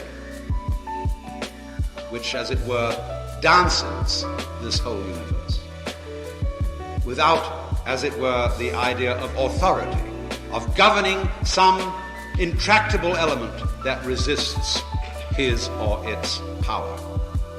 So, if a Christian or a person in a Christian culture announces that he has discovered that he is God, we put him in the loony bin, because it's unfashionable to burn people for heresy anymore. But in India, if you announce that you're the Lord God, they say, well, of course, how nice that you found out. Because everybody is. So then, why the great problem arises experiences, does it appear that we are not? Why do we think? Why do we have the sensory impression that this whole universe consists of a vast multiplicity of different things, and we don't see it all as one? Well, what would you think it would be like to see it all as one? I know a lot of people who study Oriental philosophy hear about attaining these great states of consciousness, nirvana, moksha, which the Hindus use, liberation, satori, Zen Buddhist word for enlightenment or awakening. What would it be like to have that? How would you feel if you saw everything is really one basic reality? Well, a lot of people think that it would be as if all the outlines and differentiations in the field of vision suddenly became vague, melted, and we saw only a kind of luminous sea of light. But rather advisedly, the Vedanta philosophy does not really seriously use the word one of the Supreme Self. Because the word and the idea one has an opposite, many, on one side, and another opposite, none, on the other. And it is fundamental to Vedanta that the Supreme Self is neither one nor many, but, as they say, non-dual. And they express that in this word, Advaita. Is a negative word like non. Dvaita is from dva, same as the Latin duo, two. So Advaita is non-dual. And this at first for Westerners is a difficult conception. Because you naturally, as a Western logician would say, but the non-dual is the opposite of the dual. Therefore it has an opposite. True. But the Hindu is using this term in a special sense. It's like this. On a flat surface, I have only two dimensions in which to operate. So that everything drawn in two dimensions has only two dimensions. How, therefore, on a two-dimensional level, can I draw anything but two dimensions? How, in logic, in human rationality, can I possibly think except in terms of opposites? All rational discourse is talk about classification. The classification of experiences, of sensations, of notions. And the nature of a class is that it's a box. And if a box has an inside, it has to have an outside. Is you is, or is you ain't, is fundamental to all classification. And we can't get out of it. It's almost as if, you see, whatever we see to be different is an explicit difference on the surface, covering an implicit unity. Only, it's very difficult to talk about what it is that unifies black and white. Of course, in a way, the eyes do. Sound and silence are unified by the ears. So, you can see, can't you, that if you can't have one without the other, it's like the poles of a magnet, North Pole and South Pole. You can't have a one-pole magnet. True, the poles are quite different. One's north and the other's south. But it's all one magnet. And some such idea as that is what the Hindu is moving into when he's speaking of the real basis or ground of the universe as being non-dual. Take it, the fundamental opposition that I suppose all of us feel between self and other, I and thou, I and it. There is something that is me, there's an area of my experience that I call myself, and there's another area of my experience which I call not myself. But you will immediately see that neither one could be realized without the other. You wouldn't know what you meant by self unless you experience something other than self. You wouldn't know what you meant by other unless you understood self. They go together. They arise at the same time. You don't have first self and then other, or first other and then self. They come together. And that shows, you see, the sneaky conspiracy underneath the two, like the magnet between the two different poles. And so more or less that sort of what isn't classifiable, but which lies between all classes.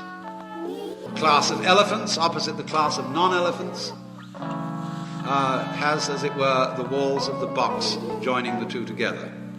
Just as your skin is an osmotic membrane that joins you to the external world by virtue of all the tubes in it and the nerve ends and the way in which the external energies flow through your skin into your inside, and vice versa.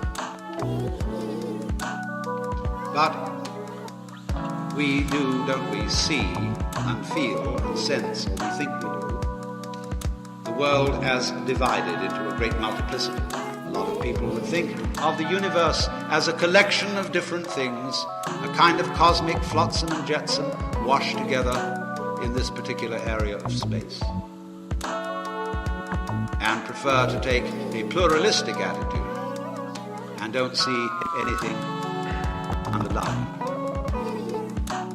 In fact, in contemporary logical philosophy, the notion of any basic ground or continuum in which all events occur would be considered meaningless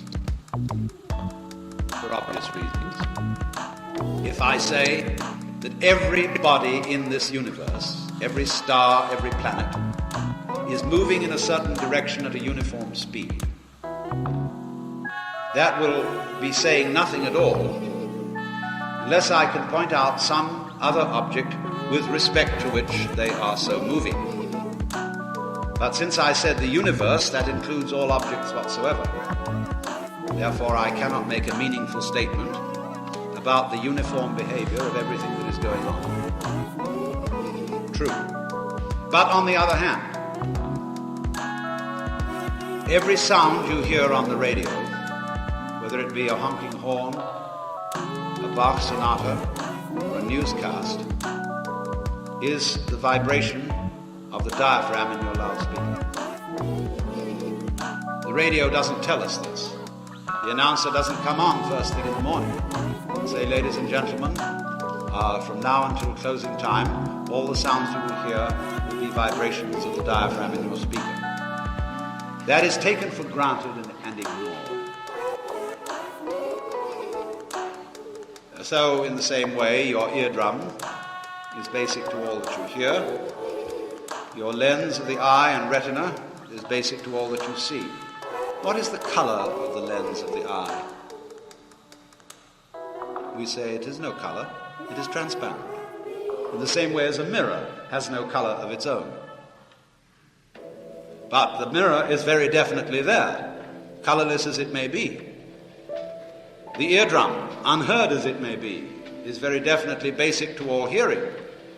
The eye, transparent as it may be, is very definitely basic to all seeing.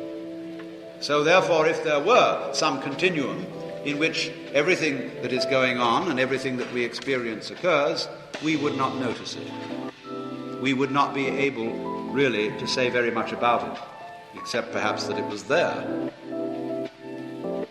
It wouldn't make any difference to anything, except the one all-important difference, that if it wasn't there, there wouldn't be any differences. But you see, philosophers nowadays don't like to think about things like that. It stretches their heads, and they would rather preoccupy themselves with more pedestrian matters. But still, you can't help it. If you're a human being, you wonder about things like that. What is it in which everything is happening? What is the ground?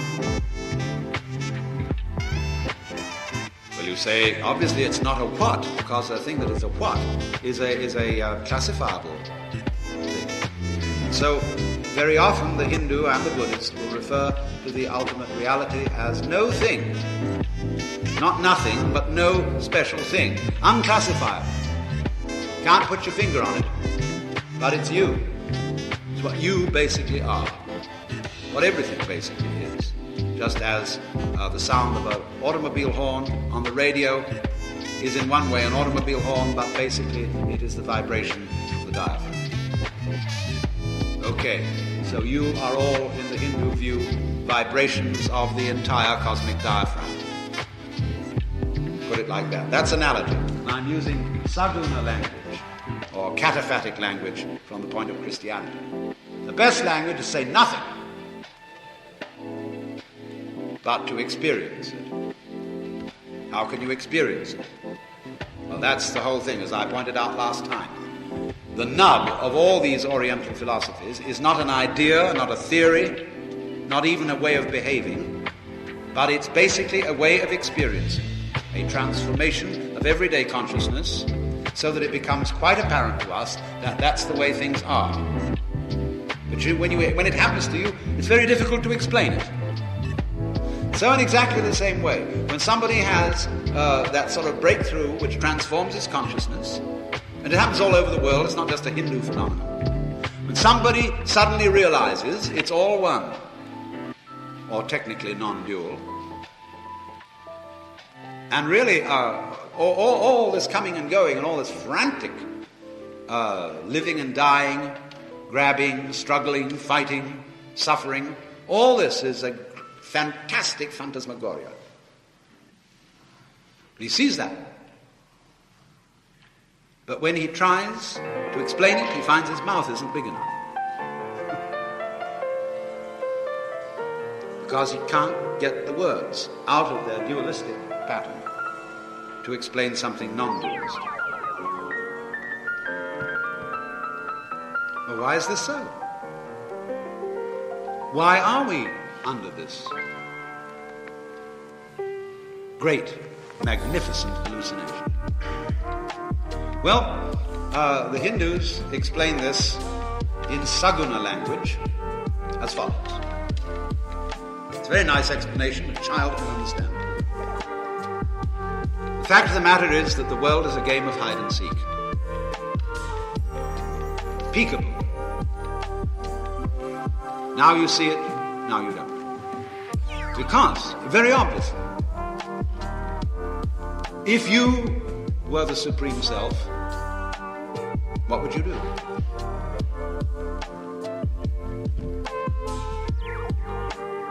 I mean, would you just sit there and be blissfully one and everything forever and ever and ever? Well, obviously not. You would play games. You would, in other words, for the very nature of the fact that I said no energy system is an energy system unless it lets go of itself. So you would let go of yourself. And you would get lost. And you get involved in all sorts of adventures. And you'd forget who you were. Just as when you play a game, playing poker. And although you're only playing for dimes or for chips, you get absorbed in the game. And nothing really important to win, nothing really important to lose, and yet it becomes fantastically interesting who wins and who loses. And so in the same way it is said that the Supreme Self gets absorbed through ever so many different channels, which we call all the different beings, in the plot, just like an artist or a writer gets completely absorbed in the artistic creation that he's doing. Or an actor gets absorbed in the part in the drama. At first we know it's a drama. We go to a play and we say it's only a play. And the proscenium arch tells us that what happens behind that arch is not for real, just a show. But the great actor is going to make you forget it's just a show. He's going to have you sitting on the edge of your chair. He's going to have you crying. He's going to have you trembling, because he almost persuades you that it's real.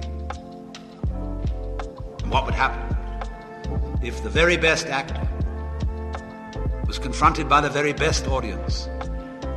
Why, they'd be taken in completely, and the one would confirm the other. So this is the idea of the universe as drama. That the fundamental self, the Saguna Brahman, plays this game, gets involved in being all of us, and does it so damn well, it's so superbly acted that the thing appears to be real. And we're not only sitting on the edge of our chair, but we start to get up and throw things. We join in the drama, and it all becomes whatever it is that's going on here, see? Then, of course, at the end of the drama, because all things have to have an end that have a beginning, the curtain goes down and the actors retire to the green room. And there, the villain and the hero cease to be villain and hero, and they're the actor. And then they come out in front of the curtain, and they stand in a row, and the audience applauds the villain along with the hero. The villain for having been a good villain, the hero for having been a great hero. The play is over. And everybody heaves a sigh of relief. Well, that was a great show, wasn't it? So the same idea, the green room is the Nirguna Brahman. That behind the whole show, where there are no differentiations of I and thou, subject and object, good and evil, light and darkness, life and death. But within the sphere of the Saguna Brahman, all these differentiations appear, because that's out in front, that's on the stage. And no good actor, when on the stage, performs his own personality. That's what's wrong with movie stars. They try to cast a person to act a role which corresponds to his alleged personality. But a great actor can assume any kind of personality, male or female, can suddenly convert himself right in front of the audience into somebody who takes you in entirely. But in the green room, he's his usual self. So Hinduism has the idea, then, you see, it's all the conventions of drama go right along with it. That all this world is a big act, Leela, the play of the Supreme Self. And it's therefore compared to a dream, to a passing illusion, and you should not therefore take it seriously. You may take it sincerely, perhaps, as an actor may be sincere in his acting, but not serious, because that means it throws you for a loop. Although that, of course, is involved. We do take it seriously. But you see, one of the great questions that you have to ask yourself, when you really get down to the nitty-gritty about your own inmost core, is, are you serious? Or do you know deep within you that you're a put-on? In the last session of this particular course, which is an introduction to Oriental philosophy, I tried to condense the fundamental principles of what you can call the central viewpoint of Hinduism, Vedanta,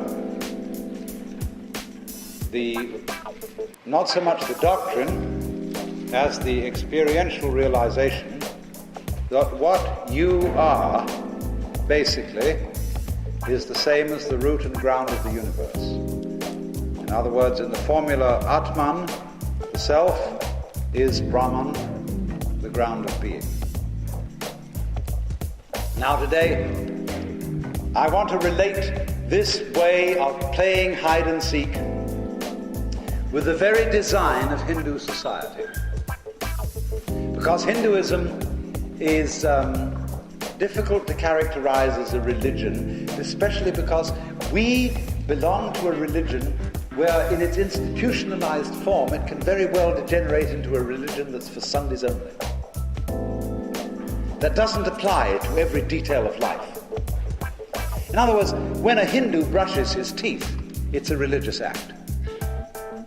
There is not such a thing as a Christian way of brushing your teeth. But in Hindu life, all the details of life are Hinduism. So then, underneath all the presuppositions of Hinduism can be found a transition from one kind of culture to another, from a hunting culture to an agrarian culture. This explains a great deal about this way of life.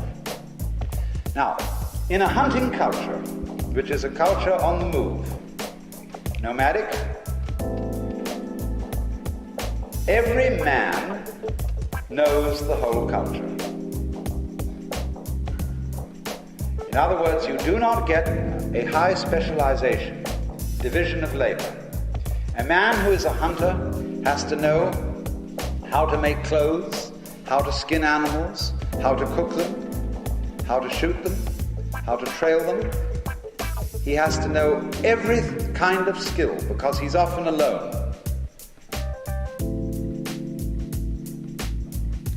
And in a hunting culture, you do not get a special division of priesthood from ordinary people. Every man in his own way is capable of being a priest, but some more so than others, not by virtue of any ordination or schooling that they've received, but by their receptivity, because the priest or holy man of a hunting culture is called a shaman. A shaman is an individual who separates himself from society for a certain period and goes alone into forests or mountains to commune with what he will usually call the ancestors. That is to say, with his basic origins. And he will find something by way of a spiritual experience for himself, not through any teacher, not through any previous authority. He finds it genuinely on his own. And the shaman, therefore, goes into solitude to find out who he really is. Because in society, everybody is busy telling you who you are. And you rely on others to see yourself. But to find himself, in other words, to find out what all this really is all about, the spiritually minded man of the hunting culture goes alone. And so the culture of the American Indians is to a very large extent hunting culture, and you will find the spiritual man of the American Indians is a shaman. However, when a hunting culture becomes settled, it becomes agrarian. There arises farming, looking after the land. And then you get a completely different kind of society. Let me suggest that it's something like this. Where do agrarian communities settle? Where do they build a village? Usually at a crossroads. Especially if roads be crossed with water. A river. And where the crossing meets, the agrarian village settles itself and protects itself by building a pale.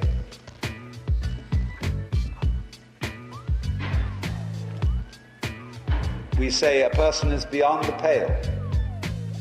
That means he's an outcast. He lives outside the village. He's a pariah.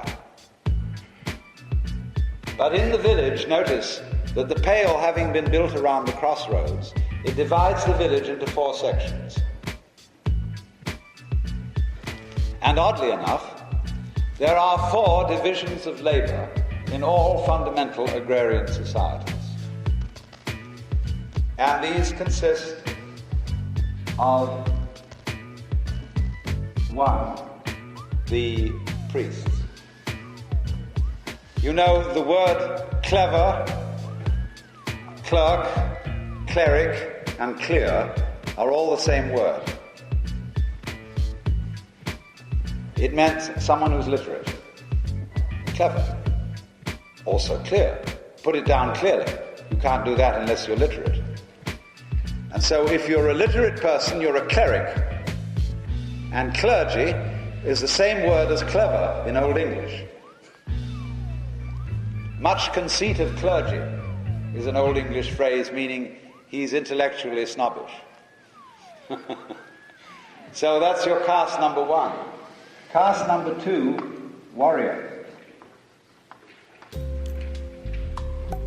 Or, incidentally, ruler.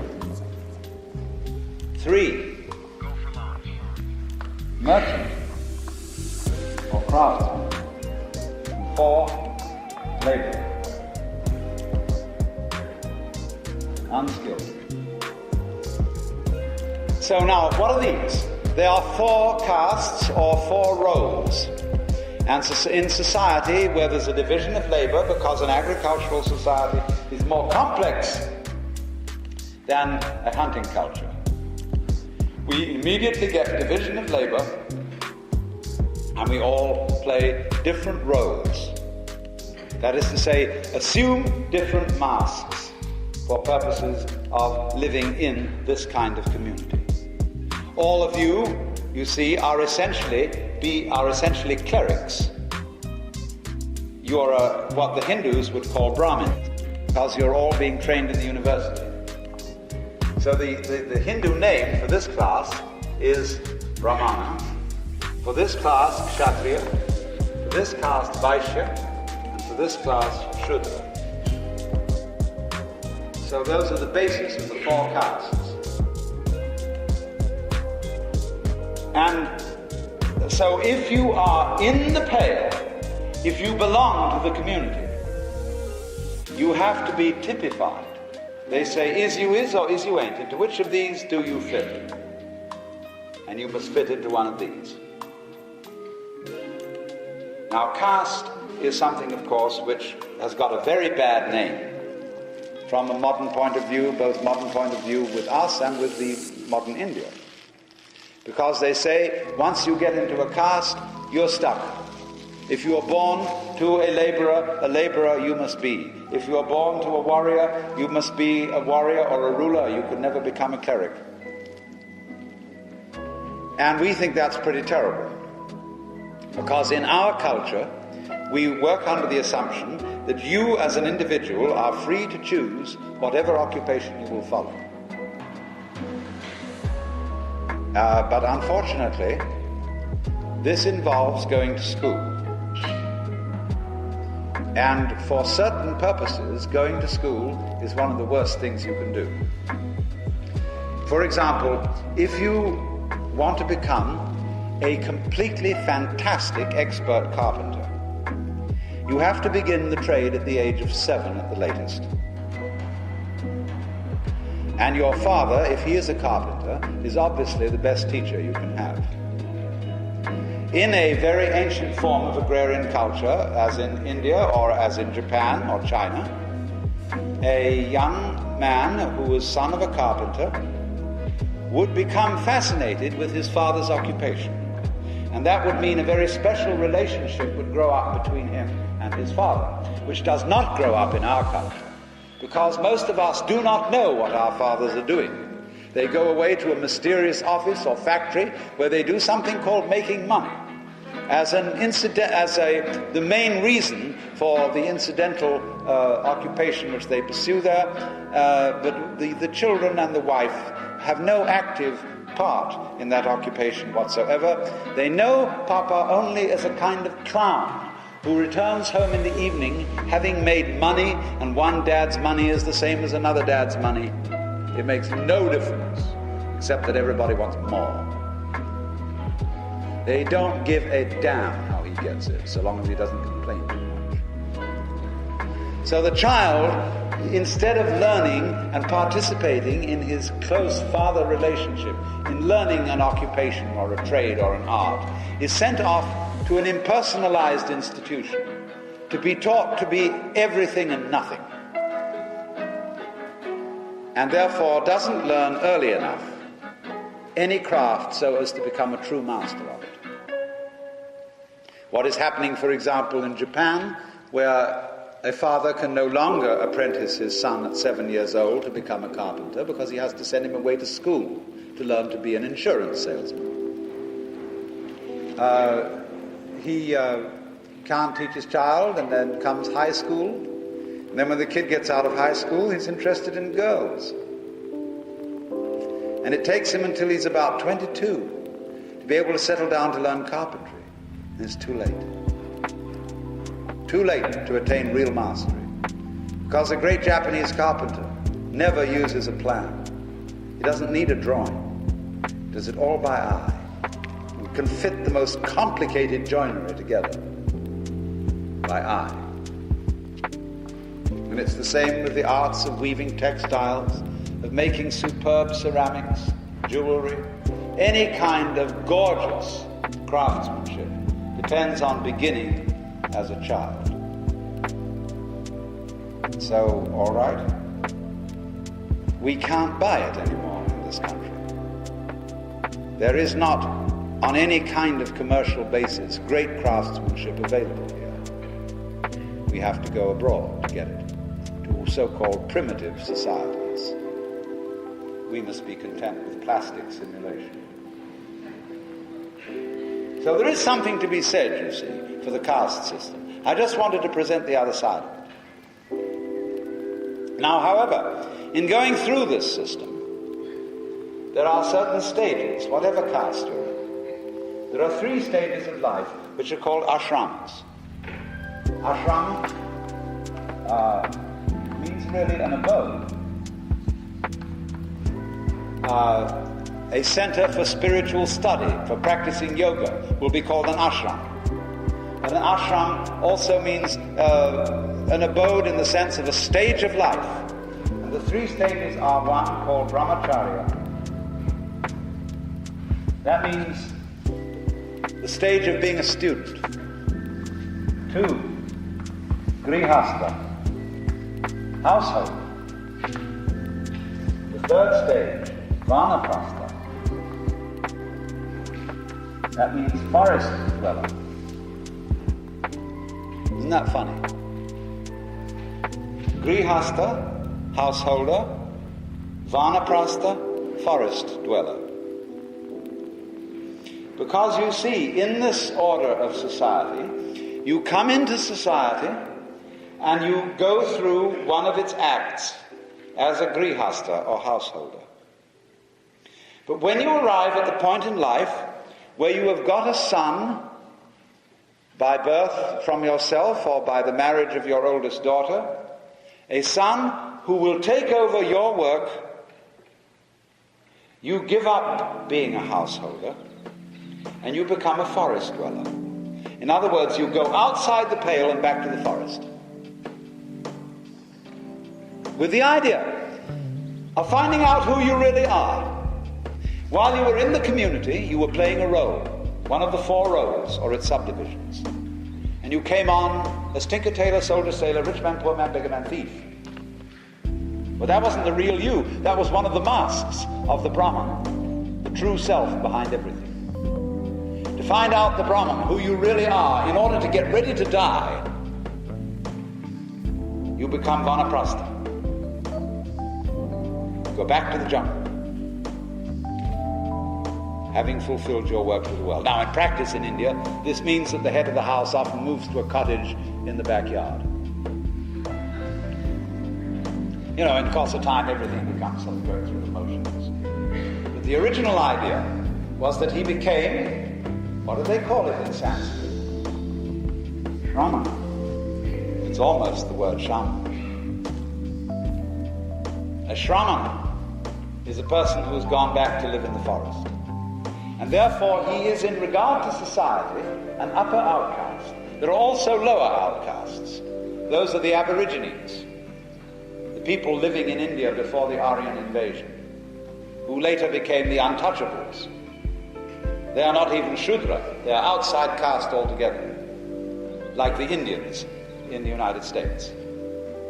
They are true untouchables in our caste system. Their plight is so much worse than the Negroes, it's unbelievable. But they are outcasts. So the same thing happened. But the upper outcast is a man who goes wild. And in Hindu society, you have the right to do that. You are respected if you voluntarily abandon caste. And of course, in doing so, you give up your name. And you take another name. Now, taking a new name is taking a new identity. An Indian in society may be Mr. Mukhopadhyaya. That would be a family name indicating membership in a family. When he becomes a Shramana, however, he will take a name such as Brahmananda, bliss of God. He takes a divine name. And the original idea of a Christian name, when you were baptized, is that you gave up the name Julius, as you might be a Roman, and took on instead the name Matthew, one of the apostles, one of the divine beings of the Christian religion. Or you might take the name of an angel, Michael. Or in Spain or Mexico, even Jesus, Jesus. Jesus Maria would be a perfectly reasonable name for a man in Spanish culture. But you take on a divine name to indicate a transformation of your identity. But in this case, when you give up caste, you see, and return to the forest, you become a nobody. And therefore you take one of the names of that which is no one, namely the Brahman, the Supreme Self. Because it's no one in the sense that it's all ones. And therefore in itself no one. So you abandon caste and you abandon name, you give up property, you give up both the responsibility, and society is allowed to give up responsibility for you. If they give you arms, if they support you, that's for gravy. They don't have to do it, and you don't figure that they owe it to you. But this kind of society has a profound respect for people who leave it. And they feel that a society cannot be healthy unless it somehow pays respect to people outside the pale, to non-joiners and outsiders, who have indeed fulfilled some responsibility within society and then abandoned it. They would, I think, be a little uptight about hippies who would abandon society before having fulfilled a responsibility in it. But in a sense, every Shramana is a sort of elderly hippie.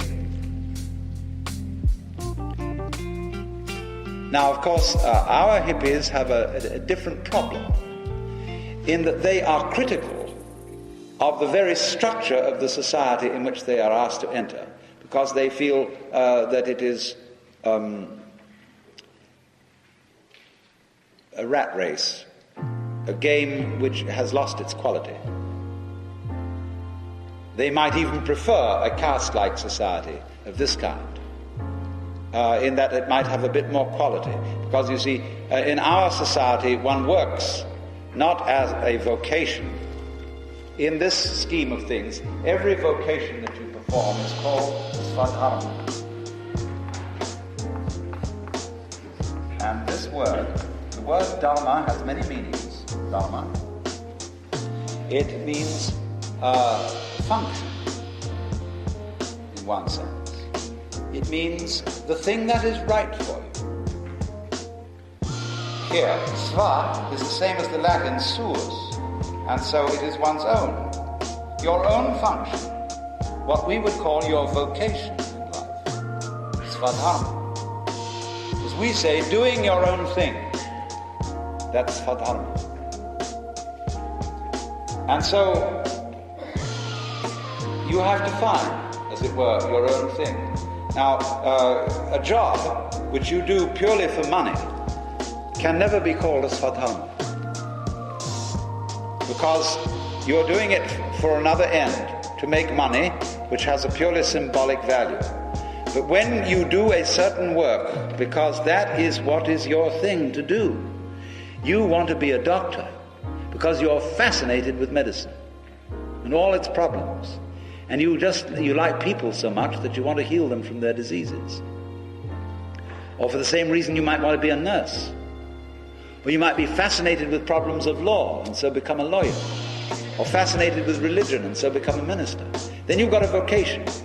Because you would do that thing, whether it paid you very much or whether it didn't, because that's the one thing you have to do. If you're a painter, you have to paint. If you're a writer, you're one of those crazy people who just has to write. I'm a writer. I have to write. Whether it makes me money or whether it doesn't, I would still have to be a writer. So that's a Svadharma. And every person's vocation in caste is supposed to be your thing, your Svadharma. But we feel in our culture, you see, that we have such a tremendous choice of Svadharma that sometimes it's what the French call embarras de richesse.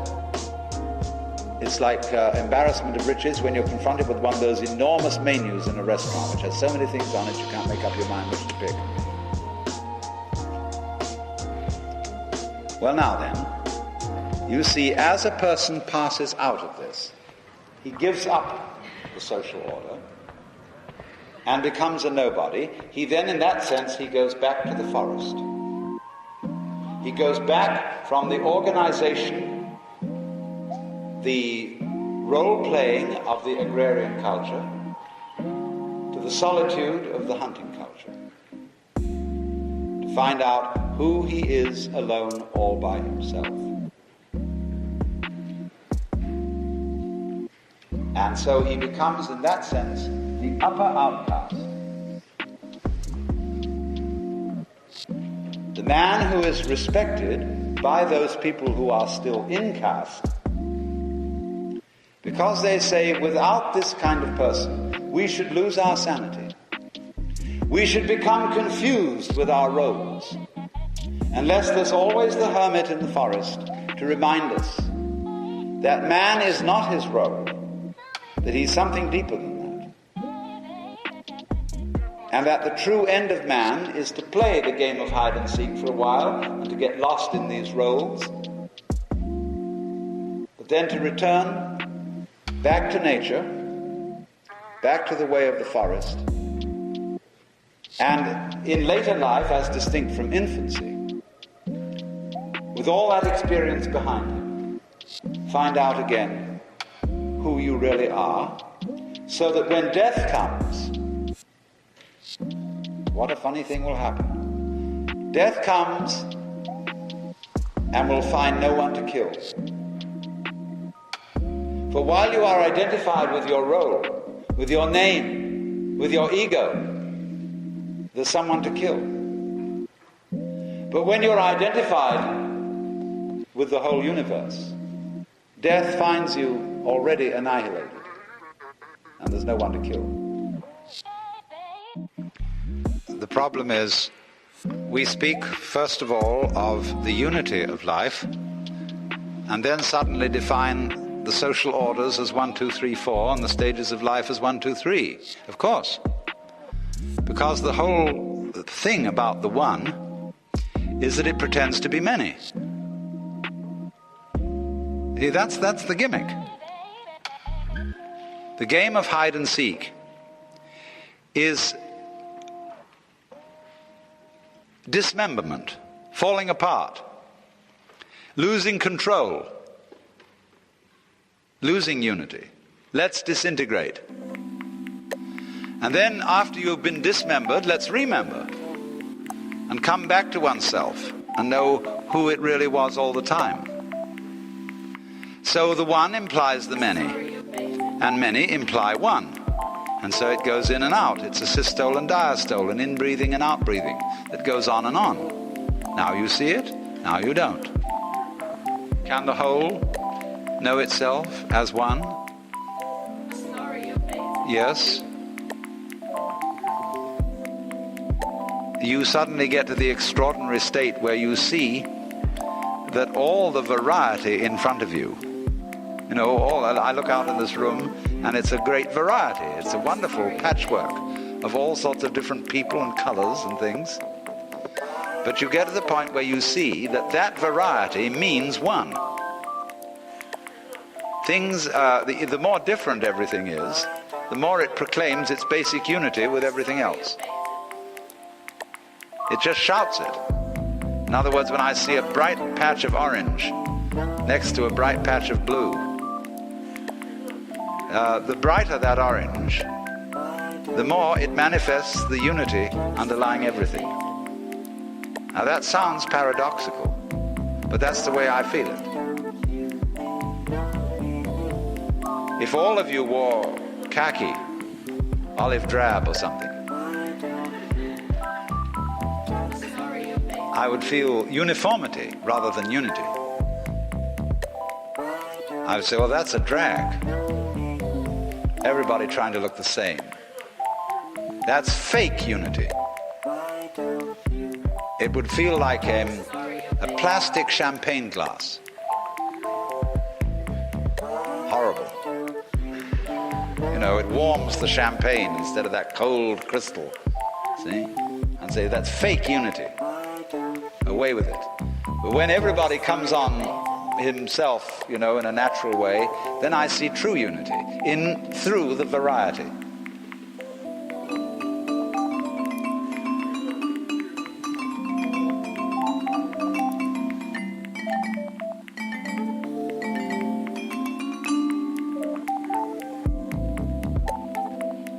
See, in this society, we are exposed to so much information.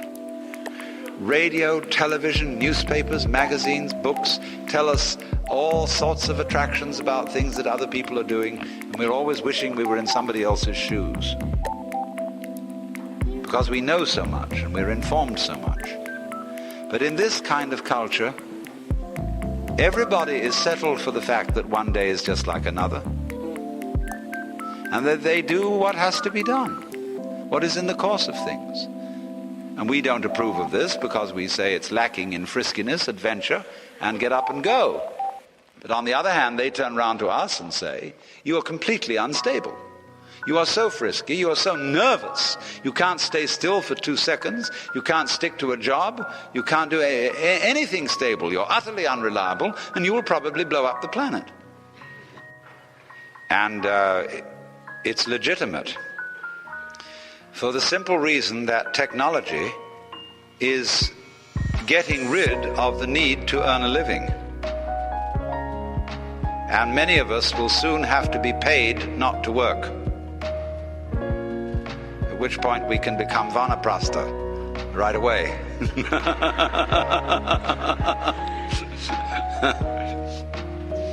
So as technology develops, that means the leisure society. And we're going to have to find ways of living in which one's self-respect does not depend upon one's productivity.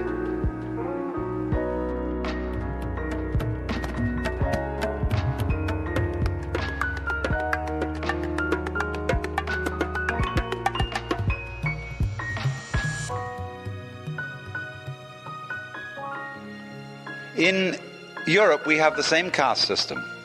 In the feudal system, lords spiritual, lords temporal, commons, and serfs. Now, by becoming anyone from any of the lower castes can become a priest or a cleric. And the minute you became a priest, cleric, monk, or whatever, you were at an angle to all the other castes. You could mix with the others. Yes. What about this problem of the separation of ages in this kind of culture? Well, now, it is a little easier for them because the rate of social change is not what it is with us. In a settled agrarian culture, the essential way of living remains the same for centuries. And only violent change occurs when technology is introduced, and then everything is blown wide open. But in an Indian village today, they are doing all the essential processes of life exactly the same way they were done 1,000 years ago. And for this reason, the tension between the generations is very small. The son and the daughter expect and know no other alternative than doing what father and mother have done. And of course this brings them close together, especially where the son or the daughter is constantly all day long associated with the work of father and mother. Now you know that little children today, little boys under the school age, little girls under the school age, always are interested in what their parents are doing and want to join in, but are not allowed to do so because they can't go to the office with their father. And the mother is always in a hurry because instead of having spent most of the day preparing dinner in the kitchen, she's been out to the Coffee Clutch, the League of Women Voters, or some such dissipation, and comes back, and then she's in a hurry, and she doesn't want some little girl buzzing around having to teach her how to boil an egg or how to bake a cookie. Unless she's patient, unless she gives time for that kind of thing. But little girl is very, very eager indeed to find out how to do what mama does. But she mustn't, because she might make a mess. So instead of that, little girl is given a toy cooking stove, and a toy baby to look after. The child is annoyed that the cooking stove doesn't really work, that the toy baby doesn't wee-wee properly, even though they've tried to make it that way. And the little boy is even more annoyed that the toy gun doesn't kill anything. So every day by about 5 o'clock in the afternoon, just before the father of the family returns, the entire house is littered with broken plastic and smashed toys that have been torn apart in fury. So there develops a knockdown, drag-out battle between the mother and the children to throw all that stuff into a bottom of a closet, mixed up with sucked lollipops and half-chewed bubble gum, before Daddy comes home. And because she wants the house to look like a nice home for him. So this awful trauma occurs in which the children are addled and have to be gassed with television. And the mother is in no fit mood to be the loving cook of a superb dinner. So she gets some frozen up stuff that can be thrown together in a hurry, fixes Papa a couple of martinis that he won't know what he's eating anyway.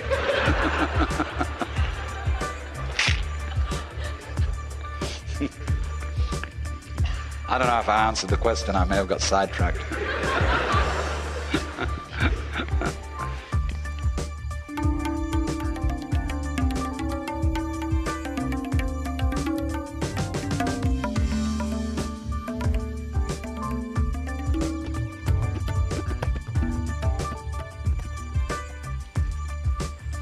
I think we've got to realize that children are benefited by being exposed to a considerable number of adults. And that in default of the old family relation households, where, in other words, a mother and father have a grandmother and a grandfather living with them, several aunts, uncles and cousins, and it's a big household based on blood relationship. It's very difficult to do that today because the speed of social change makes it difficult for one generation to live with the tastes of another. But what we are going to do is all couples of the same generation will join together and they will have separate dwelling quarters round a central service area where they have common washing machines, common kitchen, common recreational facilities. And any set of children can be exchanged with any set of parents. so that if your children get sick of you, they can go to live with somebody else's parents. And I remember as a child that some of the most educative periods of my life were when I went to live with other families. And we often, you see, as kids, we invited other kids to come and stay with us and share our family life. I suppose that goes on here just the same, but still, those are very productive periods when you find out how another family lives. So, and all this solves the babysitting problem. It solves the problem of having to own too many cars, too many dishwashers, and all that sort of thing. Your dishwasher or your laundry machine is idle most of the day. Why isn't somebody using it? I have been emphasizing all along that the central core of the kinds of Oriental philosophy that we're talking about is not theory but experience. And the trouble here is that so long as one attempts to communicate this philosophy in words, we remain in the area of theory and do not necessarily transfer over into experience.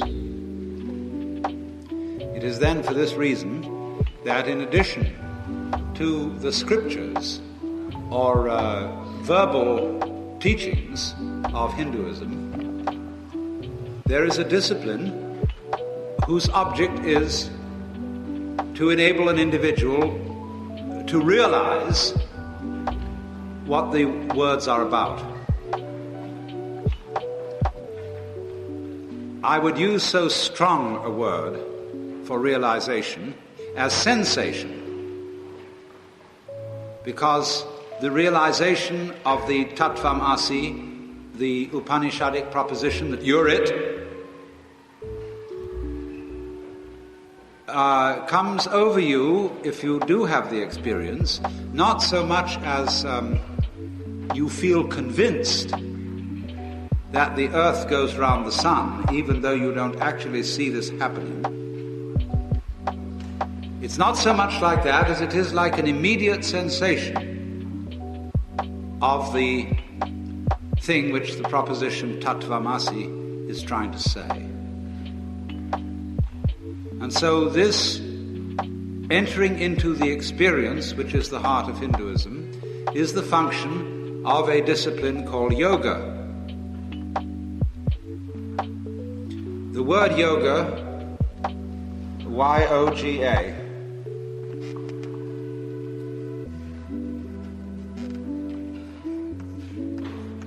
don't say, as many people do, yogi.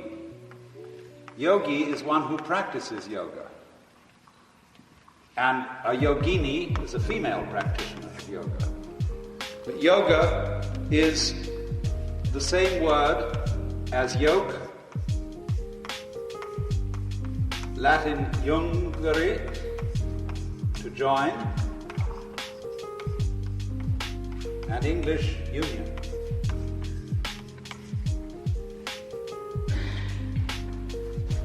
The yoke between two oxen may be regarded equally as a discipline and as a joining of the two oxen. So the basic meaning of yoga is something like union. The realization, in other words, of the union of what we call the separate individual with the ultimate ground of being, Brahman. We don't know how early yoga is in India,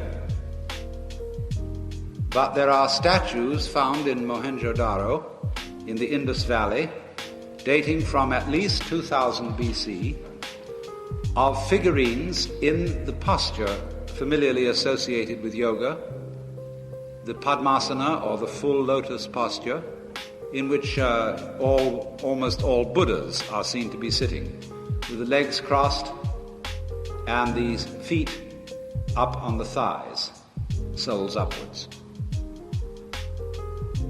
It apparently then is something quite ancient and was in some way absorbed and assimilated to the Aryan civilization which invaded India from the north somewhere between 15 and 1200 BC. Yoga was apparently, like everything else in those days, handed down as an oral tradition and was not committed to any kind of written record until there appeared a book called the Yoga Sutra. Sutra really means thread, but I suppose through the idea of threaded leaves, ancient manuscripts in India were written on palm leaves, came to mean scripture or book, sacred book. And the Yoga Sutra is associated with a gentleman named Patanjali, Patanjali, and is of uncertain date. It may be as early as 200 BC, it may be a bit later. But this is the standard text on the practice of yoga. There are Chinese forms of yoga which probably originated independently at the same time out of the Taoist way of life, and they subsequently had considerable influence on India, as did the Indian ways on the Chinese. Now, it's important to study the Yoga Sutra from its opening, or second to opening phrase, its second verse. Its first verse says, "Now yoga is explained." And the commentators attach particular importance to the word "now," because the assumption is that something else has gone before. In other words, you are expected to be a reasonably sensible, rational, and mature human being before you engage on this particular path. In the same way as I pointed out to you in the last session, that the Hindus have the view that a man should fulfill the duties of the householder before he engages upon the spiritual life, so in the same way there are certain preparations before you start out on yoga. And those preparations usually involve having mastered whatever the disciplines of your culture may be, the essential disciplines of your culture, so that you know how to handle them. So that if you get into the higher states of consciousness which yoga brings about, you won't run amok because not being able to distinguish between good and bad from a social point of view. The next verse says, in Sanskrit, I'll write it down because it's important to look at each word. It says, yogas chitta vritti nirodha. This means yoga is, chitta is a very difficult word to translate into English because in Sanskrit there are about 5 words for mind, for our one. Or we have mind, we have consciousness, we have awareness, thought, but they're all very vaguely defined, and we use them interchangeably. Chitta is a more precise word. And I would say awareness, probably. Vritti comes from a root which means to turn around. And so you get the idea of turbulence, vicious circling, whirlpooling, wavering. Anyway, going round and round and round. So yoga is awareness, turbulence, stopping.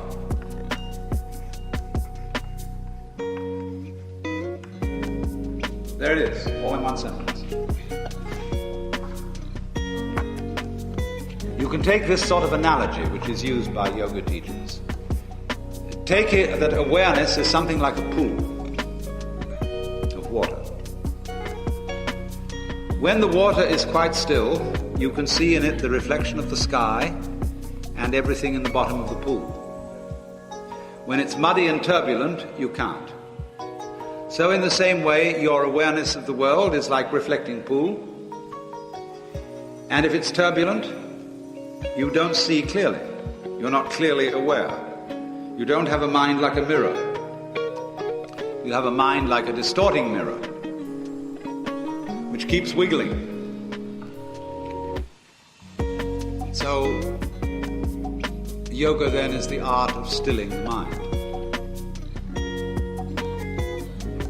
There are various schools of thought about what a still mind is. According to one school of thought, the goal of yoga is samadhi.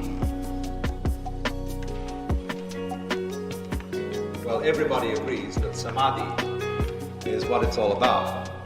What is this word samadhi? It refers to a state of consciousness which is sound.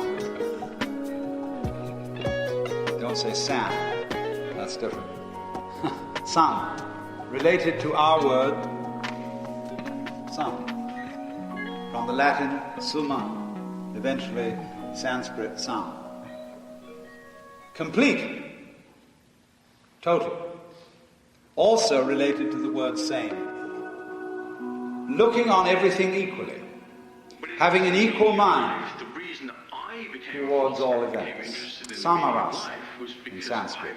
Equanimity. Calmness. Having, as it were, the same attitude in victory and defeat. Also same in the sense of the knower and the known are the same.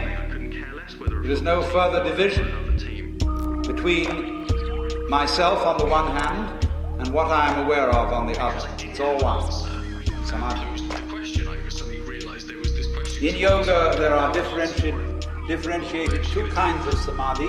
One is called vikalpa, the other is called nirvikalpa. The word vikalpa means an idea or conception. So there could be a samadhi with an idea in it of some kind, a concept. Nirvikalpa would mean without a concept. Or samadhi produced by way of a gimmick, a technique, and the ideal samadhi, look mama, no hands, no gimmick. But some schools, as I was saying, there are different opinions about what this all means, interpret nirvikalpa samadhi as being a state in which there is such a degree of absorption or of trance that there is no awareness left of the physical world. You are completely, well, if a psychiatrist looked at you, he would say you were catatonic. Sitting in that posture, immobile, absorbed, rapt. And this is held by one school of thought to be the highest attainment of the human mind. I don't agree with this point of view. I follow another school of thought which has a different idea of nirvikalpa samadhi. And this, in my view and that of others, it is not the total cessation of sensory input, but simply the cessation of conceptions, of thoughts about what you are experiencing. And therefore that the meaning of citta vritti nirodha is not, as the other school interprets it, getting a perfectly blank mind. But it means two things in my interpretation. One, a mind that is not going in vicious circles. And two, the mind free from the hypnotic influence exercised by thoughts, ideas, words. So then let's consider first of all, what is a mind in the grip of vicious circles? Well, one of the most obvious instances that we all know is the phenomenon of worry. The doctor tells you that you have to have an operation. And that has been set up so that automatically everybody worries about it. But since worrying takes away your appetite and your sleep, it's not good for you.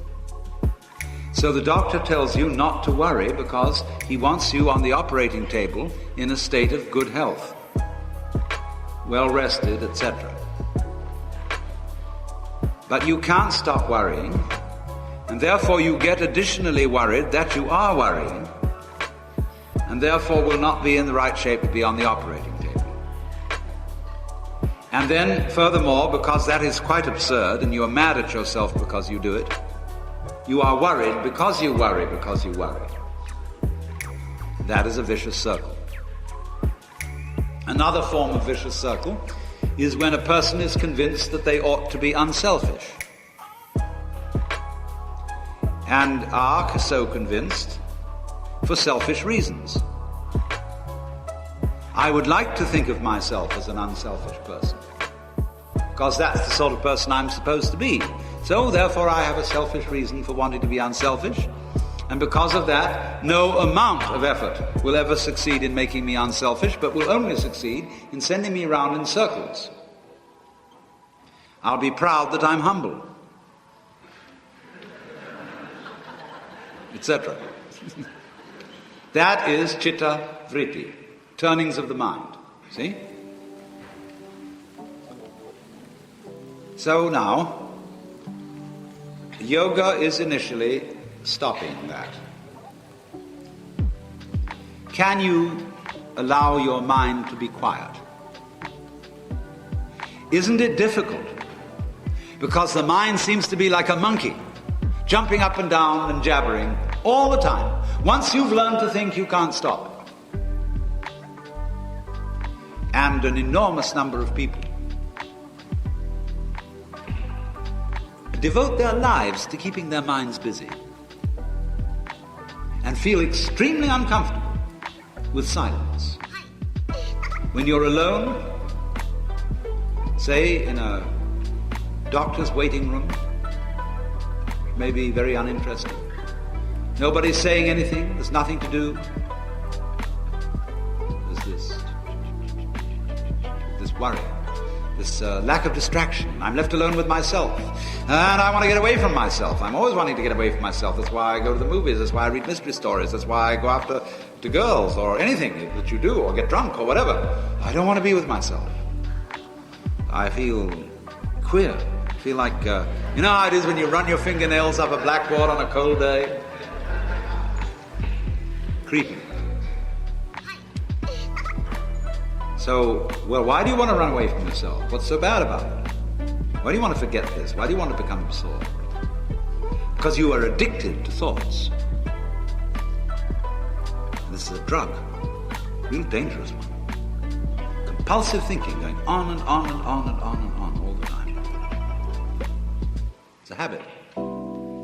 As you keep telling yourself where you are, who you are, what's going on, how good it is, how bad it is, reading the newspaper of your mind. You know a lot of people, they get hold of a newspaper, and the newspaper reads them, they don't read it. Newspaper is designed to read you. Typographers, the layout people, very carefully calculate how to carry your eye from one end of it to another. So there's a difficulty about stopping that activity. And you really have to stop it if you want to be sane.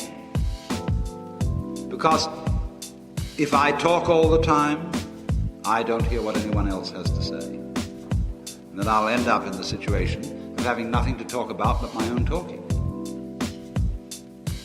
Or so in exactly the same way, if I think all the time, I won't have anything to think about except thoughts. And that's the academic fallacy. See, when you add books to the library, a great many of the books that are added to the library are books about books. They're not necessarily books about life. Some of them are, that most of the books, especially PhD dissertations, are books about books about books about books. And that doesn't really get us very far. So in order to have something to think about, there are times when you simply must stop thinking. You can learn later on in yoga how to be in the state of samadhi and think at the same time. But first of all, you have to learn how to stop thinking. Well, how do you do that? The first rule is don't try to. Because if you do, you will be like someone trying to make rough water smooth with a flat iron. And all that will do will stir it up. So, in the same way as a muddy, turbulent pool quiets itself when left alone, you have to know how to leave your mind alone.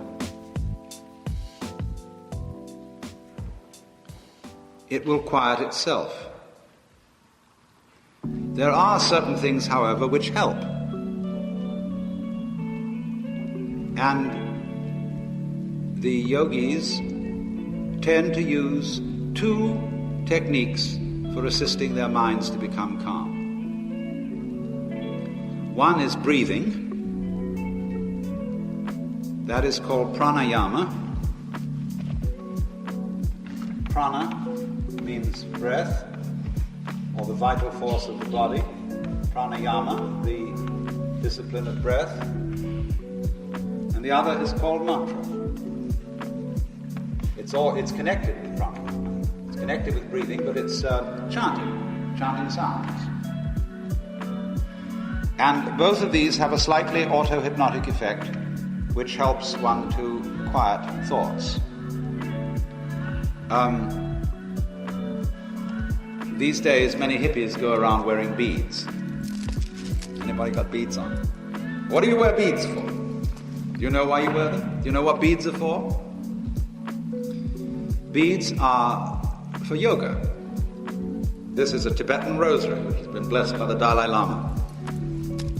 And they wear them on the hand, rather, or they carry them around the neck. But they usually use them in the hand.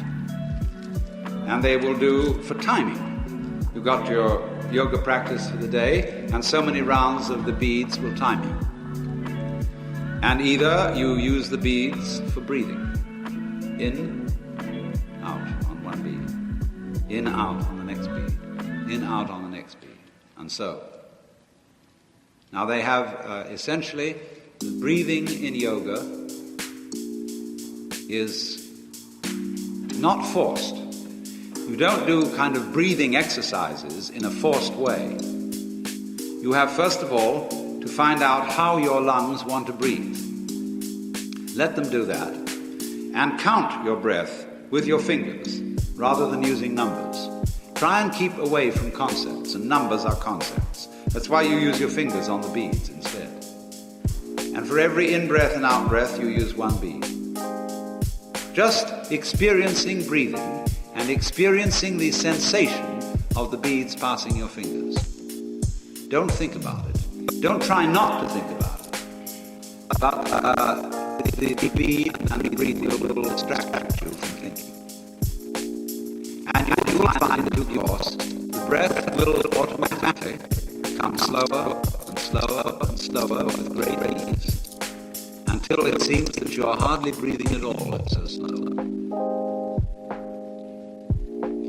Now, for some people, that is not so easy to concentrate on. So it makes it easier to concentrate if you add to the breathing a mantra. And so the mantra means the chanting of certain syllables which, although they do have a meaning and they are maybe the names of the divinity, they very soon cease to have a meaning as you use them. So the Tibetans use such a mantra as Mani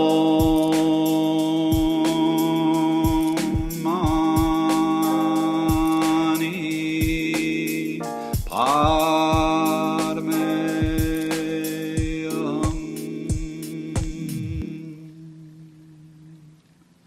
Or Hindus use sometimes, just with beats, Ram, Ram, Ram, Ram, Ram, Ram, Ram, Ram, Ram, Ram, Ram, Ram, Ram, Ram, Ram, or more complicated ones, Om Ram, Shri Ram, Jai Jai Ram, Om Ram, Shri Ram, Jai Jai Ram, Om Ram, Shri Ram, Jai Jai Ram, oh, such things. Or many, many varieties of these mantras. And if you keep doing that, you find you're getting into another state of consciousness. You're not thinking in the ordinary way. As the words, let's take any English word. Take the word yes. We think we know, yes means yes, I will.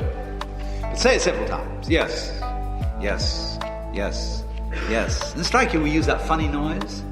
Yes, yes, yes, yes, yes, yes. And after a while it stops meaning anything. This becomes a noise.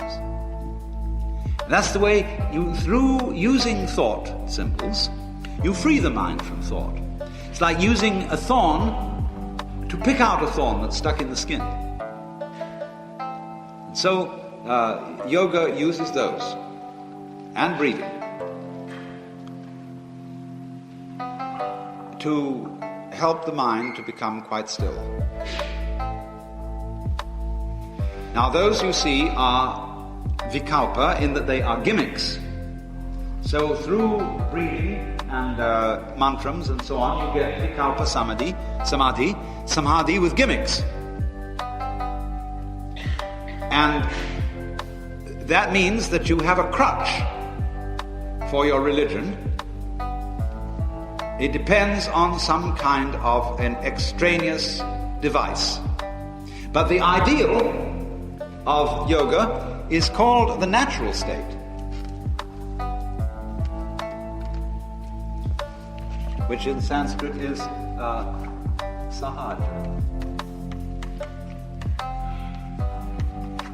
To be in the state of realization without having any religious gimmickry. What Spiegelberg of Stanford used to call the religion of no religion.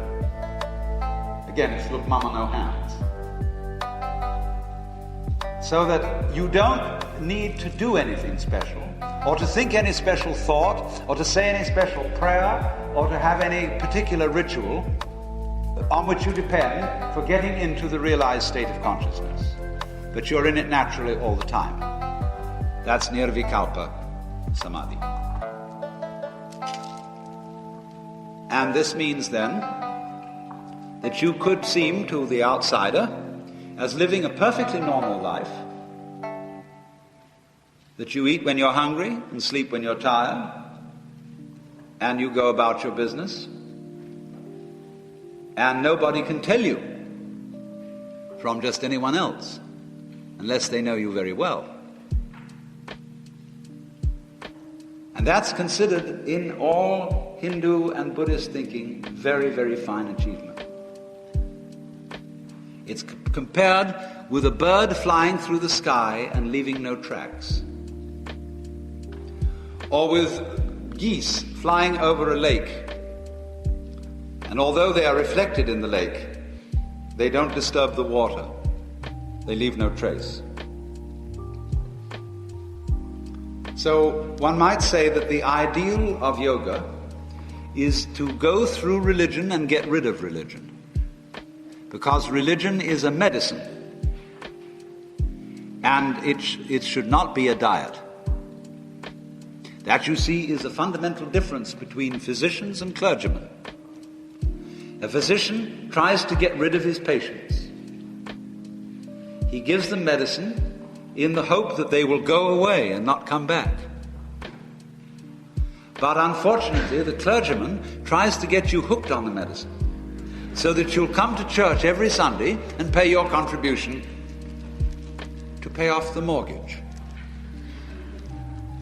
That's a very serious problem with churches. The investment in buildings and such liabilities. But the doctor, you see, although they have these hospitals, they hope that the turnover will be big enough to pay for it.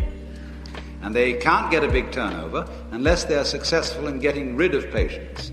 But the patients who have been successfully got rid of go and recommend this doctor to other patients.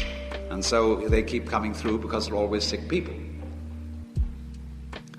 And the Hindu, in a way, and especially the Buddhist, take very much this view of religion. Religion is not something to get hooked up on. A person hung up on religion or hung up on yoga is felt to be still in bondage. So yoga is to get rid of yoga and come to the final state here called Nirvikalpa Samadhi, where you are in the realized state naturally.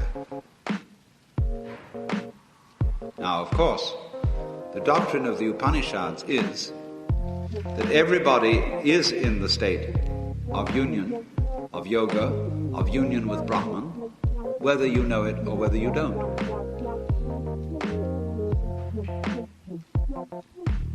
And so, trying to have that state naturally is really and truly doing something redundant. You are trying to be where you are, to become what you are. But that's because you don't know you're there. And we can see, if we go back, why you don't know that you're there. Because if you are the Brahman, you in the beginning of things deliberately pretended you weren't. Only you did it so well that by now you've forgotten you did it. And so to wake up again, you have to press on trying to get back, although that's unnecessary. You will only learn that it's unnecessary through trying to get there. Sort of making a fool of yourself. Trying to get what you already have. So that in a way, I've been told that there are idiots who sit in padded cells trying to catch their thumb. You know, you put your hand around your thumb like this, so here's your thumb wiggling like that. And then you say, ooh, whoops, let's try and catch it. No, it went away. No. No, it's gone. See? You can't catch it. Because, of course, it's the thing you're trying to catch is the catcher. So, in the same way, when you set out to realize that you are the ground of being, the Brahman, you're doing just that. You're trying to catch your own thumb. See? When it doesn't work. And you think, oh dear, this is becoming a very difficult task. I must ask my teacher about it. I must be sure he's a good teacher, because I've set myself this very, very tough problem. But it's a silly problem. Only, in most cases, it takes years of sweating at it to see how silly it is. That's all it amounts to. Basically. So, what happens in yoga is that you get a set of hurdles, discipline hurdles, to go through. And I'm only giving you a very, very sketchy account of this, because I could go into all kinds of technicalities. But you can read those in the books. All about the chakras up the spine and the complicated ways of breathing to awaken the different chakras or levels of consciousness and all that jazz. But all that is jazz, essentially, over certain fundamental principles. What I want to be sure of is that you get the fundamental principles. That, in other words, you have lost your sense of harmonious coherence with the whole domain of being. And you're puzzled as to what's the right thing to do, what's the wrong thing to do, how I ought to be, how to control my mind, how to do this, that, and the other. And everybody has contradictory advice for you. He who hesitates is lost. Look before you leap. Many hands make work light. Too many cooks spoil the broth. Religion, everything, wisdom is full of contradictory advice. So they say to you in the end, but you see, it takes a wise man to know when to do which. Well, you say, how do you become wise? Well, it's a matter of experience. It's like you apply for a job and they say, well, how much experience do you have? You say, I haven't had a job before. Well, you must get one, and then we can give you one. To him that hath shall be given. And it's the same way all these people talk. You ask a question, and the guru answers. When you know the answer, you won't ask the question. Well, that's pretty obvious. All this frustration, but you see, the real meaning is, the question you're asking is a false problem. You're asking, in other words, why do people inquire into religions? Why do they go to teachers? Why do they want spiritual exercises and practices? Because they feel unhappy. Because they feel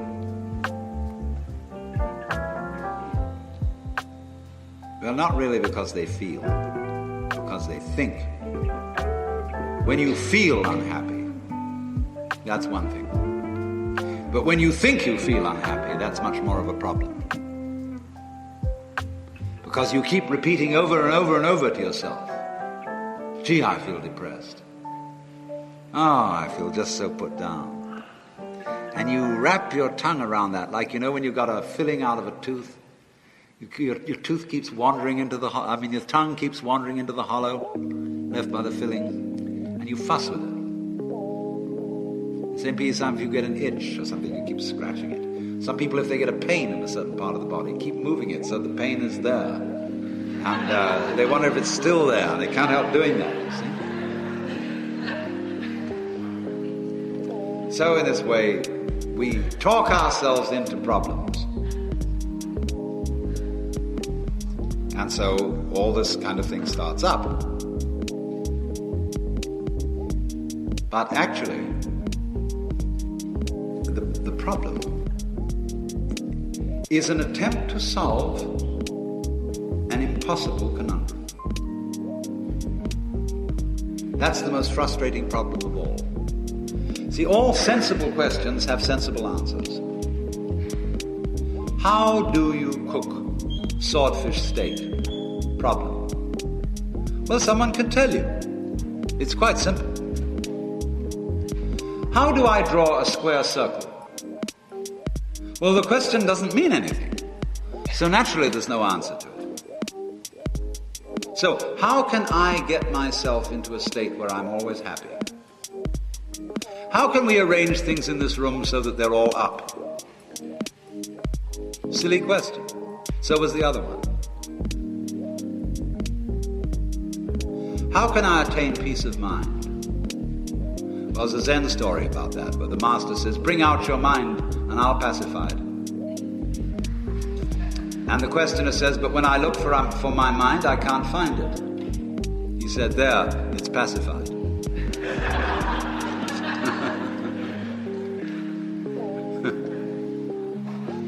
So that's the sort of thing that's going on in yoga. You think you're a problem to yourself.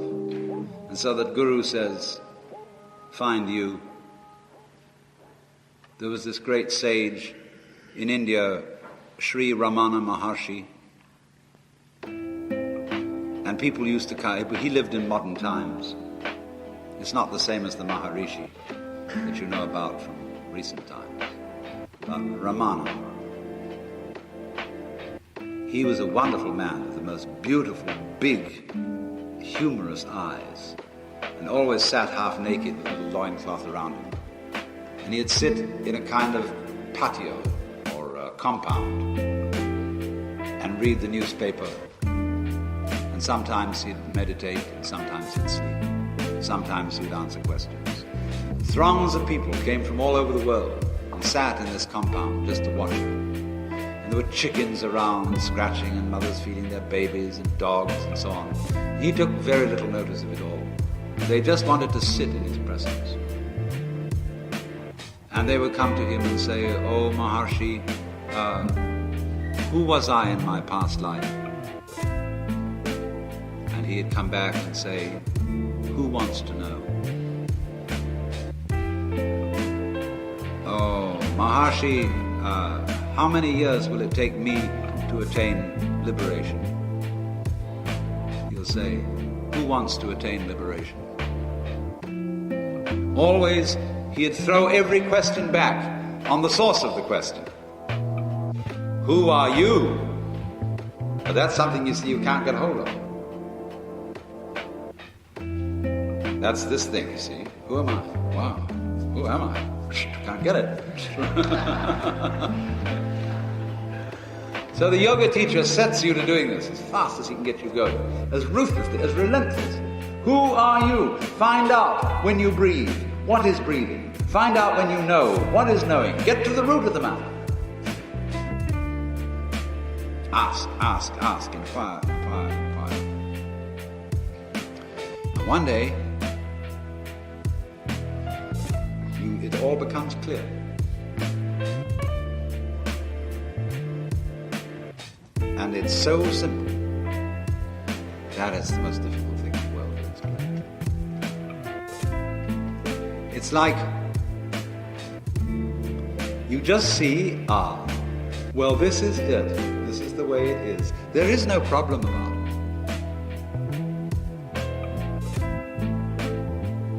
Death, suffering, these aren't problems. They're awful if they are problems. The worst kind of suffering is that which you think there might be a way out of. When you know there isn't, it's easier to bear. So, this sense of it all being perfectly clear and simple and transparent, this experience now that you are having at this moment, is what it's about. This is the beatific vision. This is cosmic consciousness. This is where it's at, baby. And it just becomes clear like that.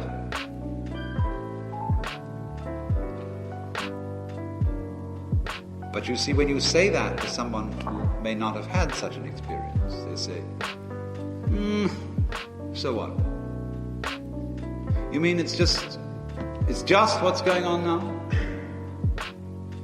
I would say, why do you use the word just for what's going on now? Because that means you're only half awake, if awake at all. You are bolting your life like some people bolt their food. And you think you've experienced now. Or you say, I have now, after now, after now, after now, after now. Now, boop, that one goes down, boop, that one goes down, boop, that one goes down, boop, that one goes down. I still feel hungry. I want the good one. I hope that somewhere down on the end of the line in the future is going to be a sudden now experience which will be, that's the thing I wanted. But tomorrow never comes.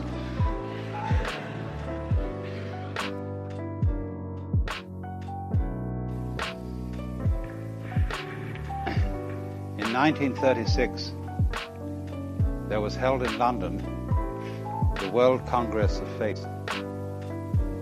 And I remember it had a chief meeting at one of the great auditoriums of London, in which the most distinguished speakers at this conference were invited to talk for half an hour each on the supreme spiritual ideal.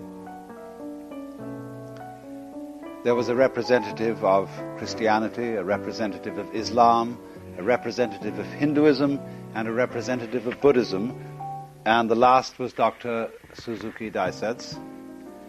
And I listened. Speaker after speaker got up and talked for half an hour in terms of pure quintessence of hot air.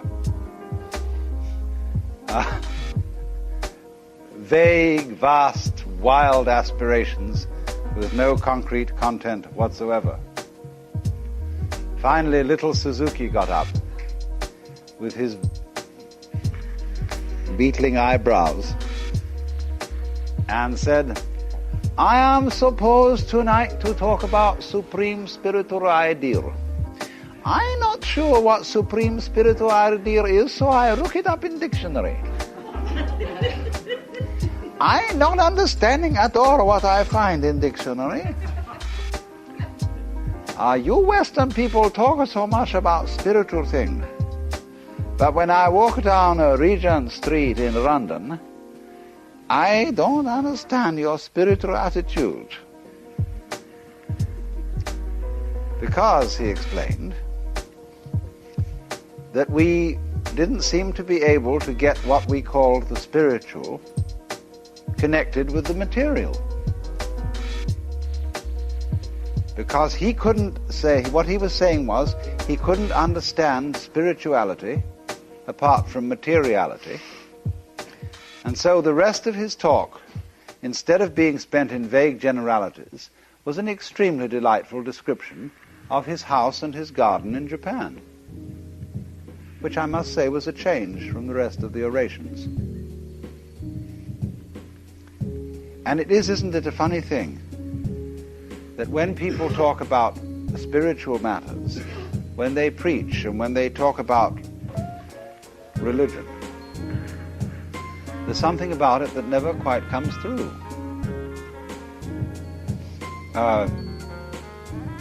It isn't grounded. It stays in a watertight compartment all of its own, like religion for Sundays. It remains academic. And that's not because people who profess spiritual ideals would, as we say, fail to apply them. That's an ancient misunderstanding. You see, if you go to any church in the Western world and to many, many churches or temples in the Eastern world, what you will hear there as a content of the message boils down to this: my dear people, you ought to be good. You ought to love each other. You ought to love God, whatever that may be. And this is the way we should live. We are describing you the ideal life. And everybody knows that they're not going to do it. And it's not going to work out like that. It never did, and it never has done. And so they preach it all the more strongly and say, "Come on now, everybody, get with it. Do this thing. You ought to." And the preacher, to be modest, has to also to say, "I ought to, and I'm in just the same situation as all of you are, but I don't do it either." And so we all say how very sad it all is, and we ought to somehow do something or other to get the energy to bring the ideal into actualization. And so you may be perfectly sure that the moment anybody talks about ideals, it's not going to happen. Because wherever there is this sense of saying to yourself, "I should," or as St. Paul put it, to will is present with me. But how to do that which is good I find not. For the good that I would, that I do not, but the evil that I would not, that I do. And no truer words were ever said. Because nobody ever transforms himself into an enlightened pattern of life by dividing himself in two pieces, good I and bad me, wherein good I preaches to bad me and tries to make me over, as if a human being were divided, were like a rider on a horse, and the rider is the soul and the horse is the body, or the rider is reason and the horse is passion, the rider is control and the horse is the uncontrolled. In other words, we've got the opposition of the ego allied with the superego, trying to ride the ego aligned with the id. And Freud's metaphors and Freud's construction of the sort of psychic anatomy of mankind is really derived from Plato, with the image of the soul riding the animal horse. Now, all this is a total failure because there is a secret connection, as it were a sort of backstairs, between good I and bad me. Good I can look down at bad me and say, you oughtn't to be like that. But all the time, bad me is sending its energy up the backstairs to good I and motivating good I to go at bad me, but for the reasons of bad me. I ought to be better because then I could be more proud of myself. So in this way, there is something about spirituality, self-conscious spirituality, all kinds of religion involving preaching and moralizing and talking to oneself in a split and divided way, good I against bad me, that is profoundly phony. And I think this was what Suzuki was getting at by his suddenly ceasing to talk about anything spiritual and talking only about his house and his garden. Because that has been one of the main streams of Buddhist way of life as it has come to this country, Japan, from China, to be what one might call the religion of non-religion. To be to find, to demonstrate, to convey what is the most highly spiritual through what is the most everyday and ordinary, and to make no division between the two. So that you might say the more everyday it is, the more truly spiritual it is.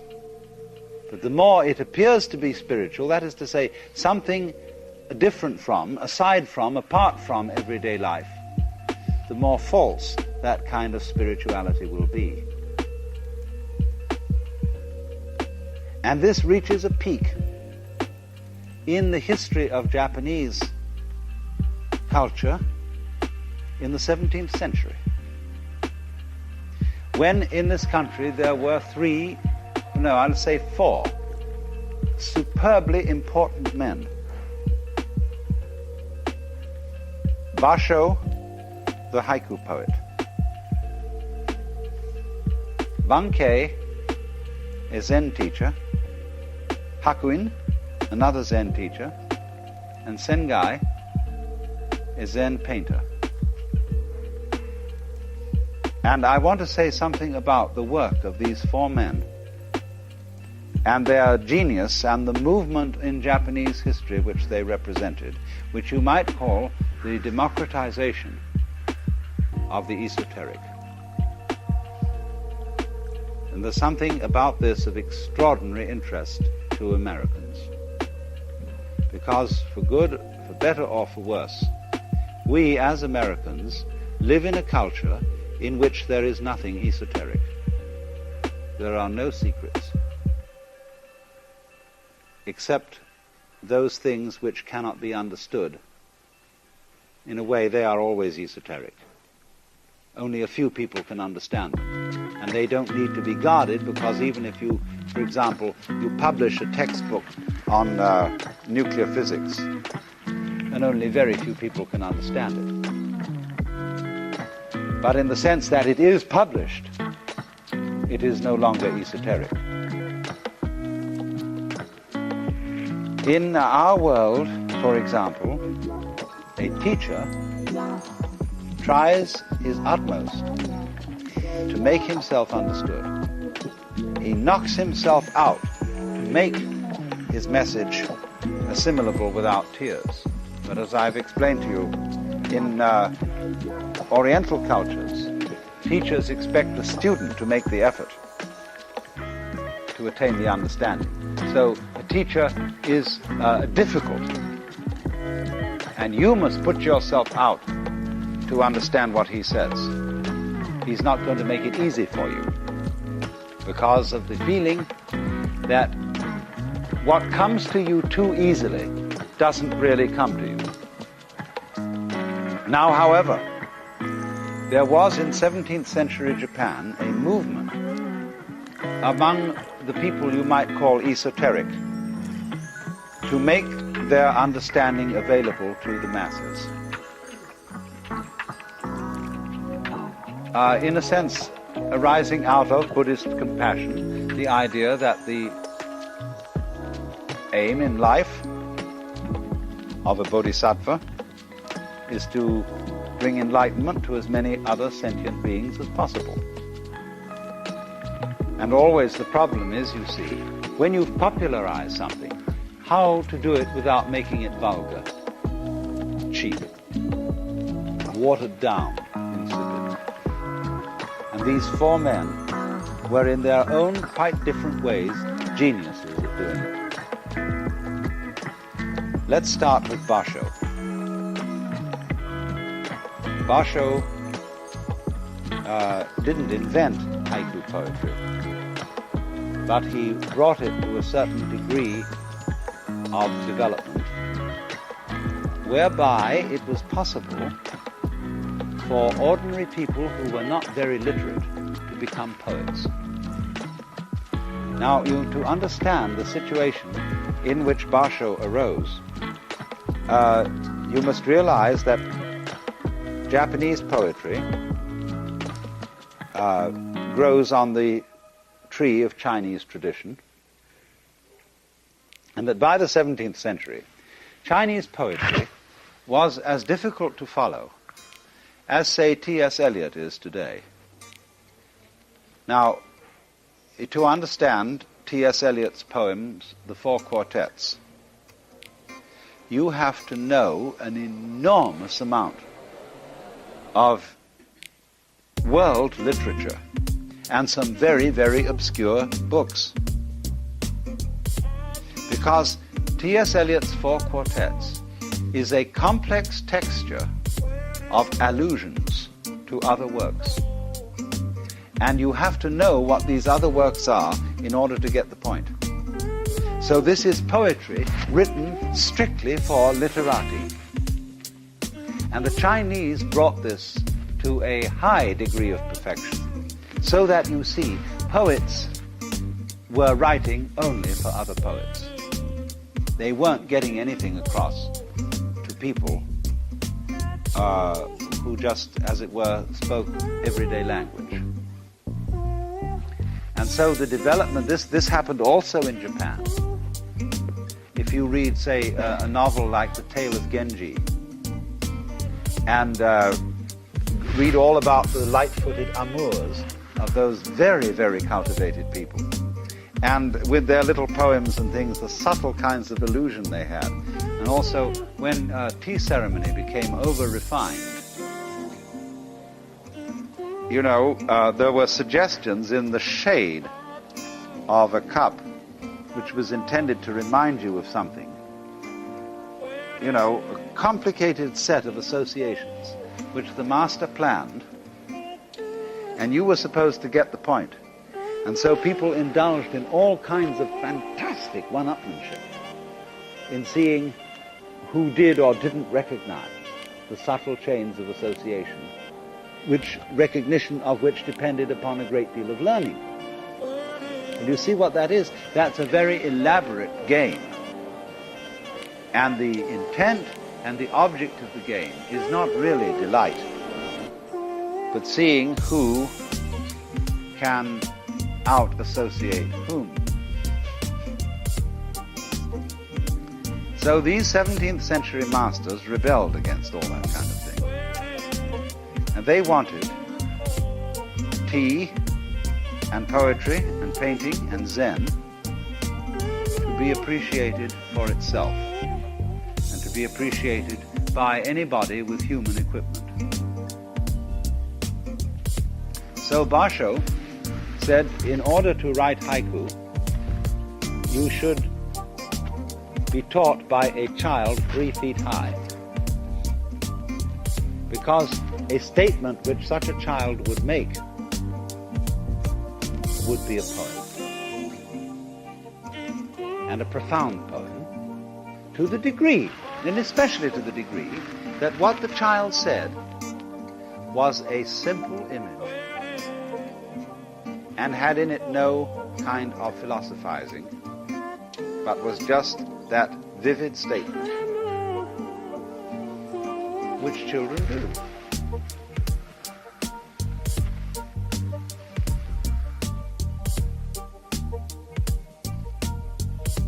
You light the fire, and then I'll show you something wonderful, a great ball of snow.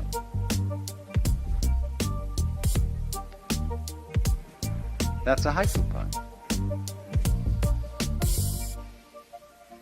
And all these poems, each one simply takes an image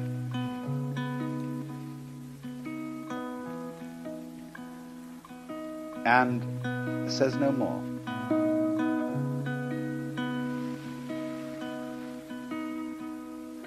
And it's, you see, completely concrete and very simple. Occasionally it has in it something clever, as in, say, a haiku like, the sea darkens, the voices of the wild duck are faintly white. But again, there is nothing, or let me give another example of a clever haiku. A brushwood gate, and for a lock, this snail.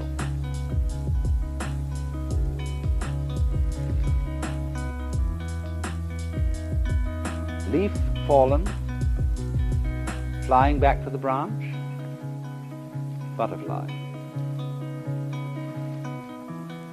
You see, there's something a little bit clever about those ones, and for that very reason, they are not the best kind of haiku.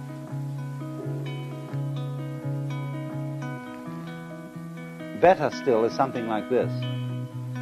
In the dense fog, what is being shouted between hill and boat? You see the image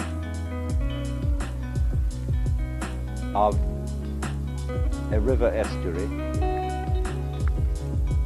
and you can't see anything, but you know there's someone down there in the boat talking to someone up on the hill, and you can't hear the conversation.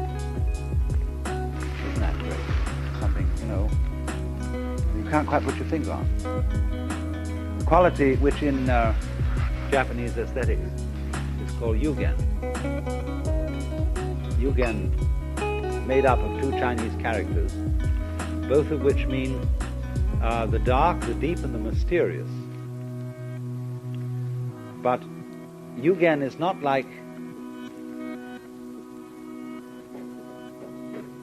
like a great abyss full of black clouds and lightning in which there might be a dragon. That's not Yugen. Yugen is the subtly mysterious, and is described by the poet Seami as to wander on and on in a great forest without thought of return, to watch flying geese appear and be hidden in the clouds, to watch distant fishing boats on the ocean disappear behind islands. Now, what in all these images is the connecting link? The connecting link, you see, I talk about it, but what else am I to do? You remember we were at a place in Kyoto called Shisendo, a poet's retreat and garden. And there was in there a stream. And finally, when the stream had gone through the garden, it disappeared through a bamboo fence into somebody else's property, rounded a corner and was lost.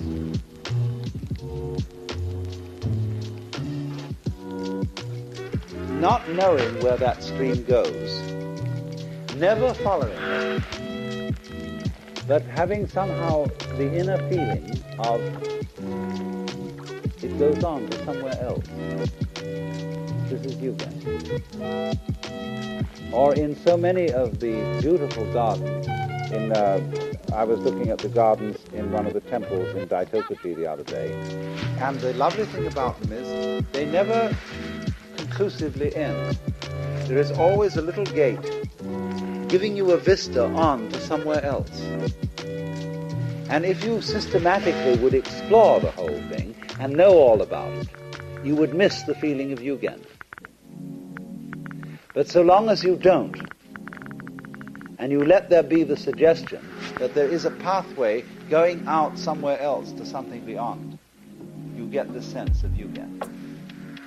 Now, this sense of Yugen is therefore involved with a kind of imperfection, not finishing things. So, in haiku poetry, we would feel, with haiku from a Western standpoint, that these poems are unfinished. They are simply titles. They are simply first lines of something that should go on to elaborate and express everything. But in this kind of artistry, one doesn't express everything. One leaves the best part unsaid. Because the work of the poet is not simply to impress everybody else with how clever he is and leave them speechless, but to evoke in the listener something. In exactly the same way, the art of the painter, in the tradition of Sung Chinese painting, is to leave something to the beholder's imagination. Hence, what is called one-corner painting. Say, a painter like Ma Yuan, or Baien, as he is known in Japanese, is a master of one-corner painting. He indicates a line of hills somewhere near the top, and down at the bottom there is a single drifting boat and a fisherman. Everything else is vague. Now, here's the meaning, that you are supposed to fill in the rest of the painting with your imagination.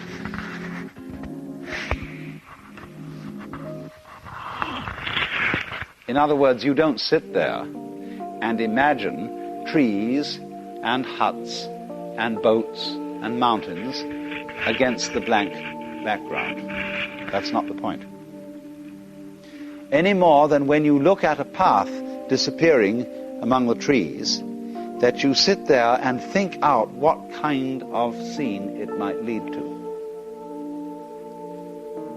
The point is rather that the disappearing path, the disappearing stream, the blank in the painting, contains simply the suggestion of possibilities, which you don't actually explore. It's the suggestiveness that counts.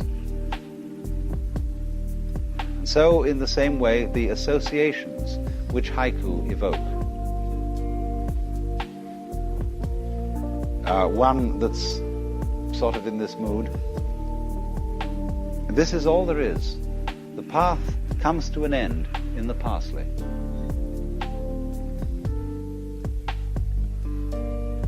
Now you've got to go back to childhood to understand that.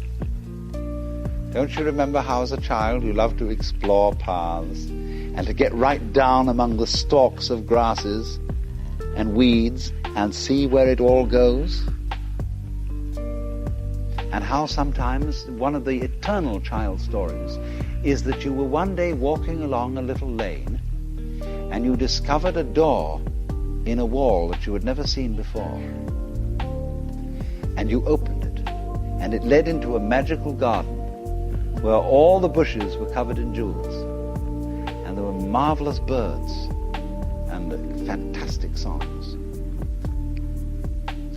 And you came out because you had to get home in time for dinner.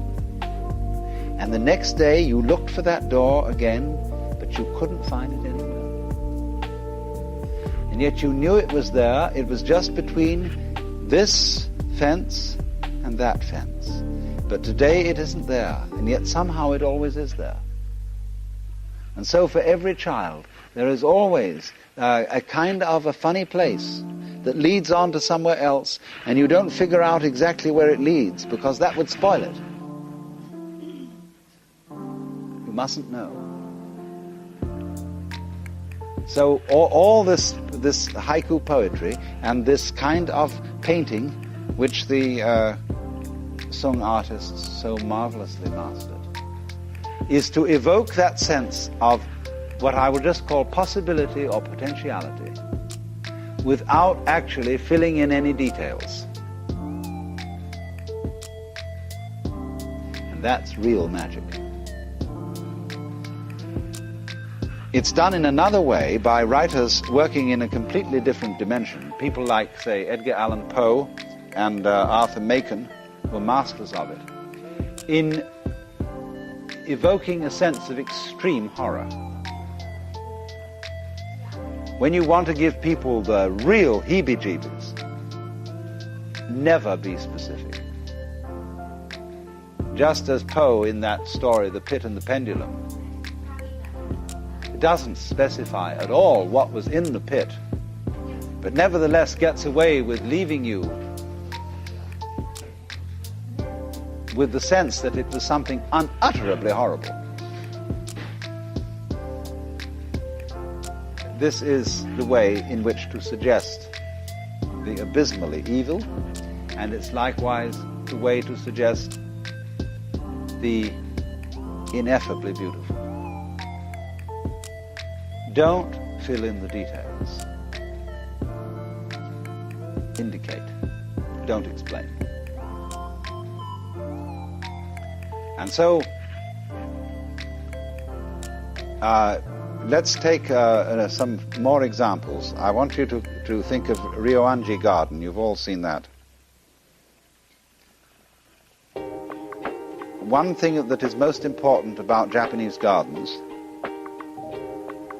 is the background in which you find them. You can't take Ryoanji, as people have attempted to do, and reconstruct it in Brooklyn, unless at the same time you take the background, and that's going to be pretty difficult to do. Now, what is that background? You notice there's a wall along the back of the garden, rather a low wall, but just high enough because it lies on the crest of a slope that beyond it goes down. And then beyond the wall, all you see is trees. So too, in many of the gardens around the temples here, you will see over the wall perhaps a roof. And then beyond that roof, treetops. And those treetops, although we're in the middle of a dense city, somehow suggest that outside that garden is a forest. There's something else. You know the quality of sky as you see it over the tops of hills that lie between you and the ocean? Something very distant in the blue of that sky, suggesting miles and miles and miles, and gulls and pelicans drifting away into the distance. Openness. Something that, in other words, your spirit goes out into and has nowhere to land. Now, all that kind of quality is Yugen. And the trick is to evoke the mood of Yugen, a certain sort of mysterious suggestiveness, by very simple means, which don't actually pin anything down.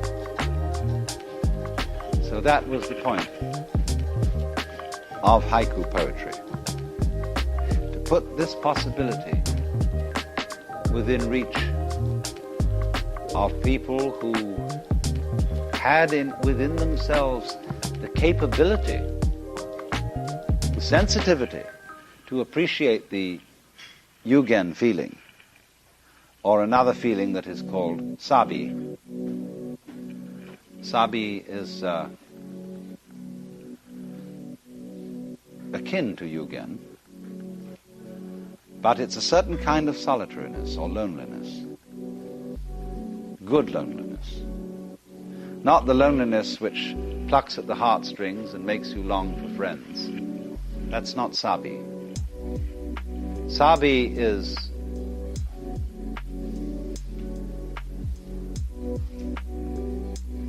when you love to be alone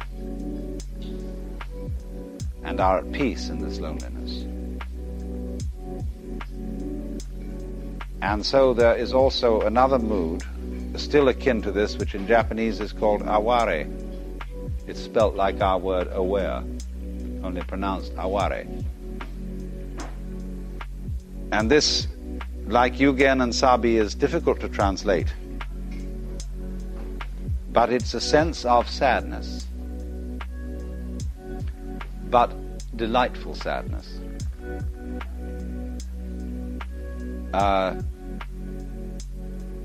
There's a poem which says,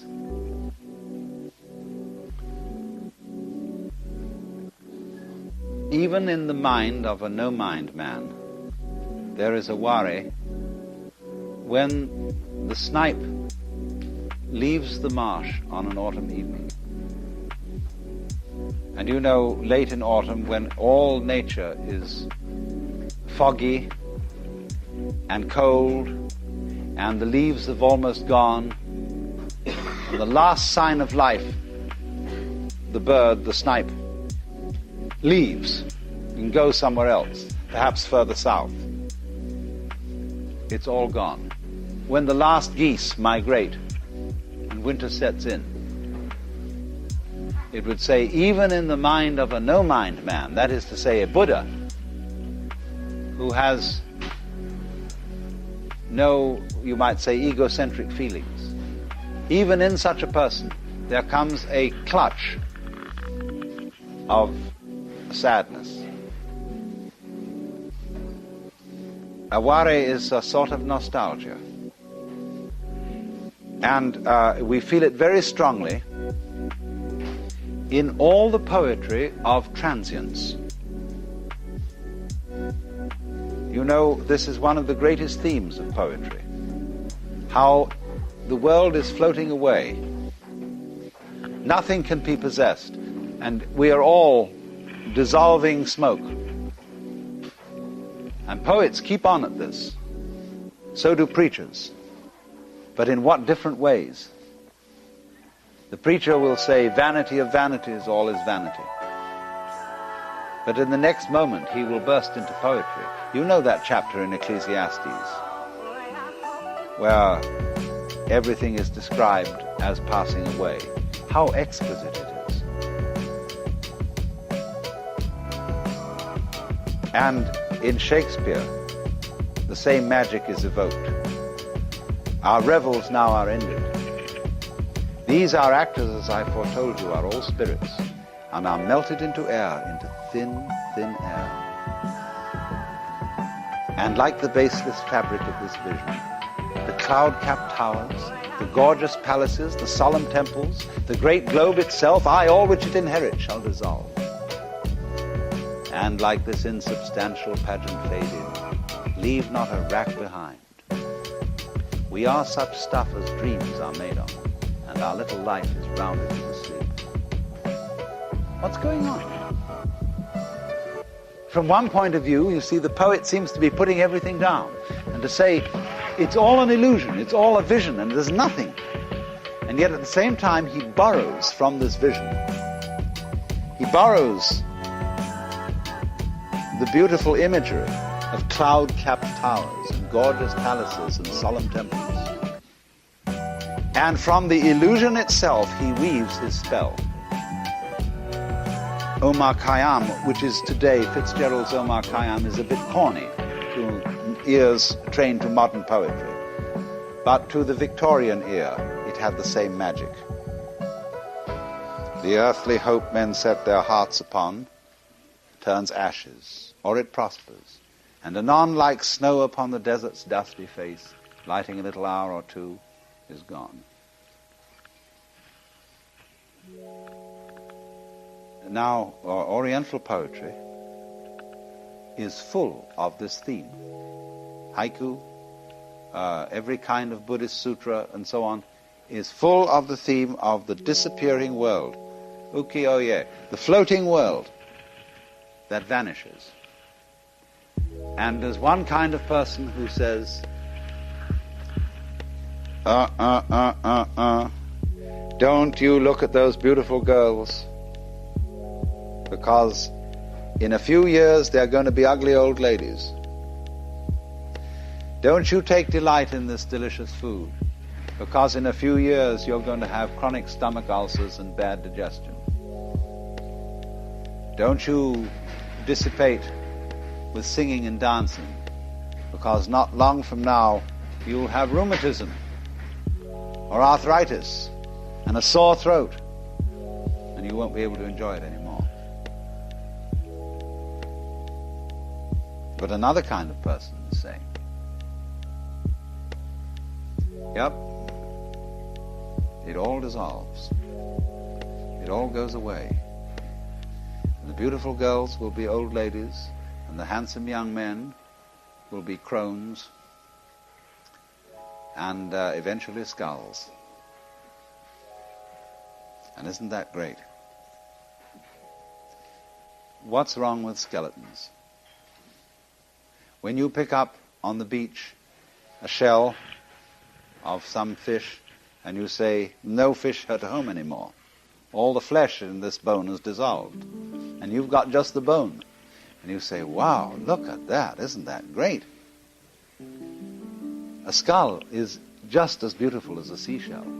A bone which a brain once lived in, a bone which jeweled eyes once shone from, but still look at that white skull. It's really a marvelous thing. Only we've been taught wrong associations with it. Taught that the going away of life is against life, whereas as a matter of fact, life is entirely something that always goes away. Going away, dissolving, is the same thing as living. Only if our associations get crossed up, and we are taught that dying is against life, then we can't live. Dying is the same thing as living. And if you see that everything becoming bones, everything turning back into the soil, becoming manure, you see, that is life. That's what why in the United States in particular, we've got to have a revolution against morticians. I mean a real serious revolution, because they are preventing us from dying properly. getting the idea that you would be preserved indefinitely in some great casket under the ground where the rain will never leak into it. You know that ad they have? And that this thing is going to be there mummified forever and ever and ever, and your loved one will always last. Ugh. The loved one must be allowed to dissolve and not be clung to. I know a woman whose daughter died in middle life, in the prime of life, and she has kept her daughter's room exactly as it was on the day she died, as a sort of shrine. Everything is precisely in the place. The bed is turned down, the book is open at the place where it was left, everything. And this room is entered with a kind of hush, because she really won't let death happen.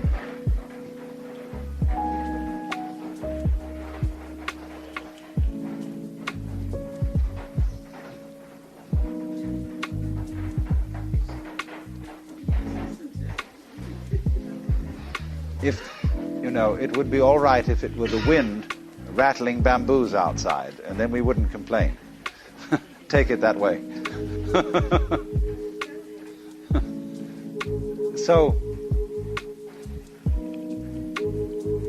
this is why the theme of transience and dissolution is really one of the mainstays of poetic beauty. And the poet is a genius and a compassionate bodhisattva to us all. When he takes the thing that we dread, that is to dissolve, and shows us that dissolution is the heart of beauty and the heart of life. And this is what the mood of aware in haiku and in painting and in poetry evokes.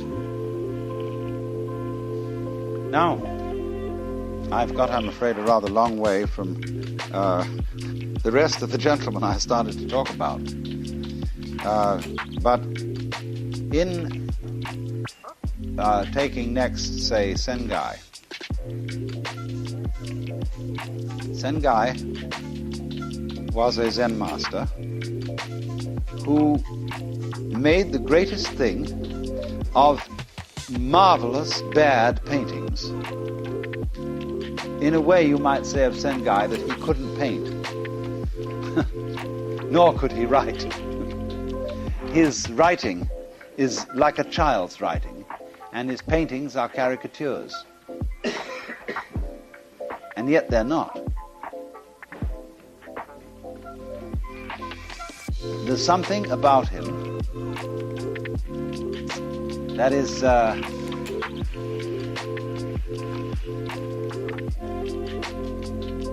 extremely humorous. He enjoys always a joke on himself of how badly he writes and how badly he paints, and he gets away with it. In fact, he became so famous in the 17th century that people started to copy Sengai, thinking that it was a cinch, Anybody could paint like Sengai. Like some people look at a modern abstract painting and say, well, my child could do better than that. And there was one painter in Kyoto who was making quite a lot of money by forging Sengai paintings and selling them. And one day, Sengai came to visit him. And he brought with him a furoshiki with a package inside. And he said to this man, I have brought you my seals. Because if you would put, your forgeries of my paintings are so good that if you would actually put my own seals on them, they would be perfect. But he said, excuse me if occasionally I may borrow them, because I might need them myself.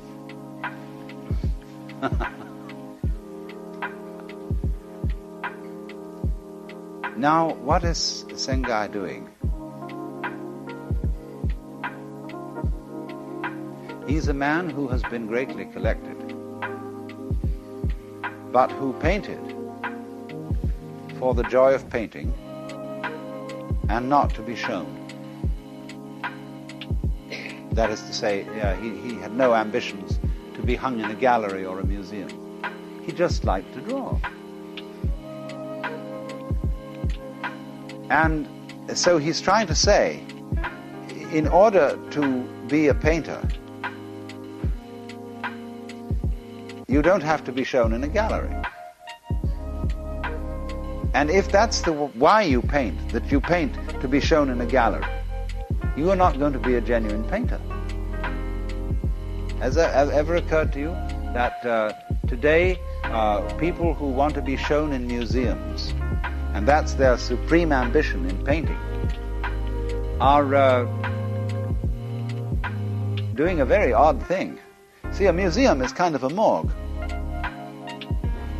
That's why I haven't on this tour done very much museum viewing. I've rather tried to show you works of art in their natural and convenient setting. Because only professionals paint for museums. Real artists paint to have their paintings to live with, to put in a house, to paint a screen that is actually going to be used for part of the furniture of a room. Painting, in other words, is something as useful in its own way as plumbing. It makes a gorgeous house. It isn't made just to be shown, to be a fad, to be a sort of thing to be talked about, and to have books written about it, and to have art historians going cluck, cluck, cluck, and so on. The moment it becomes that, it becomes the same kind of thing as poetry, which can't be understood unless you know the illusions. It becomes academic painting. So Sengai restores two 17th century Japanese art. Painting that you can do, not to be a little fake gallery artist, but to thoroughly enjoy yourself with a brush. And so likewise with Zen. Zen too could become too clerical. And it does so become, you know, with professional Zen. I was discussing this with a good Western Zen student a few days ago, and she was saying, do you know, if you stay around a teacher too long, he starts to get worried about you. That is to say, if you're not going to be a professional, if you're not going to be a teacher yourself, if you're not going to be a priest, you're just a lay student of Zen. And if you stay, if you go year after year after year back to this guy, he starts to get troubled. And says, you are addicted to medicine. It's becoming a bad habit. And somehow you have to get rid of Zen. So, wherever these things become professional, people lose their spirit. And so there were these two other men in the 17th century who, in quite different ways, made it possible for Zen understanding to spread beyond a sort of clerical circle. Hakuin did it by one method, Bankei by another. And very interesting results arise from this. Hakuin was an extraordinarily clever teacher. And he systematized the koan system in such a way that it could be very conveniently handled. And he had 80 students who became accomplished Zen masters. That was considered absolutely extraordinary, because before it had been felt that one Zen master would have only one or two really good students who would be his spiritual descendants. That in this age of the Kali Yuga, when everything is falling apart, you couldn't possibly expect more than that. So Hakuin, by his very ingenious but rigorous discipline, he was a martinet. He really was. But he encouraged many young Japanese to go through this mill that he put them through. And by somehow pepping them up and challenging them with a very vigorous discipline, he got 80 people to succeed him. Now, Bankei did exactly the opposite. Bankei taught Zen mainly to farmers. He was the Roshi at Myoshinji in Kyoto for many years. And he taught to the simplest people and said to understand Zen, you don't really have to do anything. If you try to attain Satori, it's like a person trying to wash off blood with blood. What you have to understand is your, difficult to put in English, but your unborn mind. This expression in Japanese, husho. Husho means not manifest. That which hasn't arisen into the world of appearances. And he said, because of your unborn mind, when you hear a crow squawk, and when you hear a bell ring, you know instantly, without any premeditation, or without having to stop to think what has happened. One day there was a Nichiren priest. Nichiren, Shu is a very belligerent form of Buddhism. It's like Jehovah's Witnesses in Buddhism. And there was a Nichiren priest. He heckled Bankei when he was talking, and saying out of the back of the audience, I don't understand what you're talking about. So Bankei said, I'd be happy to explain, please come closer. The Nichiren priest came in. He said, come closer still.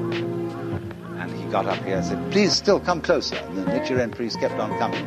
When he was right up there, Bankei said, how well you understand it.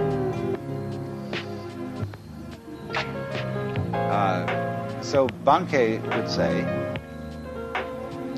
Zen consists in faith in your innate quality of intelligence, in your organic pattern. Trust it. After all, your eyes are beautifully blue or brown, your hair is wonderfully brunette or blonde, your breathing is fantastic, your heart is working beautifully. That is your Zen. Go ahead. And all those farmers and people who came around understood Bankei, but Bankei didn't leave any disciples. He had no spiritual successors. And for this reason, he is considered in a certain way an enormous success. Because he was like a bird going through the sky without leaving any traces. He was like that, as that poem says, entering the water, he does not make a ripple. Entering the forest, he does not disturb a blade of grass.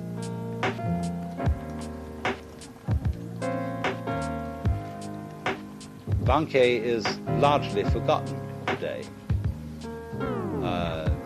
because of this, and those are remembered, you see, who left spiritual descendants who could chalk up a certificate and say, I was trained by such and a master, who was trained by such a master, who was trained by such a master. And in all such genealogies, there is a temptation to formalism and a certain kind of pride. So,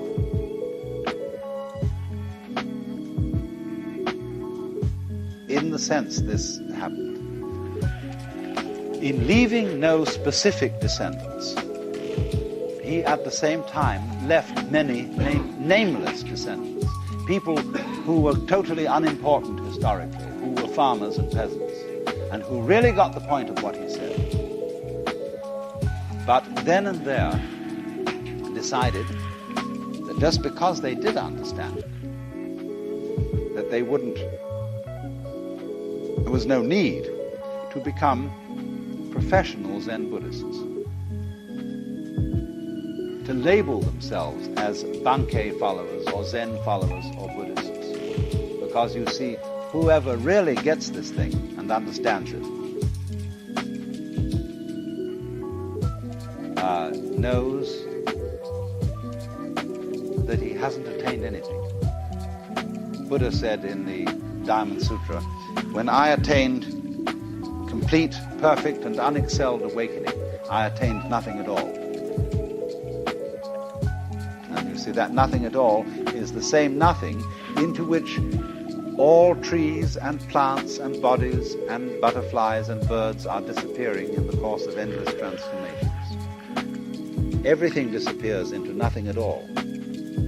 But out of the same nothing at all come all the new things forever and ever.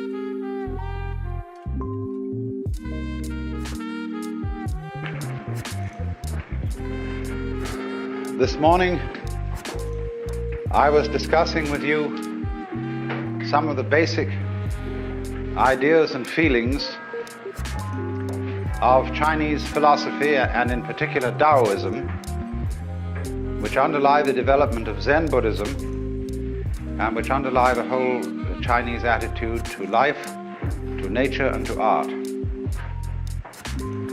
And I suppose of all these ideas that I discussed with you in the morning, the most important was the one of the mutual arising of things. That is to say, that you and your world go together in the same way as bees and flowers, but that we are not brought up in, at any rate, our culture to feel this. We don't have a sensation of it. We have instead a sensation of confronting the world, of nature, as something alien, something outside, into which we come, rather than out of which we come. But it's possible so to change your everyday consciousness that you feel yourself as something that the universe is doing. It's as if you changed your center of gravity, your center of operations, from that little man inside the head, called the ego, to the whole works doing it.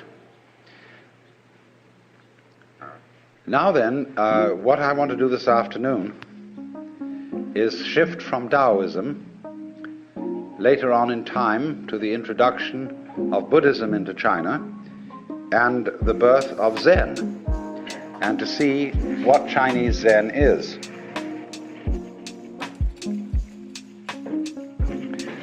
We do, though, first have to have a short look at what Buddhism is as a product of India. It has been well said that Buddhism is Hinduism stripped for export. You see, Hinduism is a way of life that goes far, far beyond what we in the West call religion.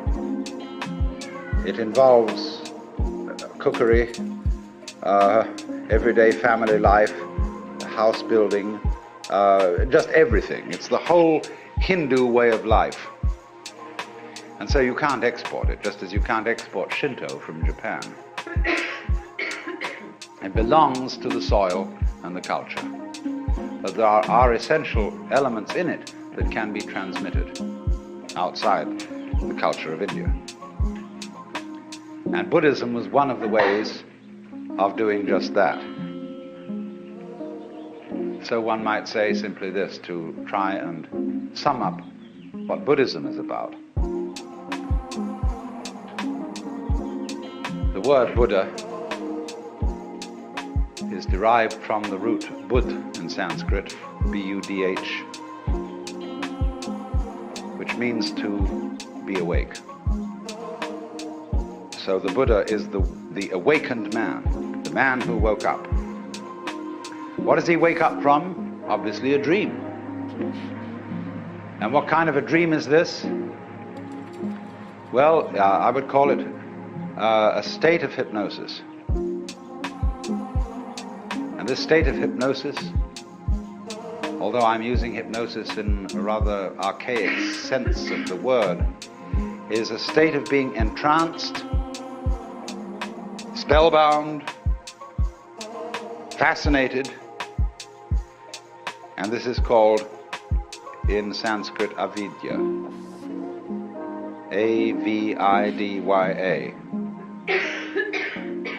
Vidya is knowledge in Sanskrit, and it is the root from which we get videre in Latin, to see, and so vision in English.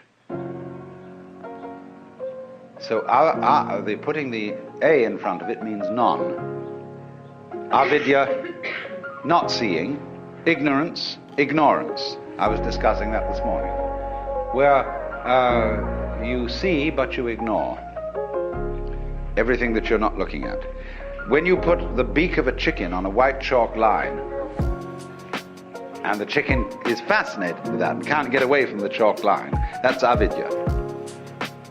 So in the same way, our beaks were put on a chalk line when we were hypnotized into the notion of attending to life by conscious attention alone, by the spotlight to the exclusion of the floodlight. And so we began to imagine that we were separate individuals. What is called in Buddhism Sakkaya Drishti, the view of separateness. And a Buddha is one who has overcome that. He is awakened from that illusion, from that state of hypnosis, and he knows that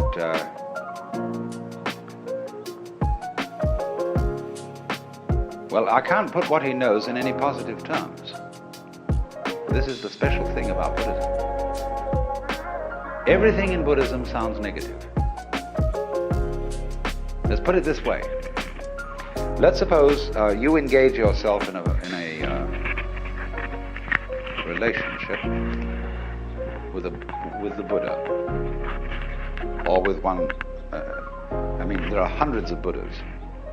One we call Gautama is just the historical Buddha that everybody knows about.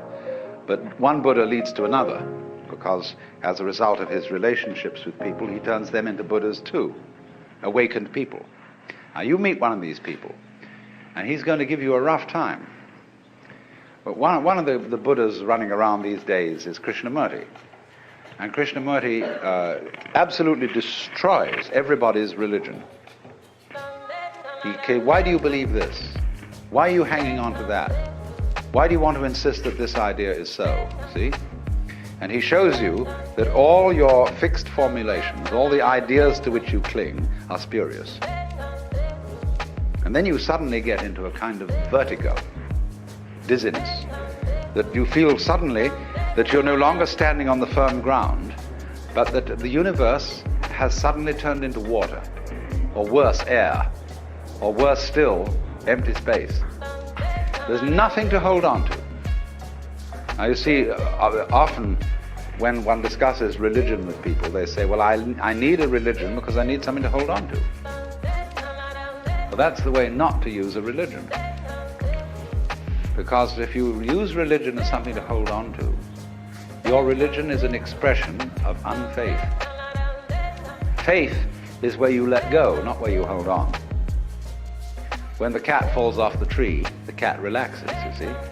And so the cat lands with a soft thud and doesn't get hurt because the cat has faith.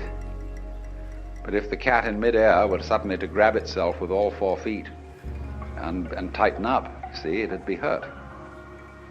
And that's what people do when they say, Rock of Ages cleft for me, let me hide myself in thee. They want something to hold on to, you see? And that is unfaith. So the method of Buddhism, it's called the Dharma, doesn't mean the law, it means the method. The method is to knock the stuffing out of you, to take away everything to which you cling, to cleanse you completely of all beliefs, all ideas, all concepts of what life is about, so that you are completely let go. So Buddhism has no doctrines at all that you have to believe in. I don't care what background you come from, whether you're a Roman Catholic or at one extreme or a logical positivist at the other. Both are clinging to something, you see? And so the method of Buddhism is to knock out the underpinnings and say, well, not only do we not believe in anything, we don't even believe in not believing in anything. You know, you crawl into a hole and pull the hole in after you. But in this case, you do the exact opposite of that. That's a defensive move, to crawl into a hole. In this way, you crawl into great space and then pull the space out after you. And to go through this is pretty rough, because you can do it on what seems at first to be a merely intellectual level. So you can engage a group of people in discussion, And you can start, whenever they propose an idea that is their sort of guiding principle of life, you demolish it, show that it doesn't hold water. And step by step you unearth, by talking with them, what are the fundamental ideas they're operating on. Everybody is. Everybody is a philosopher. Everybody has metaphysics, although they may not know what it is, because they've never examined it. But by this method you bring it out, and you demolish it. And this suddenly, what seemed like a very nice intellectual discussion, turns into sheer murder. People get really anxious. They develop all the trembles and the symptoms of extreme anxiety. And so they finally say to the guru, the teacher, well, heaven's sakes, what do you believe in? He says, I'm not proposing anything. I didn't set anything up. Well, how do you navigate? How do you exist? He says, what's the problem? Because you see, what we're moving from, as I suggested a moment ago, we're moving from a state of affairs where we're accustomed to navigation on land to a state of affairs where we're in the water. And this is very critical for today because the impact of modern science on Western culture has been very similar to this. In Christianity, we sing hymns like How Firm a Foundation, Rock of Ages, Ein fester Burg, a mighty fortress is our God. We've something to stand on. The church's one foundation is Jesus Christ, her Lord, you know. And it's this firm thing. All right, suddenly all that disappears or becomes implausible. And we find ourselves swimming or sinking. Now, when you find that you're living in the midst of a universe of relativity, well, there's nothing you can hold on to. You've got to learn how to swim. And to swim, you've got to relax and stop grabbing. So this is what Buddhism does. When it says it's the art of let go, of non-attachment. Non-attachment doesn't mean that you lose your appetite for dinner. It means simply that you stop grabbing. You get rid of stickiness. Stickiness in the sense of, for example, when a wheel has an axle that's too tight and it sticks. You want to loosen it up a bit. You don't want it too loose. You don't want it floppy. Like a lot of people, when you tell them to relax, they become like a limp rag. It's not relaxing.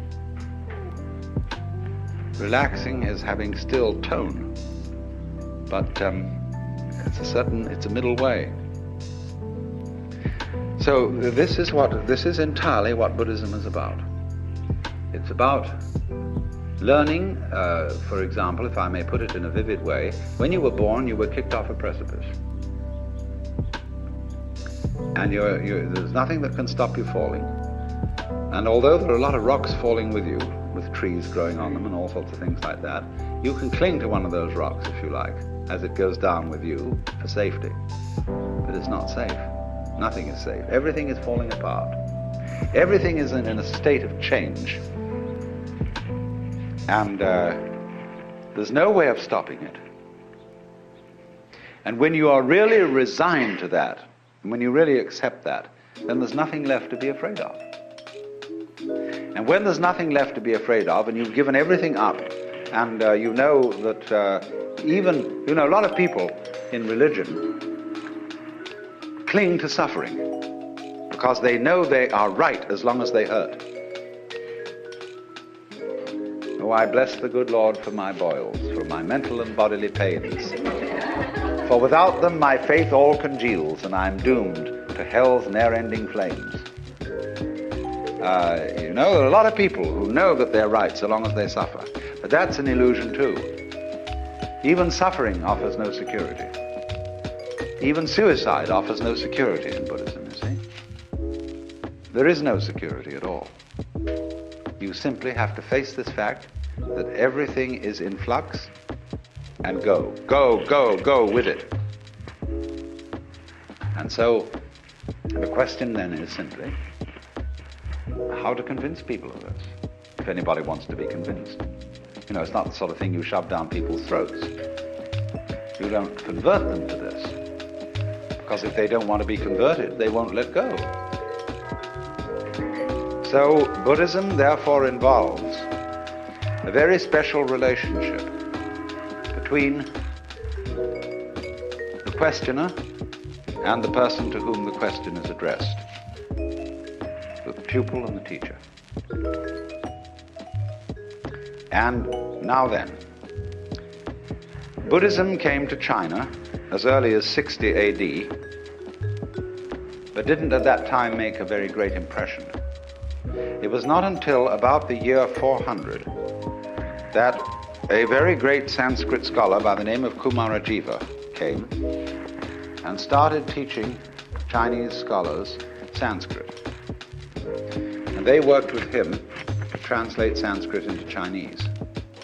And they translated the Buddhist scriptures. They didn't, of course, do them all at that time, because the Buddhist scriptures occupy about as much space as the Encyclopedia Britannica. In fact, a little more. The Indians are great talkers. Well, anyway, they found that when they translate this into Chinese, you had to find equivalent Chinese words for the Sanskrit ideas, and they found these from the Taoist philosophy that I discussed this morning. Well, slowly then, Indian attitudes began to be modified by Chinese attitudes, because the Chinese read into these translations Taoist meanings, so things got a little altered. Now here came the alteration that is crucial. First of all, in Indian Buddhism there's very little humor. But Chinese life is full of humor. The greatest philosopher of China, Zhuangzi, you know, is the only philosopher who is, I think, in the whole world, who is profoundly humorous. There's a book in the Modern Library, published by Random House, called The Wisdom of Lao Tzu. And this is translated by Lin Yutang. And he includes, along with the translation of Lao Tzu, huge sections of Zhuangzi. And this is absolutely fascinating because of the humor of it. Indian Buddhism had very little humor. Some, yes, but very little. Next, it was all tied up with celibacy, which to the Chinese was absolutely incomprehensible. Because Chinese civilization is rigged around the family to a far greater extent than ours is, which is saying something. And they just couldn't see any point or any wisdom in celibacy. When Buddhism came to China, it still retained a certain element of celibacy, but for different reasons than Hindu. The Chinese way of celibacy is not that sex is naughty, but it's terribly convenient not to have a wife.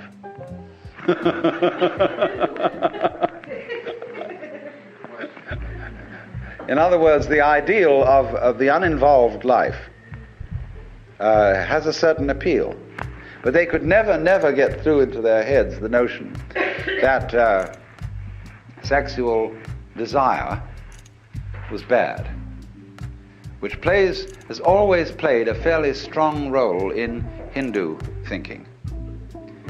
Not in the same way as it has in the West.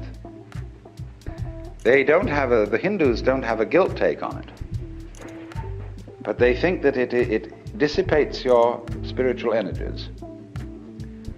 And you see, in yoga, they envisage the idea that at the base of the spine there is what is called the Kundalini, the serpent power, or the force of psychic energy.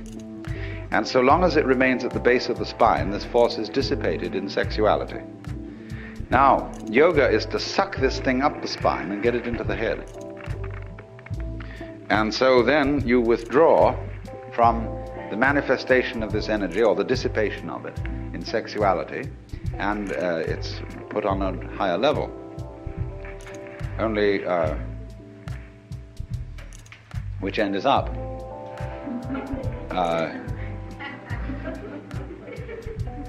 You can do it the other way too. They have what's called the right-hand way of doing it and the left-hand way of doing it. I'm not going to go into that now. But the Chinese didn't see it that way. They couldn't see that it was a dissipation of energy.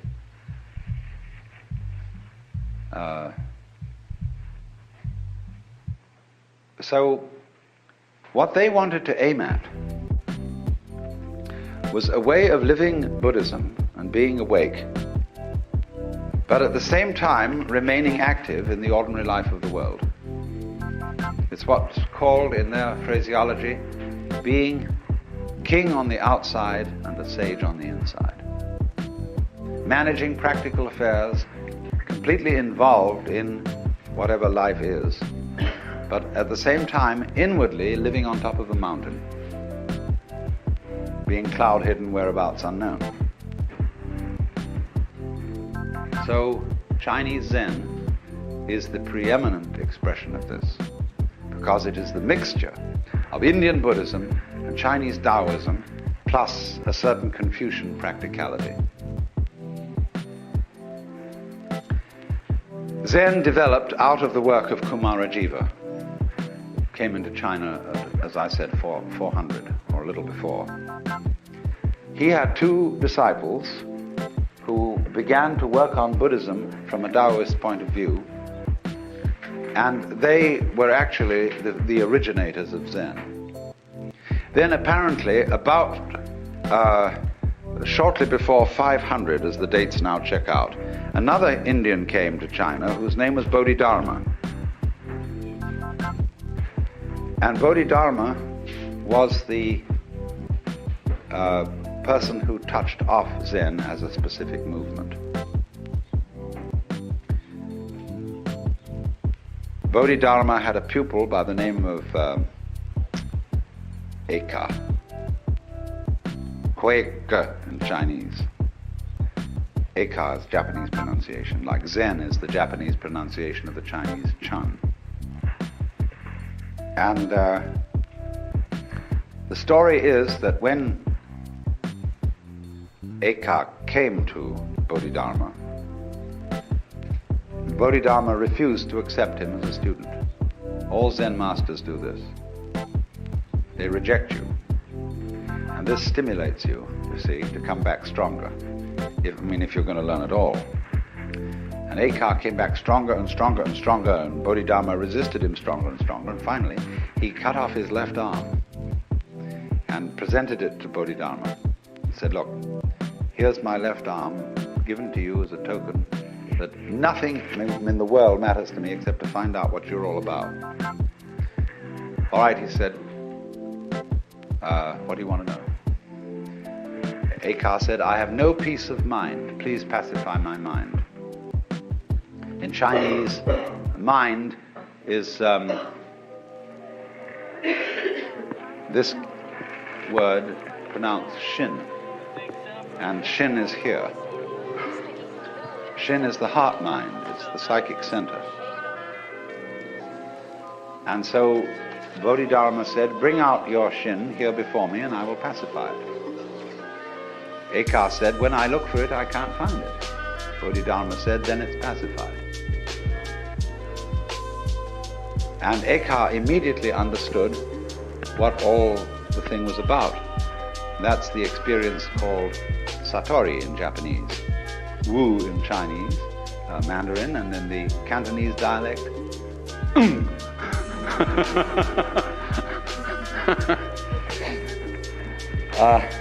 it's just what we call in our modern psychological jargon the aha phenomenon. The aha phenomenon. Aha! Now I see.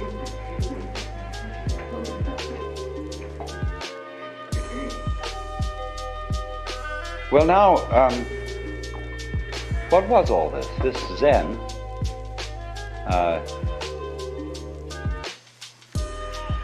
which in Chinese is this character.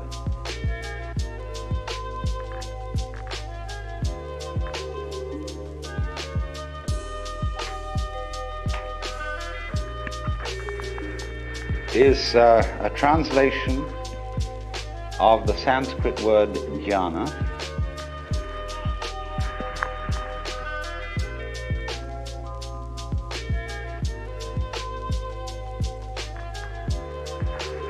and so this is being pronounced Chan in Chinese and Zen in Japanese.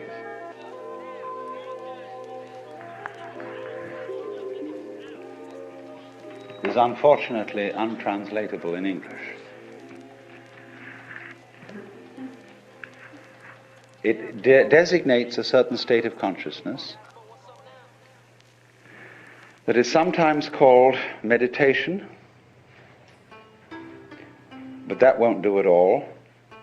Contemplation isn't really the point. The Chinese have a different word for contemplation. And sometimes one-pointedness of mind.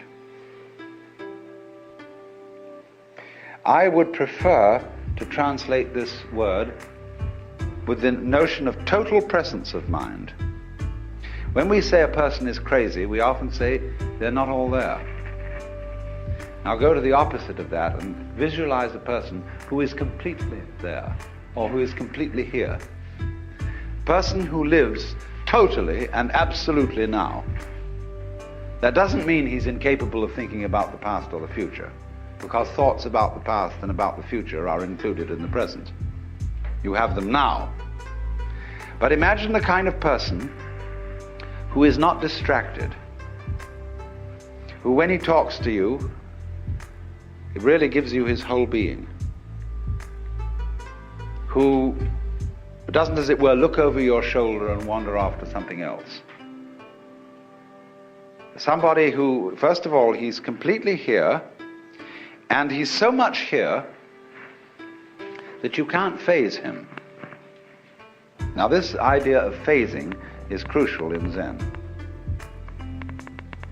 You see, I referred a moment ago to attachment, that Buddhism is living free from attachments.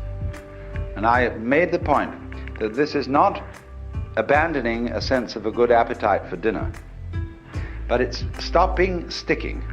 In psychological jargon, you don't block. A mind of no hesitation, it's sometimes called. In Chinese, the phrase mo zhi chu is used, of going straight ahead. So supposing somebody walks up to you on the street and says, "Are you saved?" Now, most of us who are intelligent people feel embarrassed by such a question. You know, what's this wretched Salvation Army person or Jehovah's Witness doing asking me whether I'm saved or not? And we're all a little bit, you know, what do you do with a nut like that? So, but as in Zen, this is a perfect moment to respond, see? To the most embarrassing question, are you saved? But Zen comes back in a very funny way. In Zen, one doesn't give philosophical answers to a question like that. You give practical answers. I had a boiled egg this morning.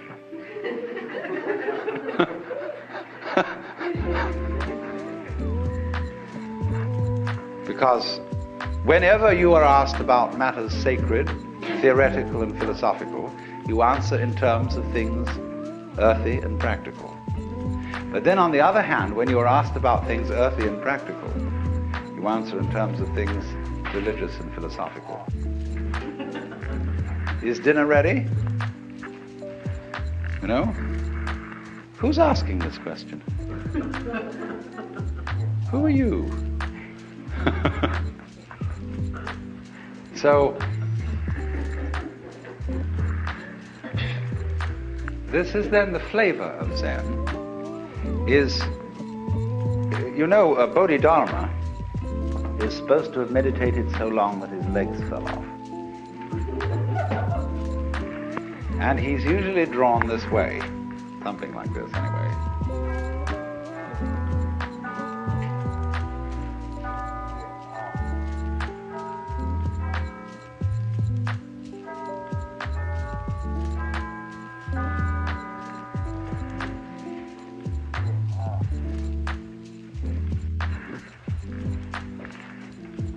It looks like a shmoo. But in Japan, you buy these toys that are darumas, and they are so weighted in here that you can never knock them over. You can bat it on the floor, bat it this way, bat it that way, but it always comes up again. And so the poem says, 7 times down, 8 times up, such is life. So this is the principle of not being phased, not being attached. So to play the game, you can't phase me. This is very important in the art of lifemanship, fundamental gamesmanship. Because you see, when the Zen monks moved into Kyoto,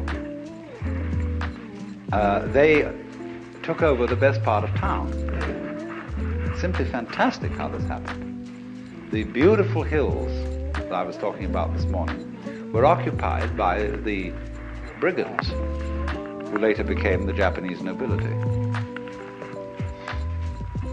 The great daimyos, these were the toughest characters. And the Zen monks played a game with them, which was that, you know, you possess all these lands and you're powerful and so on, but so what? It's all falling apart. Then what will you do? Well, they said, that's too bad, we don't know. And the Zen monk said, oh, you haven't got the hang of the thing, you see. So they found that they couldn't terrify Zen monks. That they played all sorts of tricks, but the Zen monks were better masters at it. See, supposing you say to somebody, look, I'm not afraid of you. You can do anything you like. You can kill me or anything at all. But if I go and kill the fellow who says this, I'll never find out whether he was afraid or not.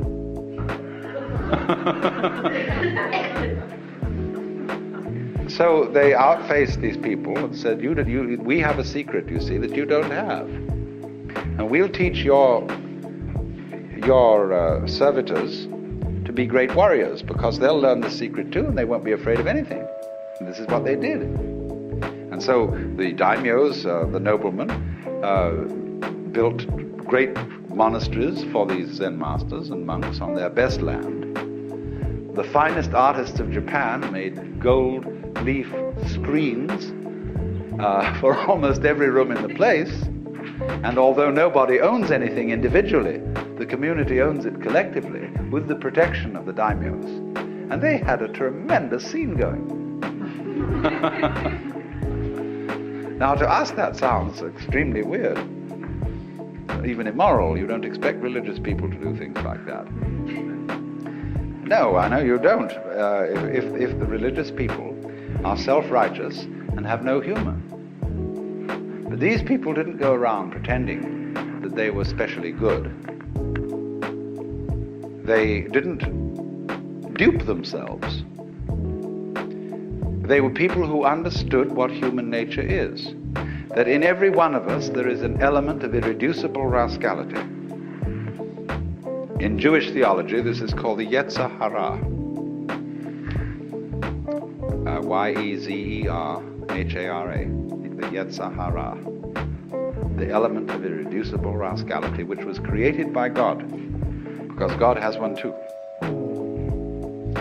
And that's why when you are really affectionate with somebody else, when, for example, men, I don't know what women do in their private lives between each other, but men, as we all know, say to someone they're very fond of, why, you old bastard. You know? Just like that, you know, there's a certain way of saying to a person, there's a certain glint of recognition. And so there's a Zen poem which says, when two Zen masters meet each other on the road, they need no introduction. When a thief meets a thief, they recognize each other instantly.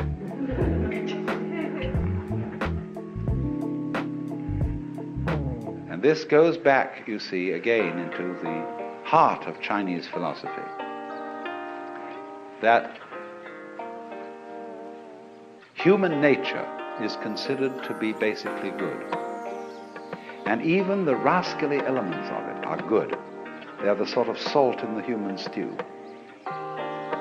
There has to be this little thing that human passions and that the natural contentiousness and greed or whatever that we have is an essential element in our makeup. And that when people lose sight of that, they go mad. Nothing, for example, is more dangerous than a saint.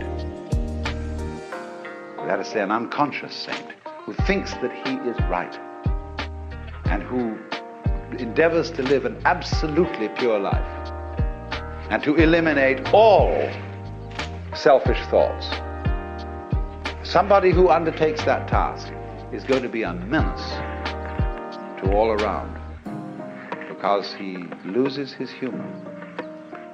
He loses his real humility, which is knowing that after all, since we're humans, we have certain needs. We need to eat, we need sex, we need this, that, and the other. And this sort of has a quality of humor to it. And so this is why in Zen art, the sages are always drawn to look a little bit like bums. You know that Putai, or Hote as he's called, what's called the laughing Buddha, the fat Buddha with an immense belly, and carrying around an enormous bag of rubbish, into which he indiscriminately puts anything he finds around and then gives it away to children. This is the sort of type which the Chinese call the old rogue. And the old rogue, as a type of the poet, sage, monk, and scholar, you see, is greatly admired. He's the non-violent brigand, the rolling stone, the free man, or in our words, the joker. The joker, you see, is the card that can play any role in the pack.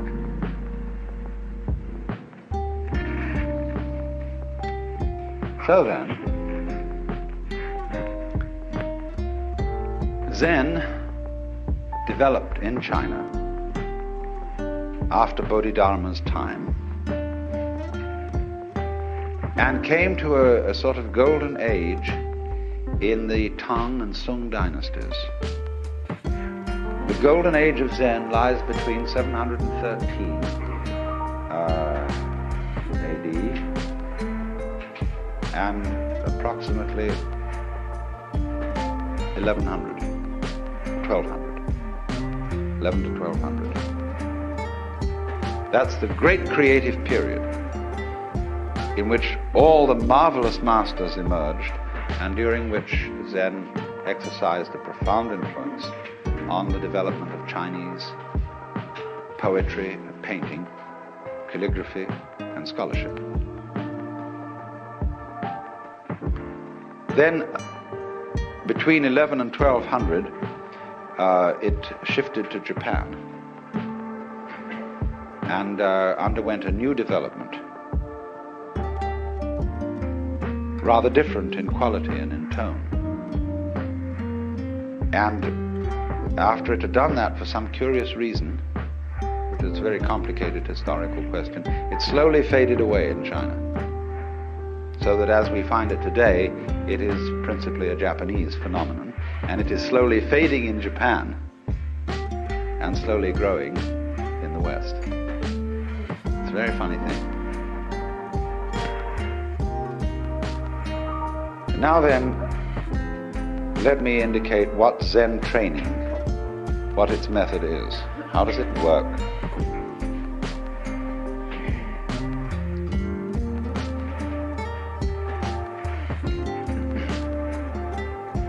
I said before, what is involved is a dialogue, an interchange between two people.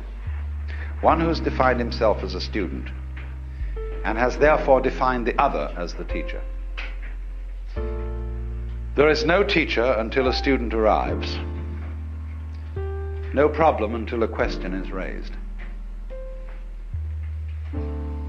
So students create teachers.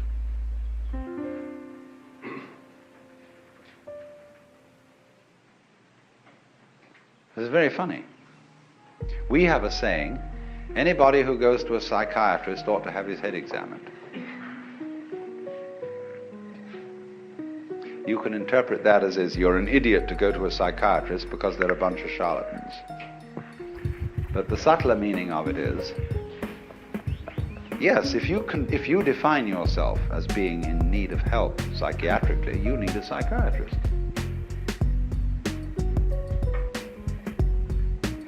They say exactly the same thing in Zen.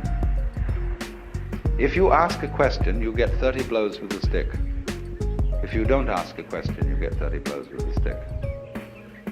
Because you put yourself in statu pupillari. You've defined yourself as having a problem. Now, nobody really has a problem. But the Maya, the game of life, is to pretend that you do. Going back to fundamental Hinduism, the Godhead, or the Self, pretends it's all of us, and so gets lost, and so has a ball, and dreams all this goings on. So when you're on your way out from the dream, it suddenly occurs to you that you have a problem. Life is suffering. You would like to get out of this. So one such student went to a Zen master and he said, "We have to dress and eat every day. And how do we get out of all that?" In other words, you might ask the question in this way. We have to work, get up Monday morning, go to the office, do all this routine, sell something and so on. How do we get out of the rat race? So we have to dress and eat every day, and how do we get rid of all that? And the master said, "We dress, we eat." The student said, "I don't understand." He replied, "If you don't understand, put on your clothes and eat your food."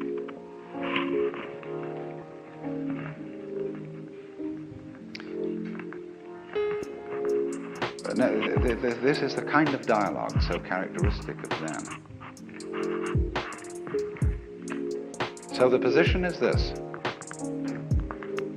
The master, on being approached by a student about the problem of life, says, "I have nothing to teach you. I'm a Zen master. I have nothing to say. Zen is not words. And furthermore, everything is perfectly clear." There was a Confucian scholar who went to a Zen master and said, "What is your secret teaching?" And he replied, "There is a saying in your own teacher Confucius which explains it all. Don't you remember when Confucius said to his disciples, 'Do you suppose that I'm concealing something from you? I've held nothing back.'" And the scholar didn't get this. So a few days later, they were walking together in the mountains, and they passed the wild laurel bush. And the Zen master said to the Confucian scholar, "Do you smell it?" He said, "Yes." He said, "You see, I'm holding nothing back." So the position of the Zen master is, there is nothing to tell you. There is no, we're not offering you any panacea, any solution, any doctrine, any big goodie to the problem of life, because the problem is an illusion. Well, then the student under these circumstances thinks, well, this is some sort of a come-on. He's testing my sincerity. And of course, the nothing which he has to teach is the mystery of the great void. See, he doesn't take it as meaning just plain old ordinary nothing, but the great void. And so he persists. And the teacher makes him persist until he gets way out on a limb. He has to persist so much that he practically dedicates his life saying, just as the way Hueca symbolically cut off his arm, the student is put in the position of dedicating his life to solving this thing and getting what that teacher has. And of course there wasn't anything all along, but he's been put in that position. So then, once he's in statu pupillari, once he becomes a student, he's put through all kinds of hoops.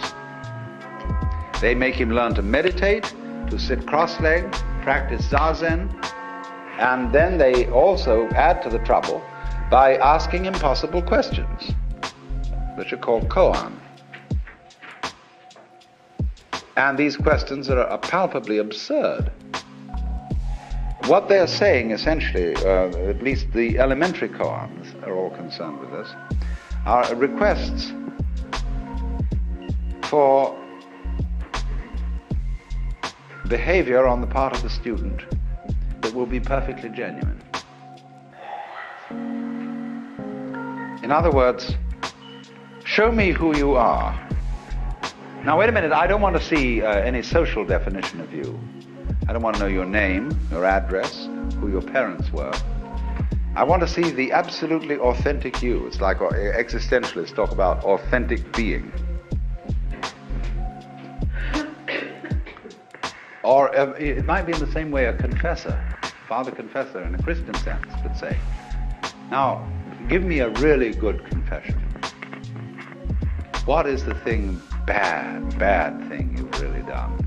And you confess to him adulteries and murders and thefts and sacrilege and blasphemies and cussing and so on. And he says, oh, no, come on. Those are only trivial sins. Come on now, what is the really awful thing you've done? I don't know, what, me? This is the backwards way of doing exactly the same thing as Zen Master is doing, saying, who are you really? Are you anybody? Is anybody home? Have you got anything? And they do things like making you shout. See, this word is a very important word in Zen. Nothing. Mu. Oh, I had it on the other side of the board. It's represented by the empty circle. The word mu in Japanese. So they say, now say it. Say mu. Mu! You know, with all your guts going into it. They say, no. You don't know how to say that. Come on, that's feeble. That's nothing. Let's really say it. They have every kind of trick like that to show you that the more you make an effort to be genuine, the more of a fool you become. And they tie you up in knots until you're desperate. There was an American Zen student who was on a Fulbright, and I gave him a year to study Zen. And he started to panic because he had only a month to go and he hadn't realized it. And he knew he had to, and he went to the Zen master and said, damn it, he said, look, I've only got a month left. And the master said, all right, we'll have what we call Oseshin. You know? Oseshin is an intense meditation practice where you only sleep 3 hours a night sort of thing, and you meditate all the rest of the time. Let's go, let's really do it. And every day, 3 times, you come to me and present the answer to your Zen problem, your koan. And it got worse, and it got worse, and it got worse, and he got more and more desperate. That here was this Fulbright going to end, and he wouldn't know what Zen was all about. Well, practically on the last day, he suddenly saw there was nothing to see. You know, it's all right the way it is. And this tremendous illumination, this load off his head, was of course what the master was trying to make him do. And now in the ordinary way, if you're not on a Fulbright and you can stay around further in Japan, the master will then play a trick on you. He'll say, oh, now that's wonderful. You got your foot in at the gate. You saw, you realize there's nothing to realize. You realize the void. There's nothing to cling to, you see. There are no barriers, no blocks in any direction. It's all transparent. But that is just the beginning. And it's all a necessity now for you to discipline yourself much harder, to make great efforts, really to get through. So, what are you going to do about that? The student may say, well, I don't know. I've had enough. I think I've realized what it's all about. And he goes away. Sometime later, he begins to worry. Because, you see, the great emotional relief of this insight begins to wear off. And life begins to look ordinary again. And so he thought, maybe I did miss something. And that was a very good master I went to. I better go back. So back he goes. And the teacher comes on very, very tough and says, you're no good. You didn't stick with it. Why should I take you back?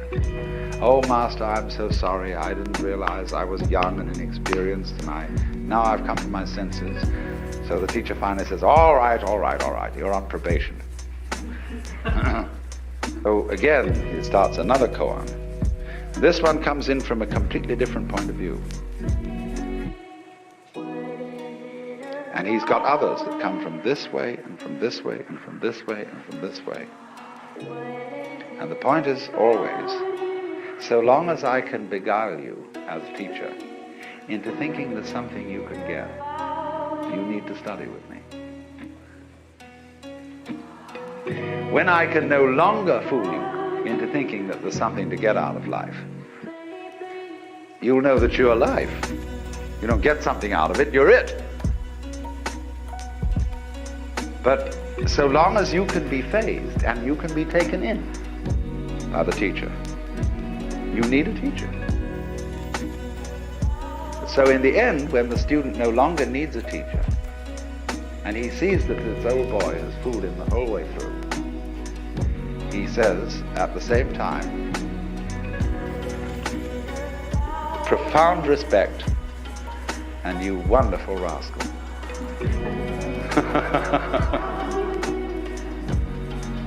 There's a very strange thing in I've poked around a good deal lately in Japan among American Zen students to find out what's going on. And they tell me that the initial come-on of a Zen master is very tough and very authoritarian and paternalistic. But as you move in, he turns into your older brother and is a person you feel going right along with you, beside you, helping you in this thing, full of friendship and compassion and everything. But occasionally he will suddenly turn and bring on the authoritarian stuff. But they do it in a very strange way. There was a Zen master who on a Saturday morning, when he should have been woken up at 8 o'clock, was woken up at 7, or whatever the time was. No, he should have woken up at 8 on Saturday, 7 on weekdays. So this was a Saturday, and his attendant monk came and woke him up at 8. He was immediately looked at the clock, was absolutely furious that he'd been woken up an hour late because he didn't know it was Saturday. So he struck out at this monk in a rage. And the monk said, Master, but it's Saturday. He said, oh. Whoosh. Anger disappeared, absolutely serene, no apologies.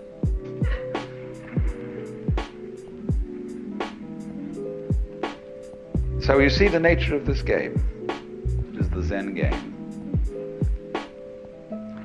And I seem to have given away the show to you. I've told you all the inside mechanics of it. But you would discover that if you tangle with a Zen master and you think you know from what I had told you what are the mechanics of it, and you stuck your neck out to put yourself in the position of being an inquirer, everything I had told you would be useless. He would outwit you completely.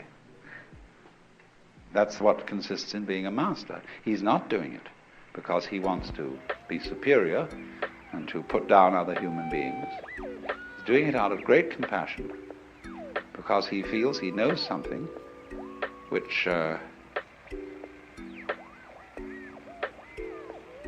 if you could find out, you would just be so happy and would want to give it to everybody else. But you can't give it away because everybody's got it. What you've got to make them do is to see that they have it and that you don't give it to them. And that's the most difficult task.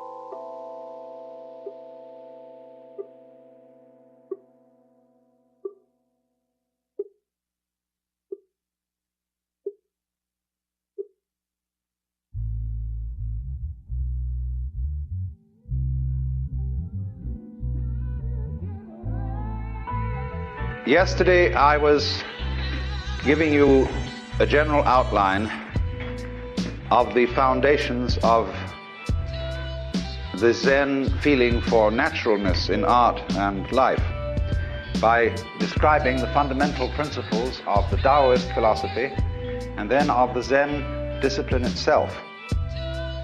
And we saw that the roots of the idea of spontaneous living make this conception, or rather it isn't so much a conception as a doing, something much more subtle than might ordinarily be imagined. A lot of people think that the spontaneous or completely natural life as it's understood by these Far Eastern philosophers is to act according to whim. There was, for example, a great Zen monk lived shortly after 1000 AD, who had a very peculiar way of painting. He had long hair, and he'd get very drunk on rice wine. Then he'd soak his hair in ink and slosh it all over the paper. Then he would do a Rorschach test on it and decide what kind of a landscape it actually was, and then put in the finishing touches.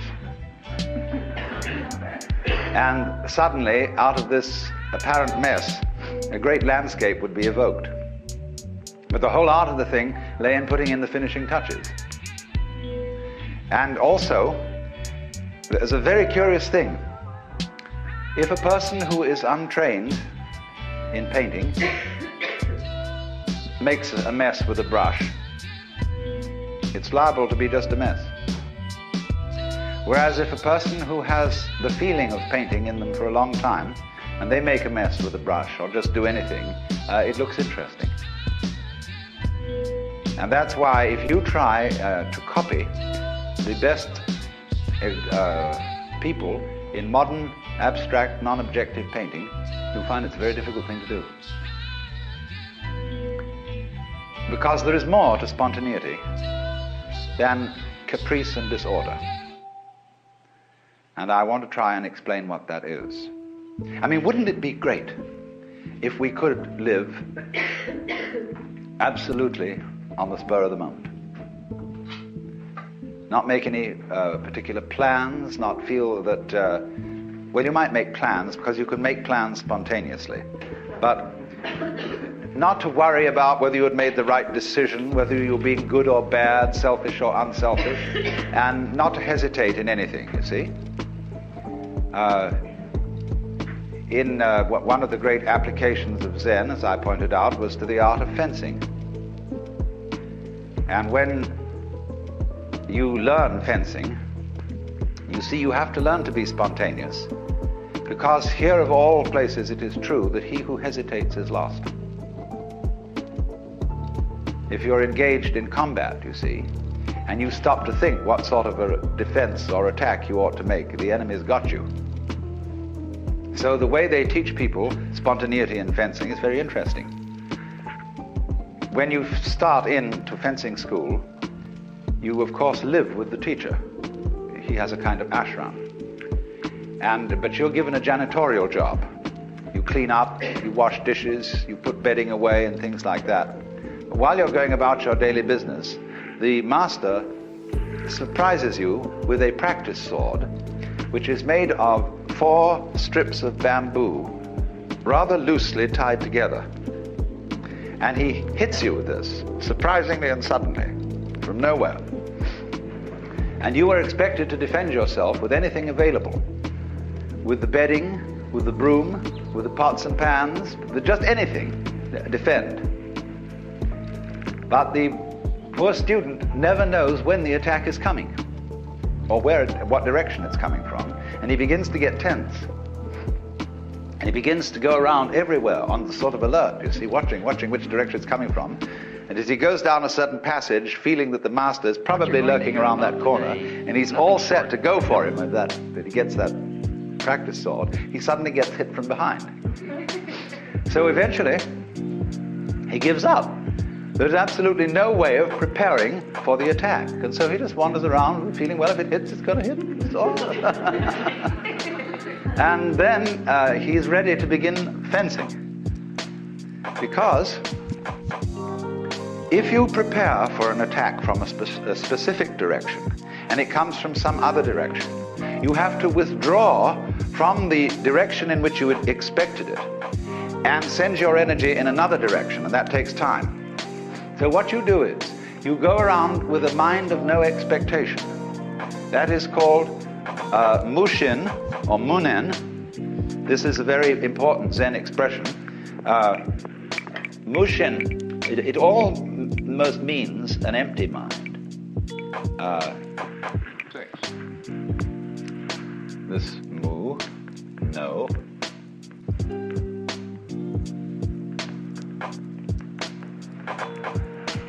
Didn't rub the ink long enough this morning. No shin. You could also call it no heart, because the character shin means both heart and mind, but it isn't quite the same as our word heartless, as we use it, and it isn't the same as the word mindless as we use it, meaning stupid.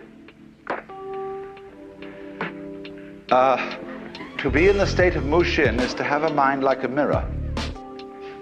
And the Taoist sage Zhuangzi said, the perfect man employs his mind as a mirror.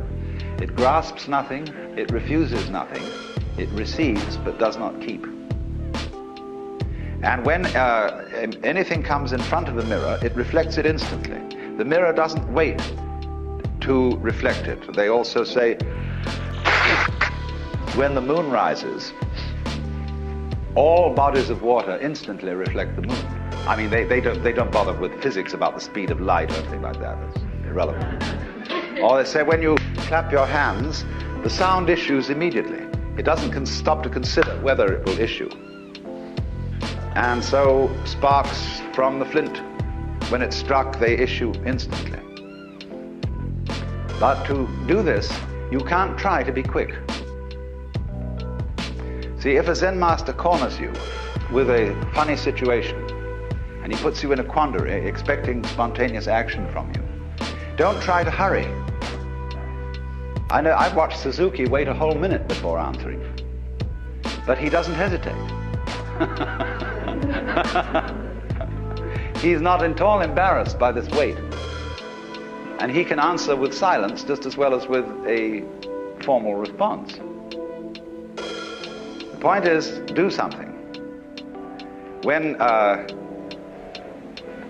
two young Americans wanted to study Zen, they were taken by a Japanese monk to interview the master and act as interpreter. And one of them had had some practice, he knew a bit about it. And so after they had had tea together and just discussed formalities, the master said in a very easy way, "Well, what do you gentlemen know about Zen?" And one of these students threw his fan, which he hadn't unfolded, the fan was still folded up, he threw it straight at the master's face. The master slightly moved to one side, and the fan went and went right through the paper wall. And the master laughed like a child, Oh, that's the sort of game they get in. Once a master was going around through the forest with a group of students, and he picked up a tree branch. Just as one might pick up a tree branch, and suddenly he turned to one of his students and said, "What is it?" And he hesitated, so he hit him with the branch. And so another student was there, and he turned to him quickly. He said, "What is it?" He said, "Give it to me, I want to see it. I'll tell you." So the master tossed the branch to him, and he took it and hit the master.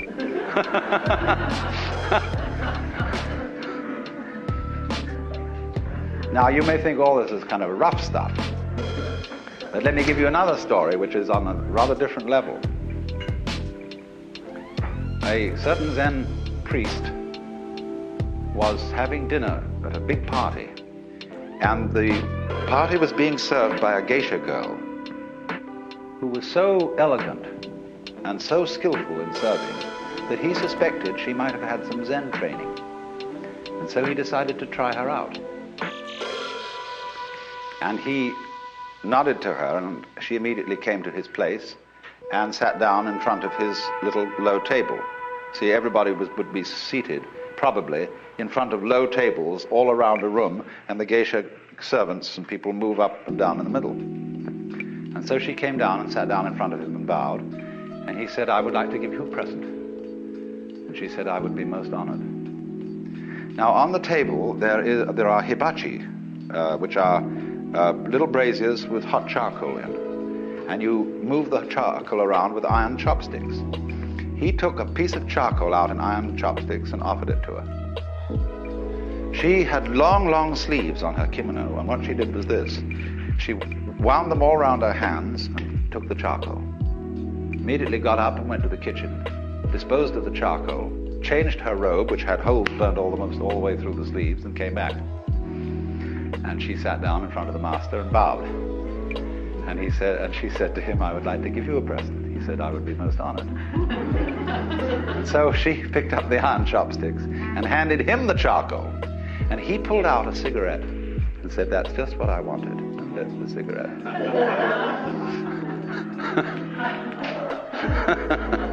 Now, here's the lesson. The master's spontaneity and being ready for that situation was the kind of quick thinking that a good comedian has, who, in a completely unprepared way, can make all sorts of jokes and turn any situation into a jest of some kind. There are all sorts of people who do that. People who are experts in kind of like Dorothy Parker, in that sort of repartee. But here it's been developed in a very fundamental way and to a very high degree. Now, the way in which it's developed, you see, requires a protected situation. Because if we all started to act on the spur of the moment, without the slightest consideration or deliberation, no. No. Come on. Come on, kitty. Shoo. Okay, you come with me now. And, oh, all right.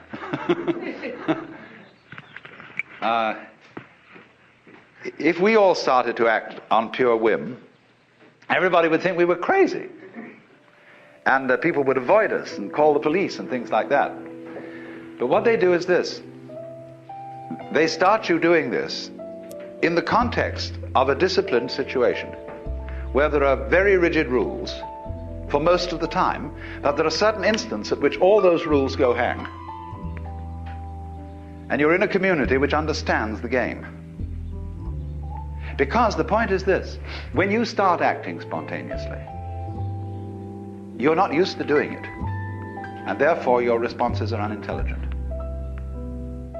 and inappropriate. But when you become used to doing this, and when it becomes second nature to you to act in the state of mushin, of no mind or no deliberation, then your behavior has matured, and you find that you're accustomed to respond quite appropriately, as the Zen master did in lighting his cigarette from the charcoal. So also in learning the art of swordsmanship, when he has given up defending himself, and okay, kitty. When he's given up defending himself and preparing his mind for attack, then he's got a mirror mind. This is also likened to a vessel of water, like a wooden barrel.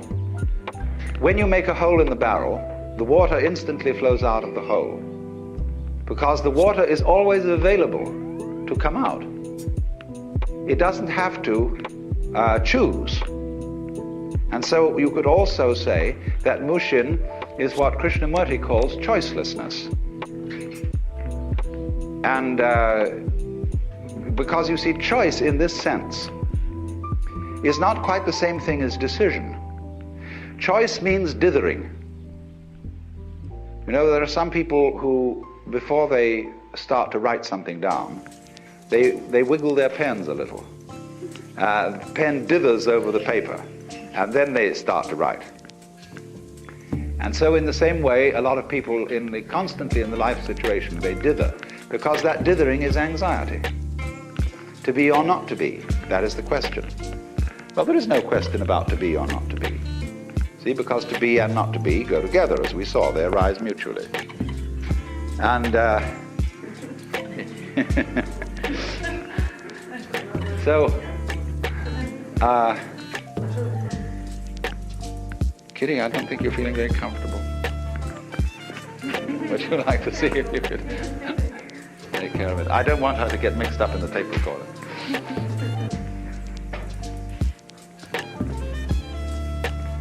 So then, in the situation of the Zen community, safeguards are set up within which you can learn how to act without deliberation, which is, you see, in a sense, going back to the state of innocence. Now, it doesn't mean that you give up thinking. It doesn't mean that you become an anti-intellectual. You all can also learn, and this is part of the later phases of Zen training, how to think spontaneously, how to deliberate spontaneously. The saying is, you see, stand or walk as you will, but whatever you do, don't wobble. So this is our difficulty, because the human mind is a feedback system. Feedback has a peculiar susceptibility to nervousness. There was a young man who said, though it seems that I know, what I would like to see is the eye that knows me when I know that I know that I know. You see? Now, in this way, we think about thinking, we worry about worrying, and then when that really gets bad, you worry because you worry about worrying. Now, that is analogous exactly to the kinds of vibration that are set up in certain mechanical systems. For example, if you, I did this trick on television once.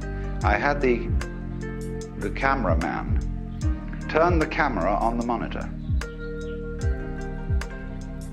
The monitor is the television set in the studio, where you see what you are doing. And so on this show, I said, now I'm going to show you a picture of anxiety. Don't worry about your sets. There's not going to be anything wrong with your set, so don't turn it off. Now I said, Mr. Cameraman, will you please turn the camera on the monitor? He does that. Now what does he do? He's taking a picture of taking a picture, all in the same system. And as you do that, the system starts going like that. You see, it makes a sense up a kind of oscillation. And you see on the screen all these jagged lines dancing across. Now that's what's meant, you see, by hesitation, attachment, blocking, all that kind of thing which the Zen discipline is designed to overcome. And because the human being is such a peculiarly, beautifully organized nervous system and has this tremendously subtle cortex, which is capable of all kinds of thinking about thinking, you can turn yourself on in the most extraordinary ways by, for example, getting earphones which repeat what you say just a fraction of a second after you say it back to you. They delay it. And you can get an oscilloscope tied up with your own heartbeats and get feedback through in this way so that you suddenly begin to see yourself behaving. And it completely balls you up because you wait for yourself to go on. But then you realize it's you doing it. But you can't wait on your heartbeat. You can't wait on what you say. And you get this sensation of going faster and faster and faster and faster until you just have to close the whole thing off. You'll go crazy. So that's what we're doing. And our civilization and our social institutions reflect this in hundreds of ways. And this would be true of any civilization, because all civilization is based on the development of consciousness and feedback, that is to say, the property of self-control, of being self-conscious, looking at what you've done, and then being able to criticize it and correct it. But who criticizes? Is the critic reliable? When you criticize yourself, who will criticize the critic? You see? Or to put it in the other way, quis custodiet ipsos custodies. Who will guard the guards themselves? Who will take care of the policemen? Who will govern the president? And that is the big problem. And when we get tied up in that problem, the Chinese got tied up in it because they were simply a very high order of civilization. So did the Japanese. There has to be a break. Somebody has to start throwing things.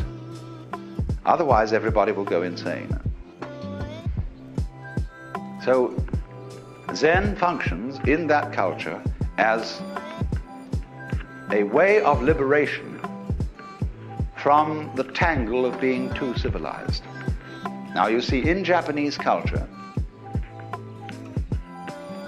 people are tremendously concerned with propriety, with good manners, and with keeping up with the Joneses. One of the funniest things in the world is to watch Japanese people having a bowing contest. It's a very frequent thing when friends meet or take leave. They go, and they bow and they bow and they respond. It goes back and forth, and see who gets the last one in, because I'm more polite than you.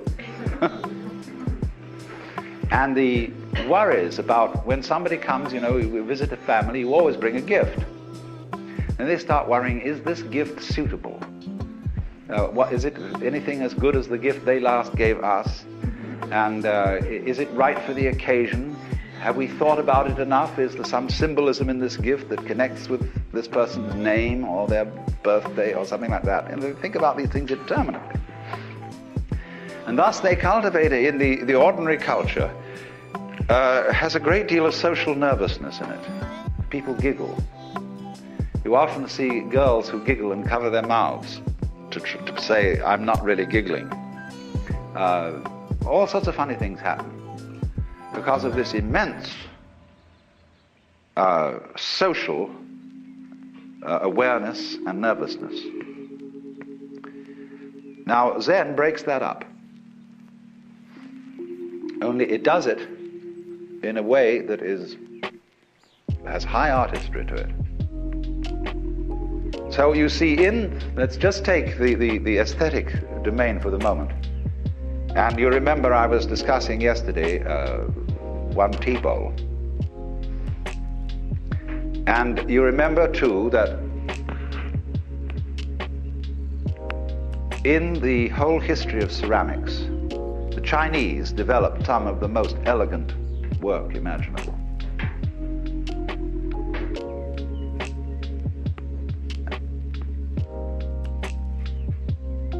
You are probably aware, I don't see a specimen, of the great work of the Sung and Korean potters. Very often done in a jade-like green, the most gorgeous texture. It looked practically as if it was carved out of jade.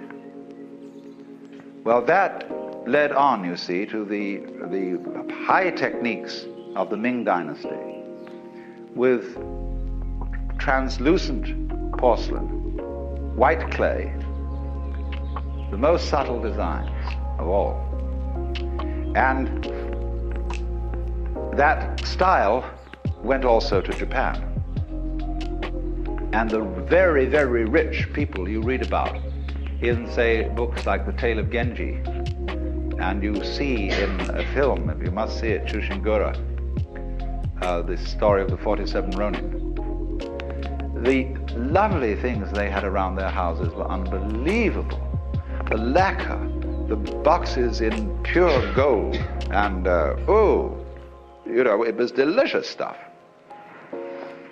But then, it was just like having too much eclairs and ice cream and filet mignon and cooked à la carême, you know, that French cook who made everything look like an oriental palace.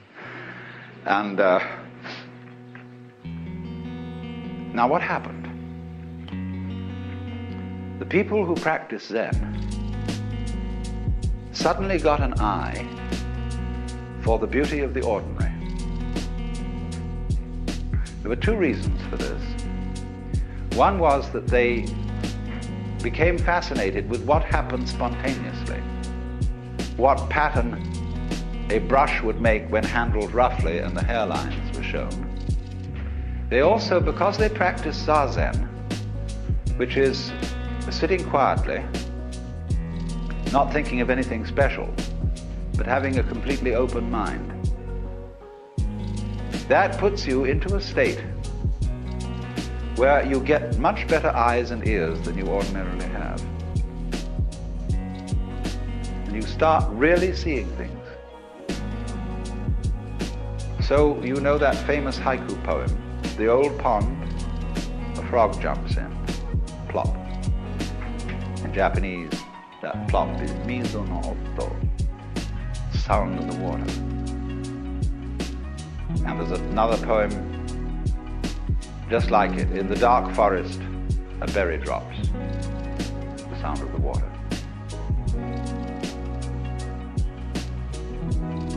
Somebody suddenly realized, you see, just the sound of the water is marvelous. That's all. Or they found that they kept getting in very, very cheap Korean rice bowls. The poorest, cheapest kind for peasants to eat out of. And suddenly it struck one of these Zen masters that that was an incomparably beautiful object. Nobody had seen this before. They also had the simplest wooden ladles, bamboo and then a stick in it for use in the kitchen. And one day somebody noticed that this ordinary everyday kitchen utensil was just lovely. And so in the same way they found that it was quite as satisfactory to listen to the kettle boiling as to listen to an elaborate concert. So what did they do? They started, through particularly a man called Senno Rikyu, to give parties for very small, few guests in shacks, little huts in the garden, made of very primitive materials, such as mud walls, and where they would go and sit, and out of the simplest utensils, carefully chosen by a superb artist, they would simply sit and enjoy the uncomplicated life. And so was born the tea ceremony.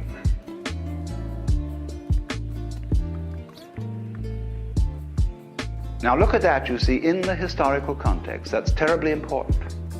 It was a going back to the primitive after people were sick of too much civilization. And yet, it was going on to the primitive rather than back. Because the people who selected all those things, they knew the whole tradition of their civilization, their culture. They weren't barbarians. Once upon a time, then you see, when this became the rage, Rikyu became attached to the court. The shogun had tea with Rikyu. And everybody started digging tea ceremony. And in due course, the whole thing became awful. Because what's happened today is this. Tea ceremony is essentially something to enjoy. And there are a few men left who know how to serve tea ceremony. And it's an extremely congenial, quiet get-together. With easy conversation, simple and unostentatious manners, and really lovely things to look at. I was present at a tea ceremony celebrated by a Zen monk who happens to be an American. And he is a man who has done a lot of mountaineering. And he has, therefore, with him at all times, the sort of equipment that you take on camping in the mountains, because he does a lot of climbing in Japan. And I said to him, won't you, this afternoon would be very nice to have the tea ceremony. And you did it once before here, and it was so pleasant. Would you serve it again? He said, yes, by all means.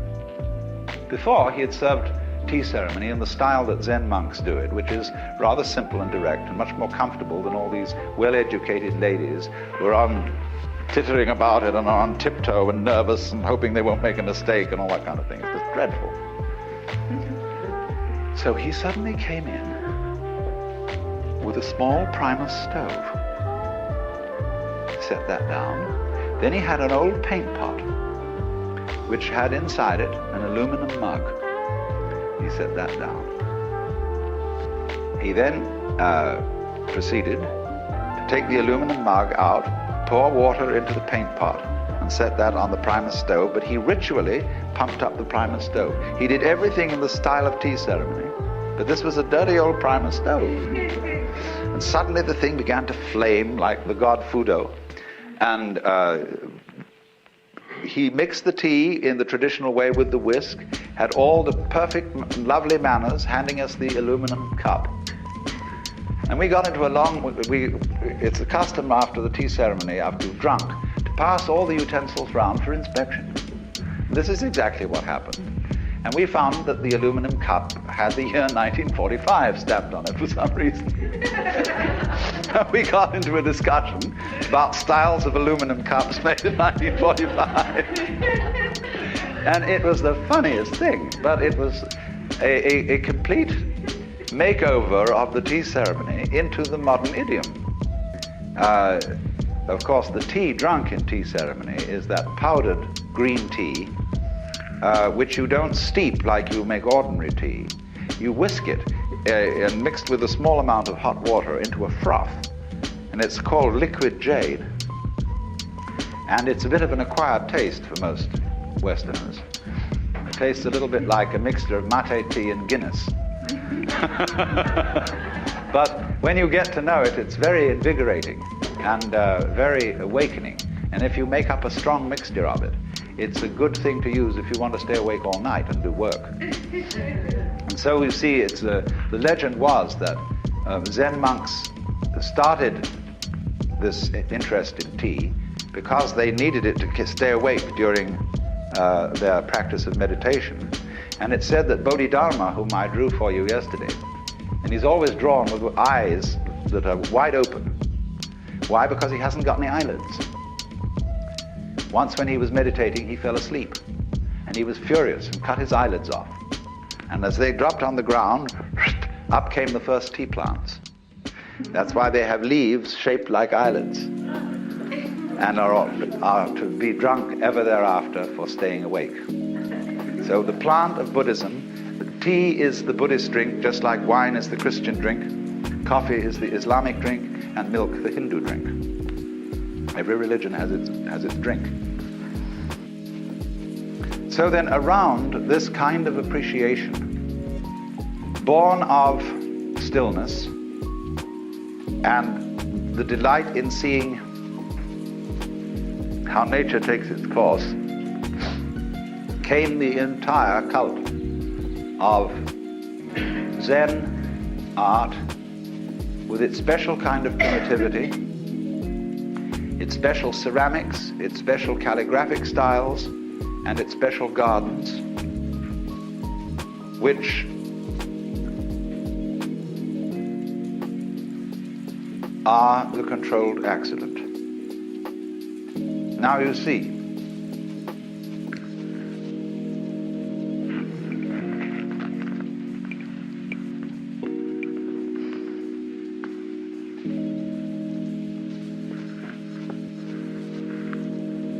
as I showed you yesterday on that other tea bowl, this is a water jar.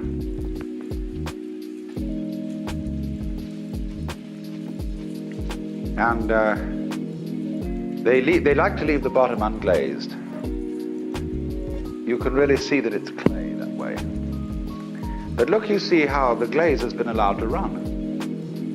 It's that we would call not neat at all. And you watch somebody make one of these.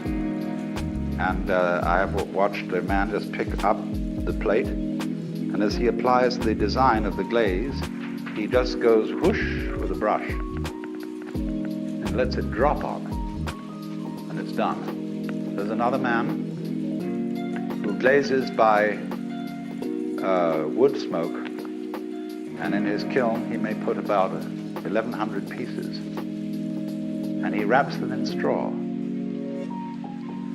And wherever the straw touches, it leaves a splash of orange color against a purple background. Now, you see, the straw arranges itself according to the nature of straw. It doesn't follow strict human direction. And the fascination is when they open up that kiln and bring the things out, they look eagerly to see what has the straw done. So this principle of letting glaze run to see what will happen is Wu Wei. This is non-interference. This is Mu Xin also. No purpose, or it can also be translated, no specific intent. And now, of course, you see, sometimes this doesn't work. And the master picks it up and says, that's not very interesting, and rejects it.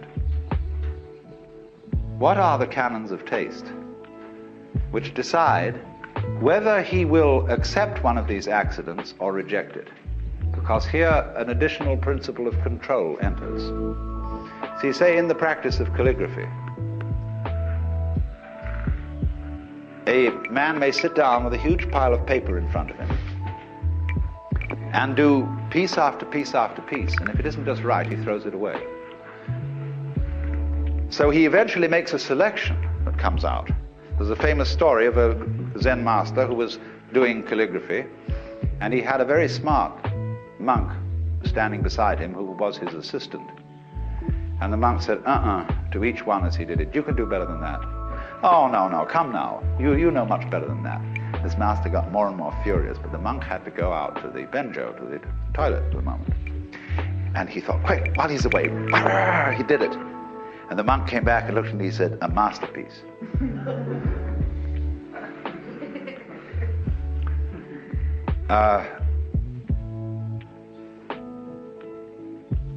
So there's this element of selection, you see. Now, what determines this?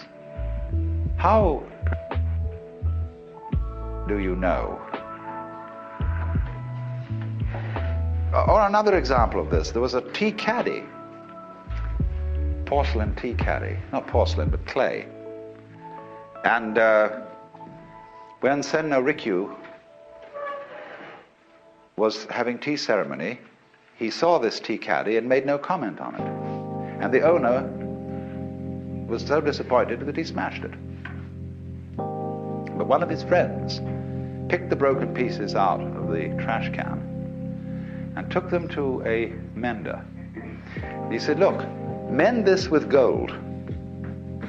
And he put therefore gold cement and put this caddy back together, and so it had all over its surface spidery lines of gold. And when Rikyu saw that, he was disenchanted, and it became one of the most valuable tea caddies in the Japanese collections. Spidery lines of gold following just the apparently chance marks of a smash. There was a competition at the Art Institute in the University of Chicago in which it was a sculpture class, and the competition was that each student was given a cubic foot of plaster of Paris. And they said, now do something with it. Well, the prize was won by a woman who looked at this cube and said, it has no character, it doesn't want to be anything. So she flung it on the floor and smashed it all up. I mean, she made dents in it and banged off the corners and put cracks in it and things. Then she looked at it again. She said, now I know what it wants to be. And so she followed the grain in it, as it were, made by all these cracks, and produced this marvelous piece of sculpture. You have in this area a very ingenious sculptor by the name of Donald Hord, who is a master of following the grain in wood and actually making the grain. The grain seems to suggest to him the muscles and the flow of the kind of body that he's making. Well, that's the thing. So when a master decides whether the accident came off, what he wants is this.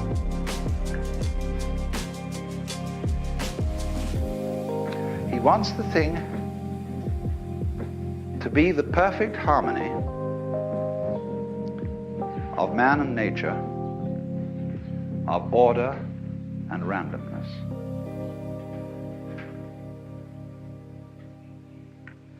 Now, this is a curious thing in the human mind.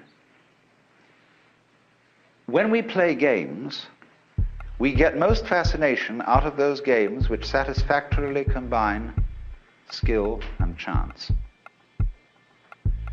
Games like bridge, poker, have a sort of admirable combination of these two elements.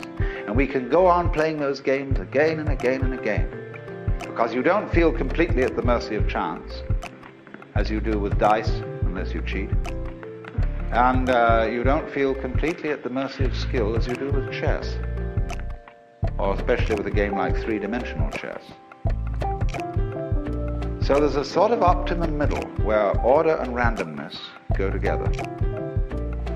Well, that's what this man is looking for. He's looking for the optimal combination. You see, things that are artwork like Persian miniatures or the jewelry of Cellini and Chinese porcelain is too much skill, too much order.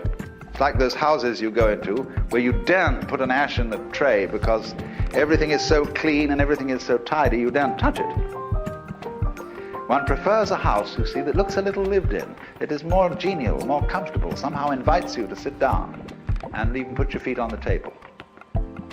Whereas on the other extreme, some kind of pad where everything is covered in dirt and filthy clothes are thrown in the corner and, people are all paint all over them and so on. That's the other extreme. We don't want that. But that's that curious thing in the middle. Now, the most difficult thing is to hold to the middle. It's like walking a tightrope. And that's why the path of Buddhism is called the razor's edge. Because you see what happened. When all this kind of work in the course of history became fashionable, people began to affect these styles. For example, when Sesshu, the great master ink painter, worked, he would sometimes take a handful of straw and paint with that instead of a brush in order to get the sort of rough effect that he wanted. But later on there came people who could take an ordinary paintbrush and so exactly ink that brush that it would give precisely the messy effect that they had in mind. They would also be able to ink a brush in such a way, and this is terribly decadent, they could dab grapes on a vine and have dark ink where the shadow was supposed to be, and no ink at all where the highlight was supposed to be. That's when they started getting mixed up with Western ideas about shadows and perspective. They didn't have that earlier. But they were so skilled in the handling of ink that they would do this sort of thing, and they would imitate, you see, all the so-called rough natural effects of the great Zen artists. And so today in Japan, a younger generation of artists has decided it's time to break all that up. If we imagine, for example, haiku parties, the writing of haiku poetry, Basho, who was the great 17th century master of haiku, said, get a 3-foot child to write haiku, because they're the sort of direct, guileless things that children would say. But now there are magazines devoted to haiku poetry, where in every issue there will be 10,000 haikus, written by people all over the country. And they get so stilted and so affected that one wished one had never heard of haiku. The same thing is starting over here. And you should see the entries we get in these haiku competitions that Japan Airlines and other people sponsor. But it all after a while becomes dated, stilted. And so somewhere again, the new thing has to break out, which is always coming up. But there's no formula, you see, for fixing it so that you can do it again and again and again, because the moment you start doing it again and again and again, it isn't it anymore. The real thing has escaped. Do you remember some time ago there was a fashion for having wrought iron fish just the outline of a fish. Some artist originally, put this fish together and it looked great. But then you suddenly found them in every gift shop and dime store, and they looked perfectly terrible. So this is the mysterious thing. Well, not only in the arts, but in lifestyles, in everything. When you start saying, what is the technique for getting this thing? And people say, well, this is it. It's gone. Same in education. Same in music. The moment you start teaching something, what question are you asking? How could we, is there some method whereby in our schools we could produce from the music department every graduation ceremony 3 musicians of the stature of Bach or Mozart? Now, if we knew how to do that,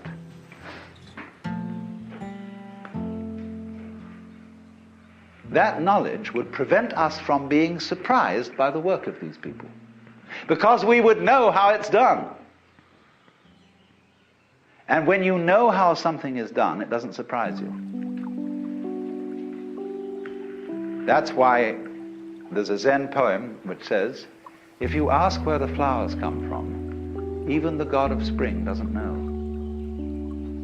Certainly the god of spring would be supposed to know where the flowers come from. But the truth of the matter is he doesn't.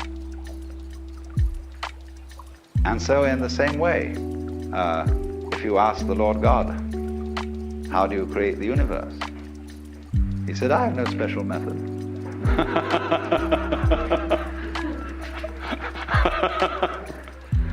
And this is known in Zen as a very difficult, this is the most difficult virtue to attain. So many of these things begin with mu.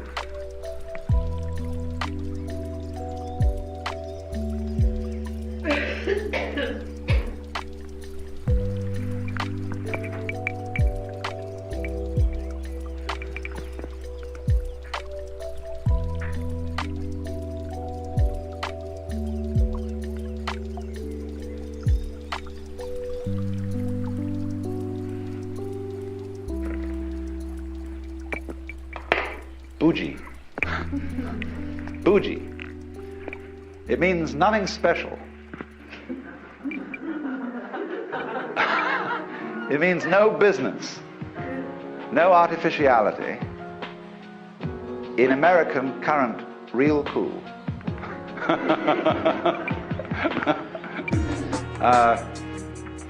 So, Buji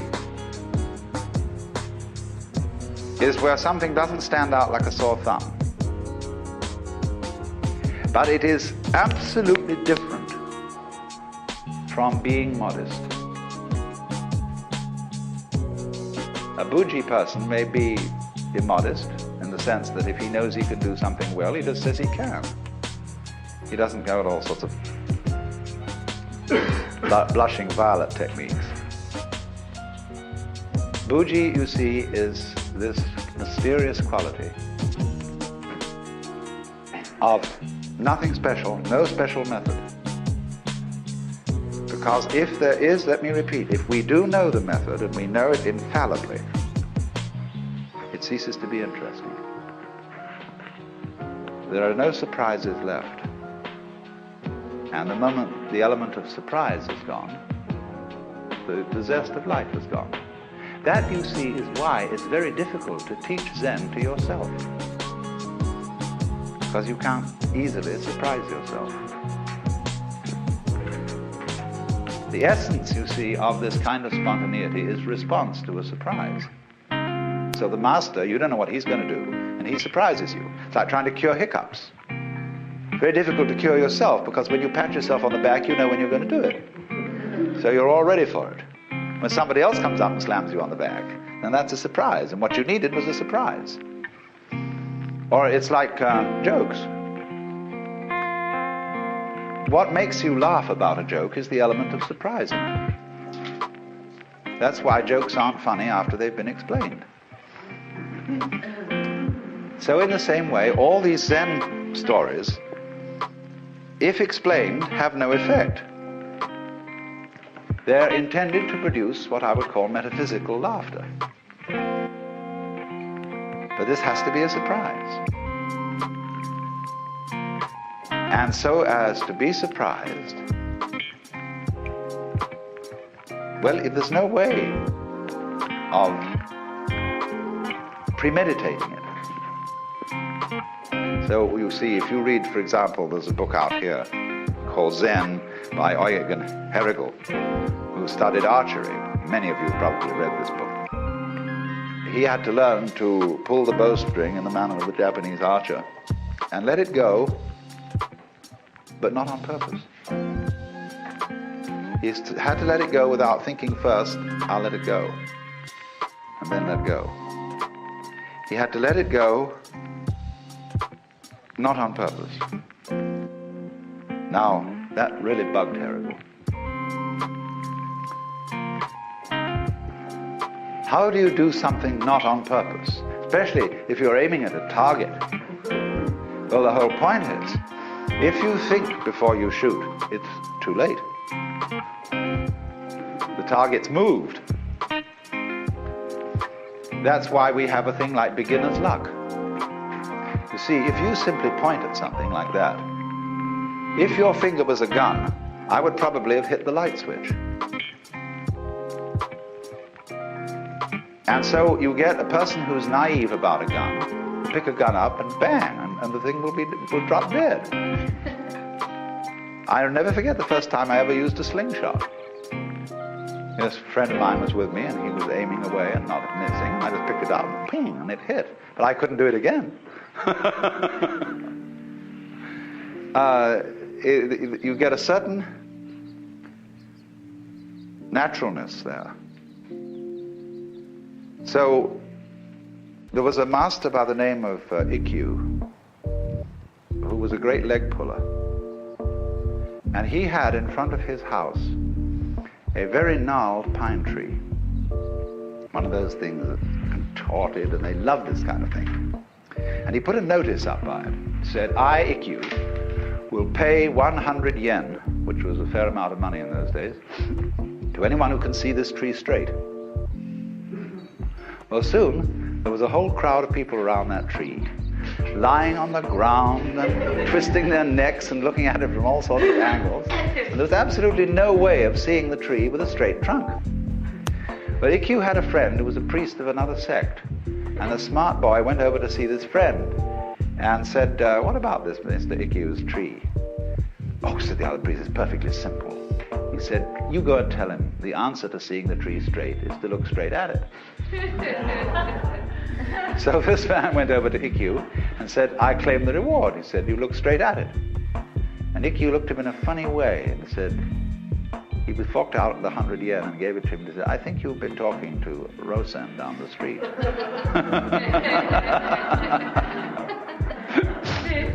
Now, in that way, you see, just look straight at it. In other words, here's the bowstring, let go of it. Don't all this fimble-fambling, mimble-mambling, jumble-humble about the right technique of letting go of it. Let go of it, damn it. But that's very difficult. It's as if I would say to you, now everybody, let's be unself-conscious. And so finally, in desperation, you at last learn to let go of the thing, which was what you were supposed to do all the time.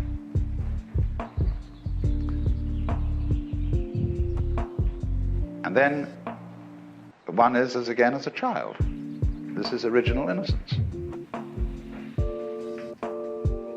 So this is the meaning of the person who was asked, what do you do here in this Zen institution? He said, we eat when hungry and we sleep when tired. Well, he said, that's being just like everybody else. They all do that. He said, they do not.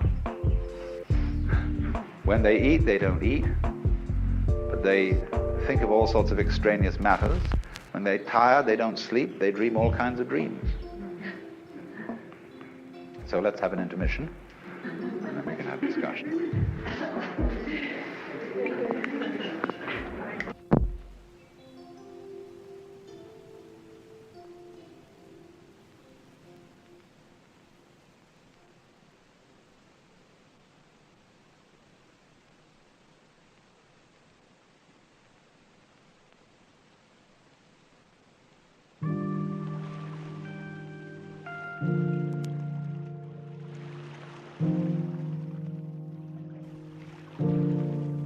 The art of meditation is a way of getting into touch with reality.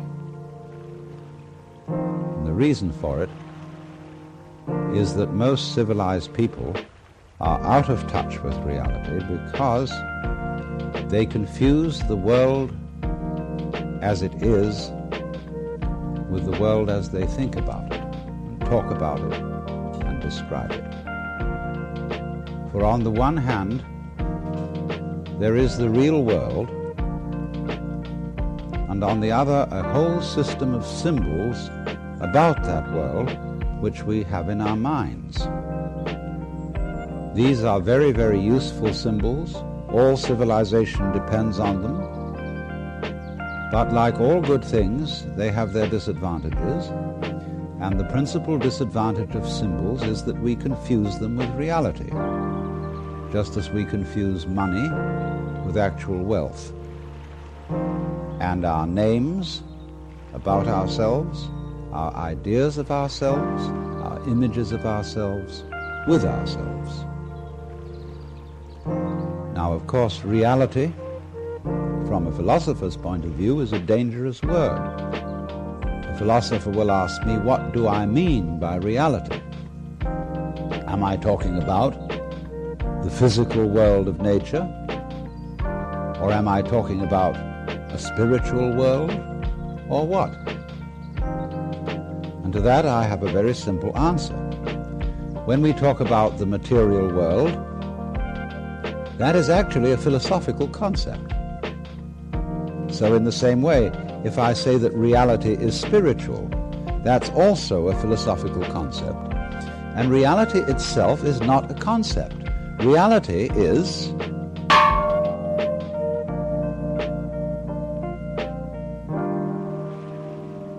and we won't give it a name.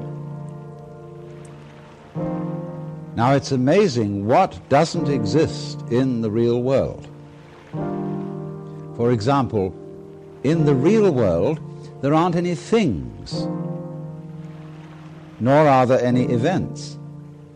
That doesn't mean to say that the real world is a perfectly featureless blank. It means that it is a marvelous system of wiggles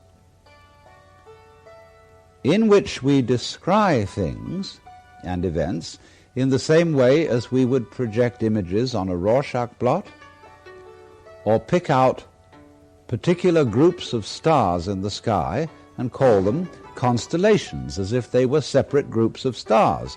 Well, they're groups of stars in the mind's eye, in our system of concepts. They are not out there as constellations already grouped in the sky. So in the same way, the difference between myself and all the rest of the universe is nothing more than an idea. It is not a real difference. And meditation is the way in which we come to feel our basic inseparability from the whole universe. And what that requires is that we shut up. That is to say, that we become interiorly silent and cease from the interminable chatter that goes on inside our skulls. Because, you see, most of us think compulsively all the time. That is to say, we talk to ourselves. And I remember when I was a boy, we had a common saying, talking to yourself is the first sign of madness. Now, obviously, if I talk all the time, I don't hear what anyone else has to say. And so in exactly the same way, if I think all the time, that is to say, if I talk to myself all the time, I don't have anything to think about except thoughts. And therefore I'm living entirely in the world of symbols, and am never in relationship with reality. All right, now that's the first basic reason for meditation. But there is another sense, and this is going to be a little bit more difficult to understand, why we could say that meditation doesn't have a reason. or doesn't have a purpose. And in this respect, it's unlike almost all other things that we do, except perhaps making music and dancing. Because when we make music, we don't do it in order to reach a certain point, such as the end of the composition. If that were the purpose of music, to get to the end of the piece, then obviously the fastest players would be the best. And so likewise, when we are dancing, we are not aiming to arrive at a particular place on the floor, as we would be if we were taking a journey. When we dance, the journey itself is the point. When we play music, the playing itself is the point. And exactly the same thing is true in meditation. Meditation is the discovery that the point of life is always arrived at in the immediate moment. And therefore, if you meditate for an ulterior motive, that is to say, to improve your mind, to improve your character, to be more efficient in life, you've got your eye on the future and you are not meditating. Because the future is a concept. It doesn't exist. As the proverb says, tomorrow never comes. There is no such thing as tomorrow. There never will be, because time is always now. And that's one of the things we discover when we stop talking to ourselves and stop thinking. We find there is only a present, only an eternal now. So it's funny then, isn't it, that one meditates for no reason at all, except we could say for the enjoyment of it. And here I would interpose the essential principle that meditation is supposed to be fun. It's not something you do as a grim duty. The trouble with religion, as we know it, is that it is so mixed up with grim duties. You do it because it's good for you. It's a kind of self-punishment. Well, meditation, when correctly done, has nothing to do with all that. It's a kind of digging the present. It's a kind of grooving with the eternal now. And brings us into a state of peace where we can understand that the point of life, the place where it's at, is simply here and now. Well, now, in the art of meditation, there are various props, supports. One thing that we are going to use as a means of stilling chatter in the mind is pure sound. And for that reason, it's useful to have a gong. This is a Japanese Buddhist gong made of bronze and shaped like a bowl. If you don't have one of these, you can get the rounded end of an oxygen tank. Have a machinist saw it off roughly into the shape of a bowl and use that. Or you can use your own voice, chanting. Another prop in meditation is the use of incense. And that is because the sense of smell is our repressed sense. And because it's our repressed sense, it has a very powerful influence on us. And therefore we associate certain smells with certain states of mind. And so the smell of incense is associated with peace and contemplation. And so it's advantageous to burn incense in meditation. The other prop is a string of beads. And these beads are used in meditation for an unconscious method of timing yourself. Instead of looking at a watch, you move a bead each time you breathe in and out, so that at a certain rate, you see there are always 108 beads on a rosary. And when you get to slow breathing, halfway around the rosary is about 40 minutes. And that is the usual length of time for which one sits in meditation, because otherwise you get uncomfortable and you get stiff legs and problems of that kind. Now then, the other thing, first of all, that we have to go into is how does one sit in meditation? You can sit any way you want. You can sit in a chair, or you can sit like I'm sitting, which is the Japanese way of sitting, or you can sit in the lotus posture, which is more difficult, which is cross-legged, with the feet on the thighs, soles upwards. And the younger you start that in life, the easier you'll find it to do. Or you can just sit cross-legged on a raised cushion above the floor. Now the point of this is that if you keep your back erect, I don't mean stiff like this, nor slumped like this, but just easily erect, you are centered and easily balanced, and you have a feeling of being thoroughly rooted to the ground. And that sort of physical stability is very important for the avoidance of distraction and generally here and now. J'y suis, j'y reste, as the French say.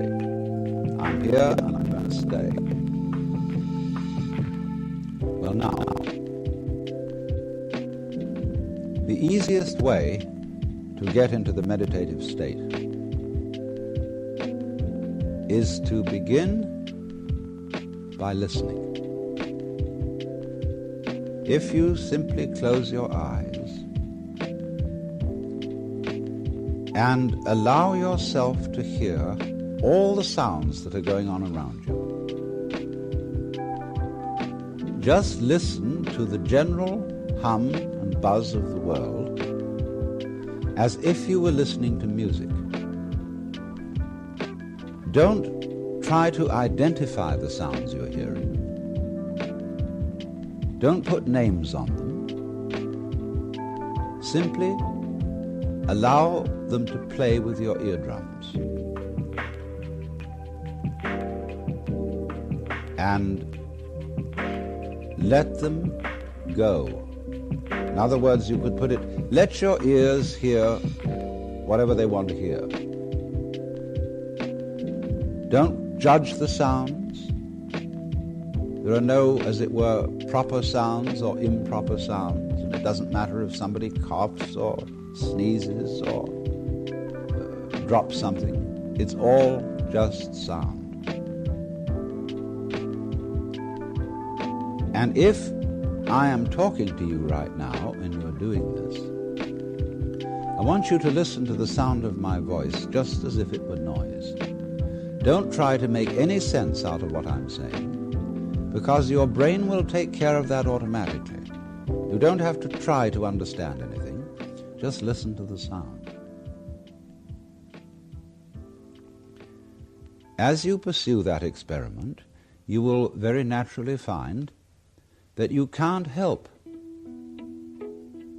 naming sounds, identifying them, that you will go on thinking, that is to say, talking to yourself inside your head automatically.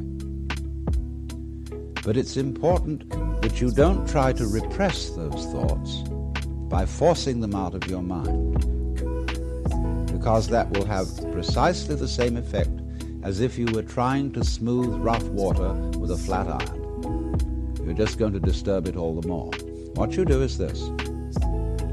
As you hear sounds coming up in your head, thoughts, you simply listen to them as part of the general noise going on, just as you would be listening to the sound of my voice, or just as you would be listening to cars going by or to birds chattering outside the window.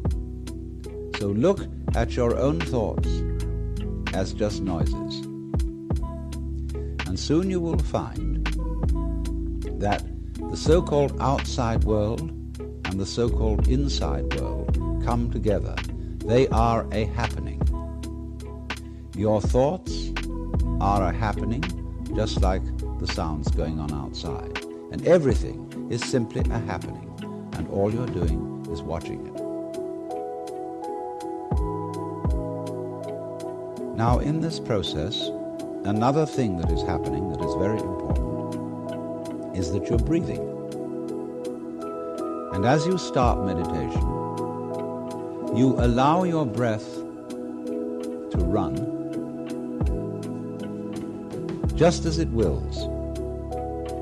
In other words, don't do at first any breathing exercise, but just watch your breath breathing the way it wants to breathe.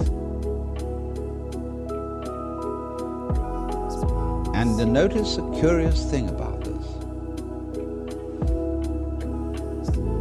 You say in the ordinary way, I breathe, because you feel that breathing is something that you are doing voluntarily, just in the same way as you might be walking or talking. But you will also notice that when you are not thinking about breathing, your breathing goes on just the same. So the curious thing about breath is that it can be looked at both as a voluntary and an involuntary action. You can feel on the one hand, I am doing it, and on the other hand, it is happening to me.